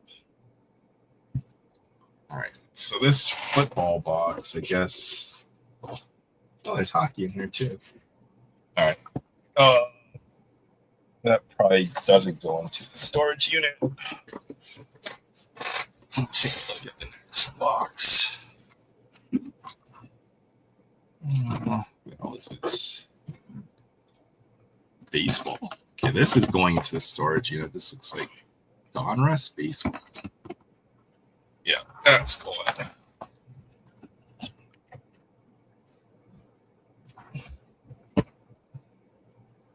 But he's a beast. That trade just doesn't make any sense. I guess you get the value while he still has some time on the rookie contract that you aren't giving him an extension to. But yeah, that's a shame. That's the one guy the Cowboys needed to re-sign, in my opinion. 100%. And it was just stubbornness. Yeah, I can see that. It's hard, though, because sometimes you pay a guy and then he's worth the contract, and then other times you don't. And if it's going to... I mean, it's easy to see in hindsight, but, man, you're like coin flipping sometimes, I guess, when you're getting ready to pay out some of these contracts.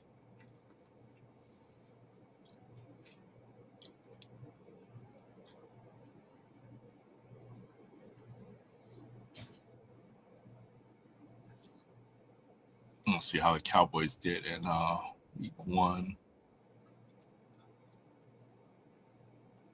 I played the Eagles. That was going to be a tough game, regardless. I think the Eagles were winning most of the way.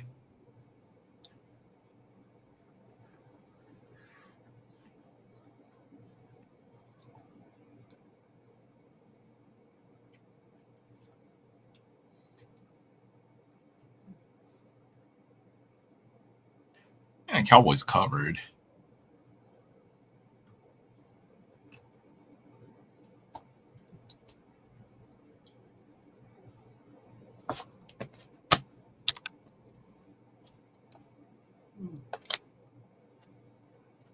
All right. Let's see.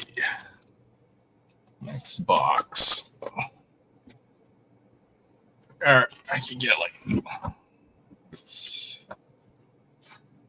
Allen and Ginter. 22 Allen and Ginter. That's probably what the storage for now.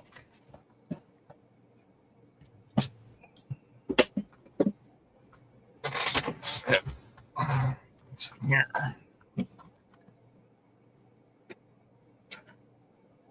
Bowman inserts. Parkhurst. Oh, there's another box of Parkhurst we opened up. So I'll keep this one out. I want to sort through that. Yo, what's up, Rex? Let's go. Rex freestyle rips. Brother, it's been a while, man. I haven't seen you online lately. So I hope you're doing good. You're taking care. And if you know, you know. All right, is that what it is? That's good, Rex. Trying to see if I got anything to open for you. Let's see if we'll do some. Let's do a little 2020 Topps UK. A couple more packs of this stuff. But yeah, we pretty much ripped everything we had for the night. Pull a banger. I mean, there are nope, I'm done. There are always things to rip. Indeed. Rex has one of the biggest sealed collections I've seen. Like he has enough to open like 2018 and 2017 stuff, which is freaking insane. So if you enjoy any of the Otani hunts or Acuna hunts or the Aaron Judge hunts, then Rex is the only guy who has a sealed product left anymore. It seems. Flaherty, Jack Flaherty. Ooh, Manny Machado. Okay. Brandon Lowe. And Jesus Luzardo. He's had a pretty good year with the Phillies this year. There's his rookie card. And let's still hunt for this autograph out of this one. 2015 Bowman Draft. We already got the Kyle Tucker Bowman first paper out of here. But wouldn't mind seeing the autograph. That would be pretty dope. Do this. And we might shut it down pretty soon. Just hanging out for a little bit. Bryce Denton. Yeah, that doesn't ring a bell. Austin Allen. Desmond Lindsay. Oh, Michael Soroka. Okay. Oh, that's actually number 2. So he's another one of those Braves pitchers that got hurt, and then he's kind of been bouncing around. But I think his last with the White Sox, Bowman first, $4.99. He had one really good year for the Braves, and then he's kind of fallen off after that injury. Spencer Adams, Rowan Collins, and Michael Chavez. Okay, well, that wasn't too bad. Might be the first numbered card I've seen from this Bowman. It's getting harder and harder to open 2017 or 2018 of anything. Dude, just keep it all sealed, man, and then, I know you like to open it, and that's totally up to you, but keep it sealed and retired when he retires. Yeah, there you go. That's what it is. Not bad, Michael Soroka. Put that on the side. And we were just talking about that. What could we go back and buy? And that was the first thing I could think of. Was like, oh yeah, 2018 Topps update. For sure. All right, we gotta find that autograph. Let's see what else we got here.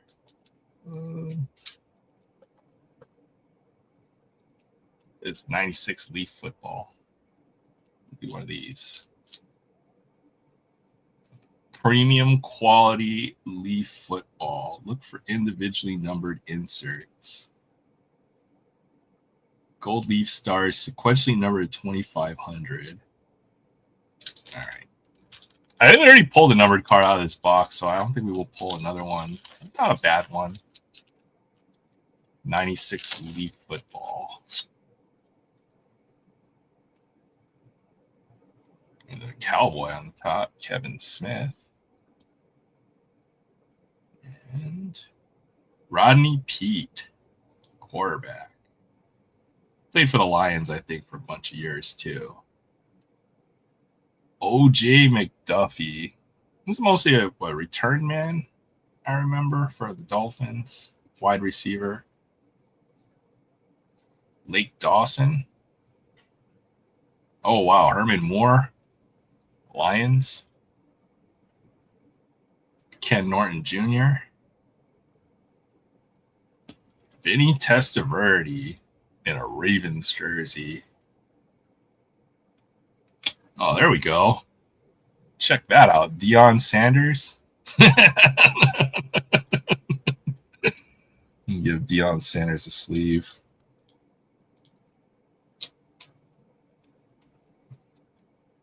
Cowboys, Niners, Falcons, Deion Sanders. Brian Mitchell, and Orlando Thomas, not a rookie. So, yeah, it was pretty fun. Deion Sanders.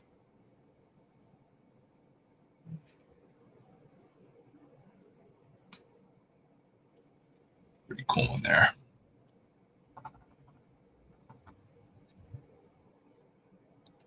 Heck yeah, the Cowboys in this would have been like right around their Super Bowl peak.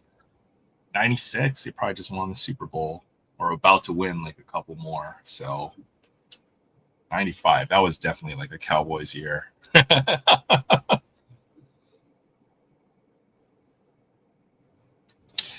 Yeah, all's good. Just on the grind. I'll be back. If you know, you know. Yeah, look forward to your streams. I always enjoy hanging out with you, Rex. You're good.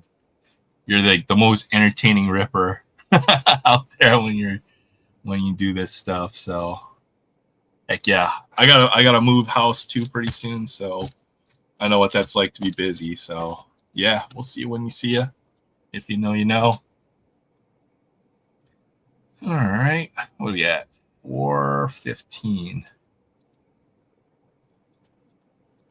We'll probably get ready to shut it down here in a bit.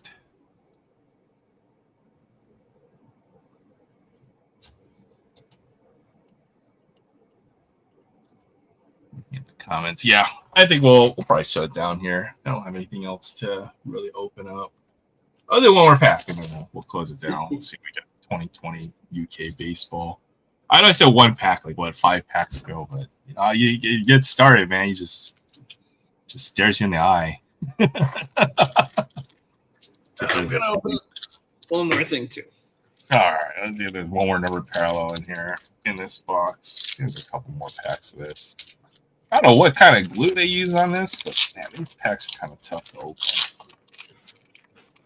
UK icons. Winston Churchill. Don't make them like they used to right there.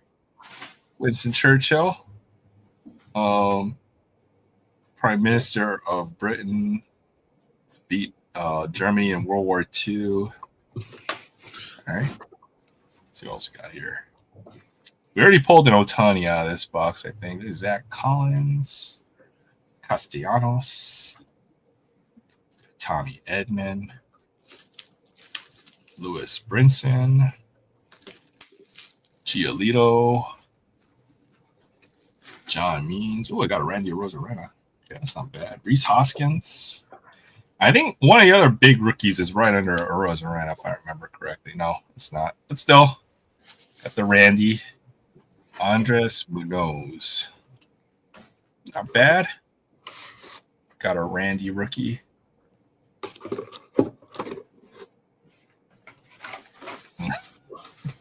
We got some other pretty cool stuff. Let's see if we can do a little showcase here. Got some rookies from Select. Martin Harrison. Brock Bowers. Neighbors. Rattler. Lad McConkey. I know there's a Jaden Daniels in here as well somewhere. And some of the other stuff. Kyle Tucker, Bowman first. That was a nice pull. And then the Travis Konechny autograph. Nice autograph there. Cutter Gaultier and the Moose. That's probably my favorite pull of the night. So I hear the rustling of packs opening. Not yet. This is just the promo opening.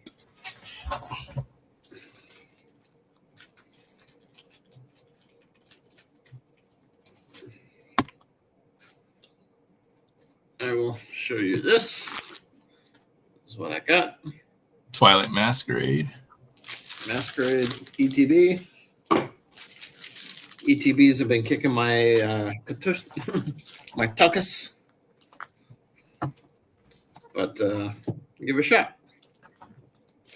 Let's just say it has not gone so well. The last couple of ETBs I've been how you say terrible. Oh yeah, Pound Town. And there's other terminology. Pound Town. Yes, like straight. Come on. Chimchar. Fencer. Peony. Critter. Agron. The Fable. Cook.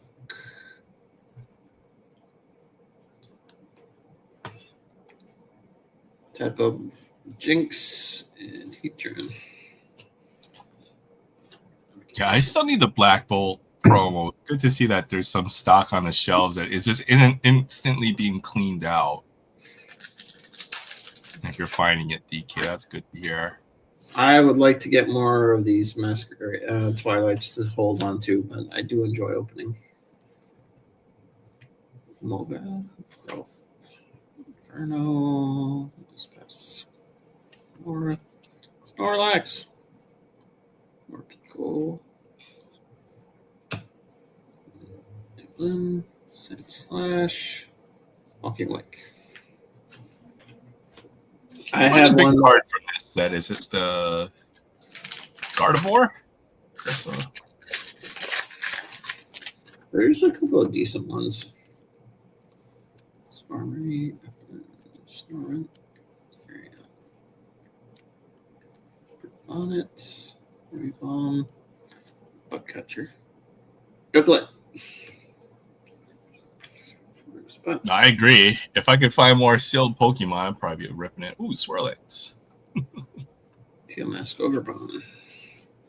So the other day when I opened one of these, I had 2 hits out of 8 packs. 2. And one was an EX. It was. I'm 3 packs in and I don't have nothing yet. Thwacky. Ducklet. Leafeon. Swanna. Slugma. Screamtail. At least I got an EX this time. First official hit.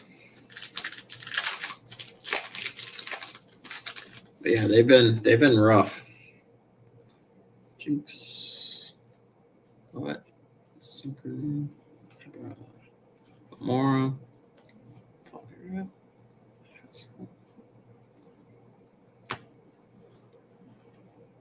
Sparak. Slippuff.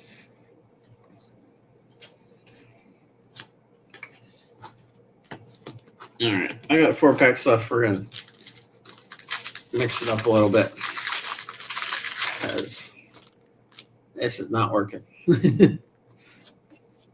So I'm going to try this. Slurpuff. It's a giant dog cupcake fairy dog thingy.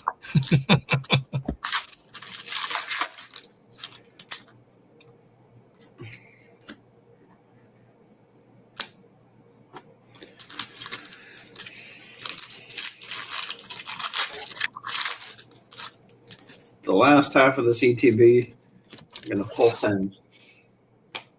Oh, what the hell is this? Oh, sorry.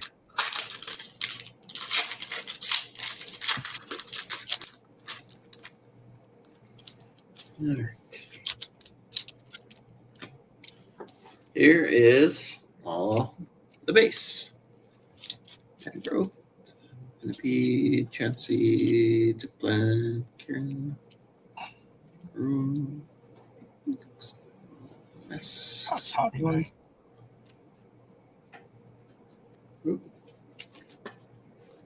Better grab them all. Did I screw that up? I bet you I screwed that up. Oh, you just went straight through all the base cards on the top. Yep. Oh boy. Forgot to pick up the energy. Pico and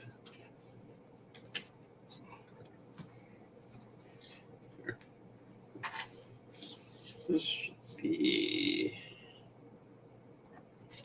1, 2, 3. Let's see if I did this right.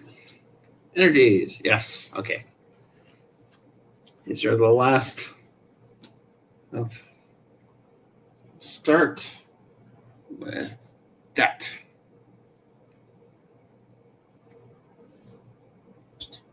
Hey, let's go. That's a decent one. I'll take that. I think any illustration rare is a decent card. It doesn't even matter like who it is anymore. World.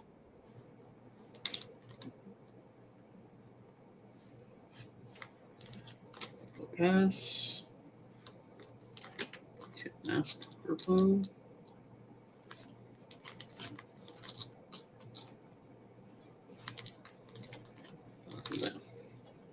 So, yeah, 1 EX, 1 illustration rare. Oh, that's kind of tough. Out of a full ETB. Now, if you're paying retail for that, that hurts. Yeah. If you're paying resale for that, that's just painful. Extremely painful. So, that is the downside with the latest restocks that I've seen, is they are pretty bare when it comes to hits. You think so? They lowered the hit rate? I'm not sure if they would do that. It feels like it, man. It feels bad. Because that's not the first ETB that I've had that was that bad. Could be. Well, we're not opening this, but I found some junk wax on my desk. 91 Fleer Baseball. 91, what is this? Oh, fine. This is a Hank Aaron that, or not the Hank, Reggie Jackson. Hank Aaron auto. 91 Bowman, some Sage, Pokemon, all the junk wax, baby. I found, what is this? Oh, I think I opened this already. I just kept one. But see, this one, the illustration rare is like a $15 card now. That used to be probably $2, $3 illustration rare. Yeah, it's kind of insane with the even the IRs going in price and like that. But that's how much is that due to the actual value of the card versus the insane sealed prices that folks have to pay, right? Is my question. It definitely, so it's kind of a two-way move from what I've seen. Is the rise in sealed prices has caused a rise in single prices. Right. The rise in single prices causes further rise in the sealed prices. So, like, what's happening right now is because, well, here, let's just take a look. Hey, good morning, Pastor Ken. With the Bubble Mew going $600, $800 for a raw copy, how much do you think Chaldean Fates Elite Trainer boxes are going for? It'll only go as high as folks have enough money to pay for it. So I don't think, okay, like if a pack of Pokemon is $10 now, there'll be a certain number of folks willing to pay that, which is what the market bears now. But do you really think folks will pay $15? I have my doubts. Chaldean Fates Elite Trainer boxes are pushing $300, $290. That doesn't make any sense. At least from the logic I'm using, right? Are there actually people out there paying $20 a pack? It makes zero sense whatsoever. But that is what's happening. That is where because things are going up so much, it's pulling everything else up with it. So, and then when one side pulls things up, the other side compensates, and then that starts to pull things up. And it's like people are, I'm going to buy a $300 ETB. No, I think I'll just go buy the single. Well, the single's $600 now. Well, then I'm going to go buy the ETB, if the single's $600 and the ETB is 60, I'm going to buy the ETB and hopefully I can pull it. And it just seems too irrational to me. It doesn't make any sense. It's all back and forth, back and forth, back and forth, back and forth, and just that's the sign of a bubble, though, right? The tulips and all that stuff. I mean, there is a bubble, but there's also the most demand for Pokemon that you've seen in how long? And it's not stopping. 2020 was pretty good for Pokemon too. It was pretty tough to find then too. That's kind of what I remember. Right, but stuff just keeps going up and up and up and up and up. So it's I'll tell you right now, it's absolutely wild what's going on. Like, it's insane. I don't know where it's going to go from here, how much more it's going to go up, but I don't think we're done yet. Yeah, that's a fair take. I would be very cautious in buying into the hype, though. So you don't want to buy at the peak, is all I have to say.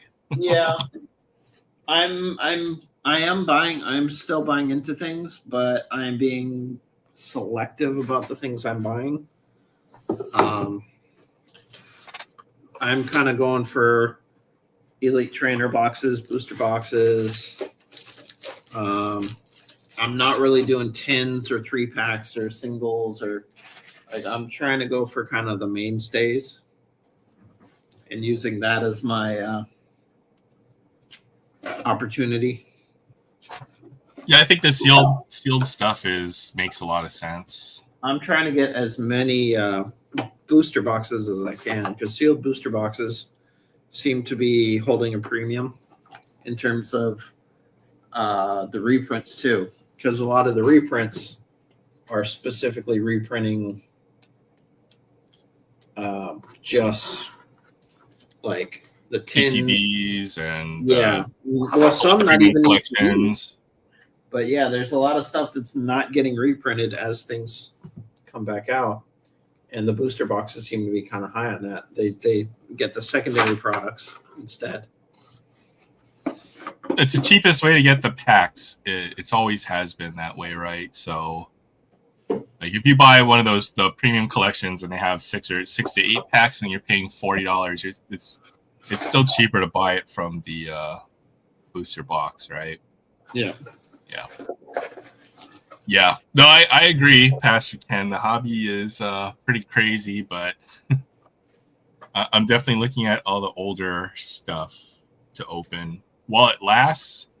And then once that's gone, we'll definitely not be buying the current wax. It's the prices are just out of hand at this point, right?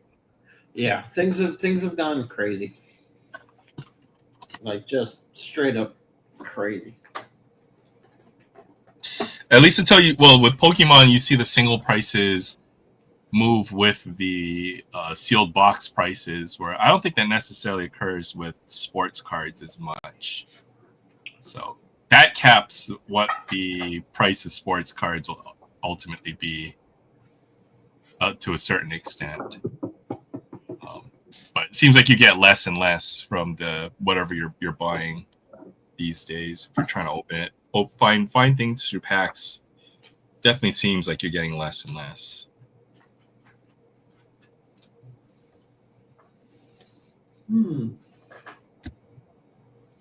But I know we play our fantasy football. You're my opponent this week, so good luck, Pastor Ken.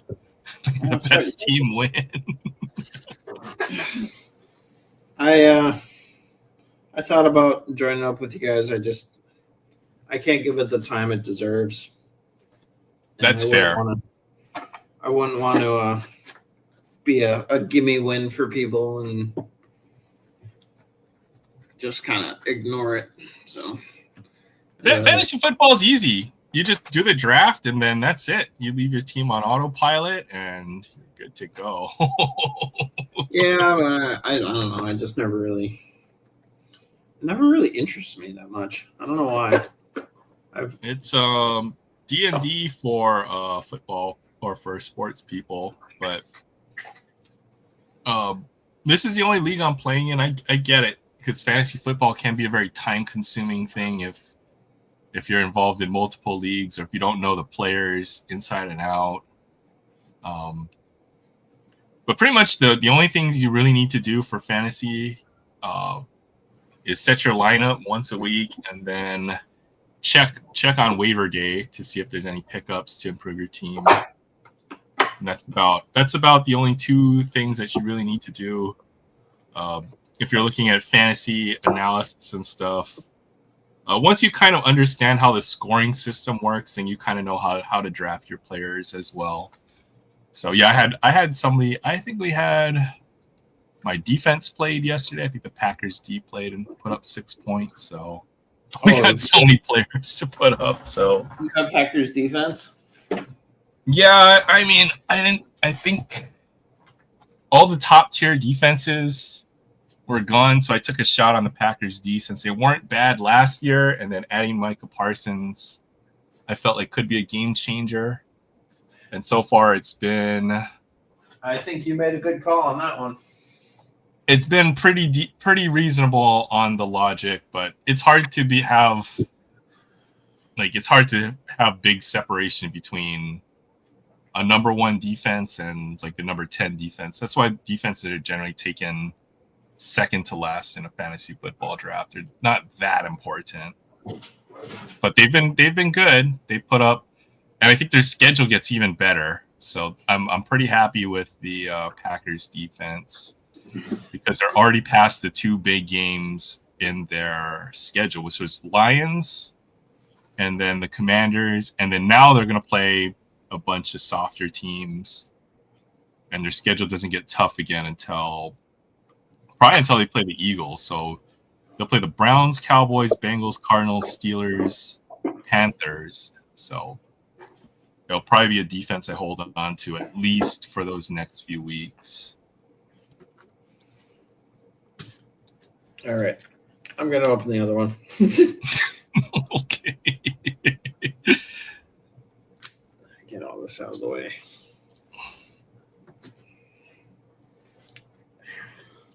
It's been a long week. It really has. I'm pretty stressed out right now. Yeah. It's nice to just be able to open some stuff and relax a little bit and talk story.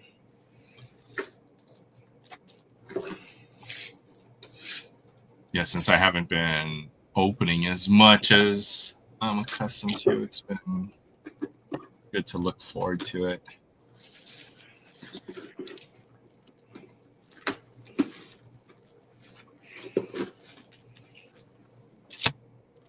I'm definitely going to have to stop by on Sunday because there's a lot of the dice and stuff that I've gotten from ETBs that I've opened that I would like to give to a friend of mine who they have a shop now. And so I give them all the, the counters, the coins, the energy, the sleeves, and just give them all that stuff that they can give away to their customers. Yeah, you're probably right on that vacation. Hopefully by the end of the year, I'll be able to take a vacation. Hey, Pastor, or good to see Ken. God is great. Or Titus in the chat. Good to see you, Titus. I know it's been a while. I've been out of action. See you, Titus.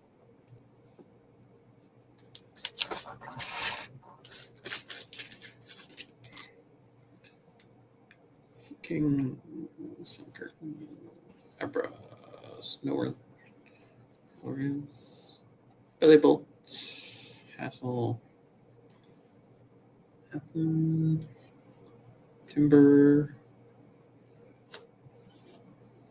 Masks. Good start. I'll take an EX off the rip.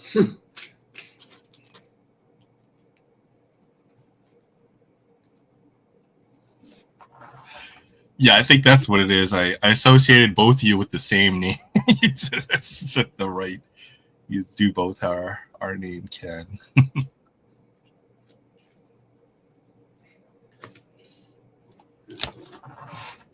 This a little closer. Not chasing the.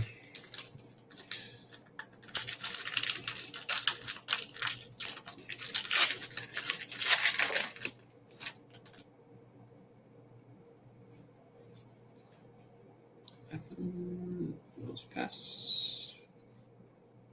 Bundle, Festival Grounds.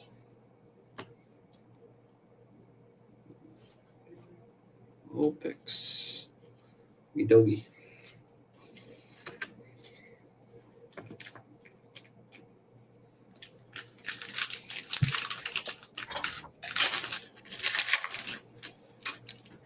Yeah, there's something about these newer ETBs that's got me wondering. Maybe they did lower the rate, pull rate a little bit.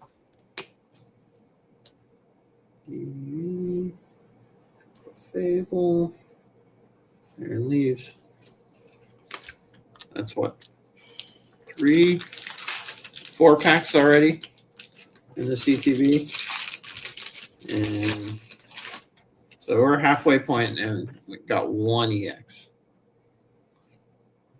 Ninetales.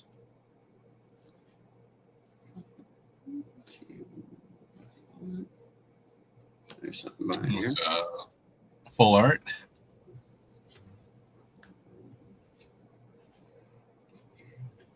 Is that it for the box right there? Got a full art in the EX. That's what I got last time. Yeah, last time. One time. Come on, can we get an extra hit? Oh, I think I see something. Okay, full art. Another EX maybe. Security. Please. Sandy Guest and Blood Moon Ursulon. EX. Another EX. All right.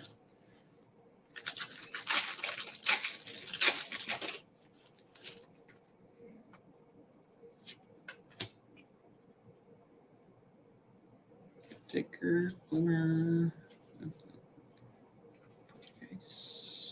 Flora.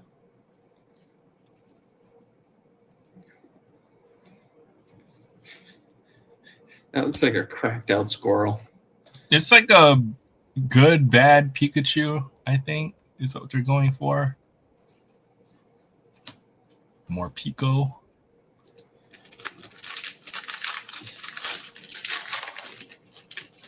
Last two, I'm gonna.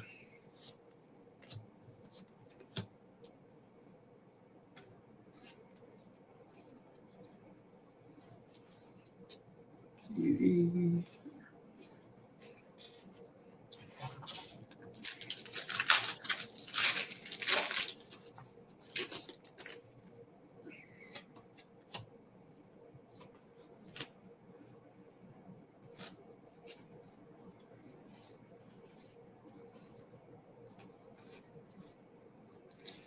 All right.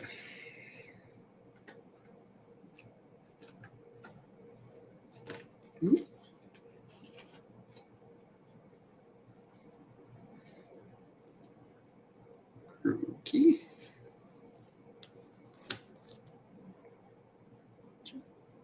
Macho.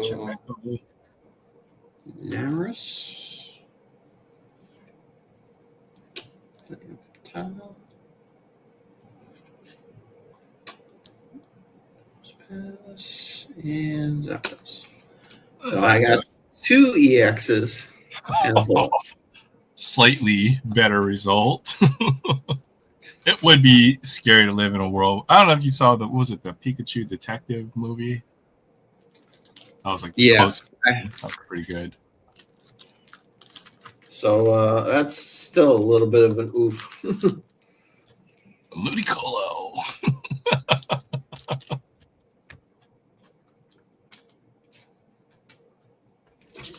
Oof. It happens, especially with Pokemon. You might be right with the pull rates after what we just witnessed. I think they're down. I really do. I was just thinking. I mean, care about the base set cards when it comes to Pokemon. So you're really just buying, when you buy ETB, you're doing it to see the 3 or 4 special cards in the box and whatnot. So people don't even care about the regular foil rares. I mean, the Pokeball or the reverse foils, yeah, there's some, but some folks, but the rest of the cards are pretty much a complete filler. Cramorant, I think I might have that one.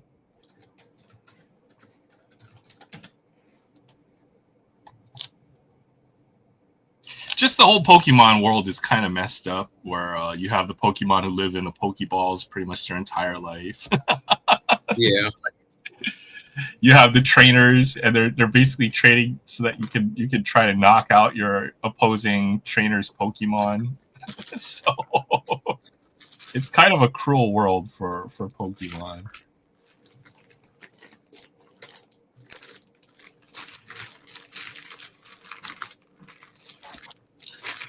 But yeah, I think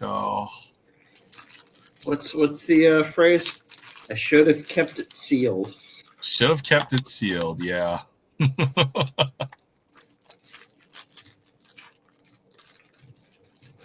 think I learned my lesson. No more Twilight Masquerade. At least not for a minute, right? Come back when your memory, you forget about. Or honestly, what I should do. Actually, this is what I should do. The ones I have in the back are the ones I should be opening.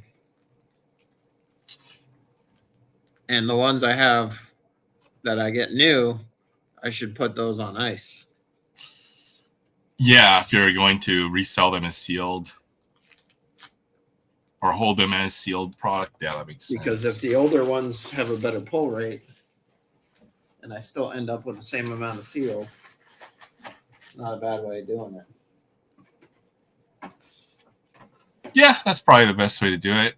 But yeah, let's we'll close down the stream at this point. It's kind of dwindled down a little bit, but I appreciate everyone stopping by tonight. We got to open a ton of stuff.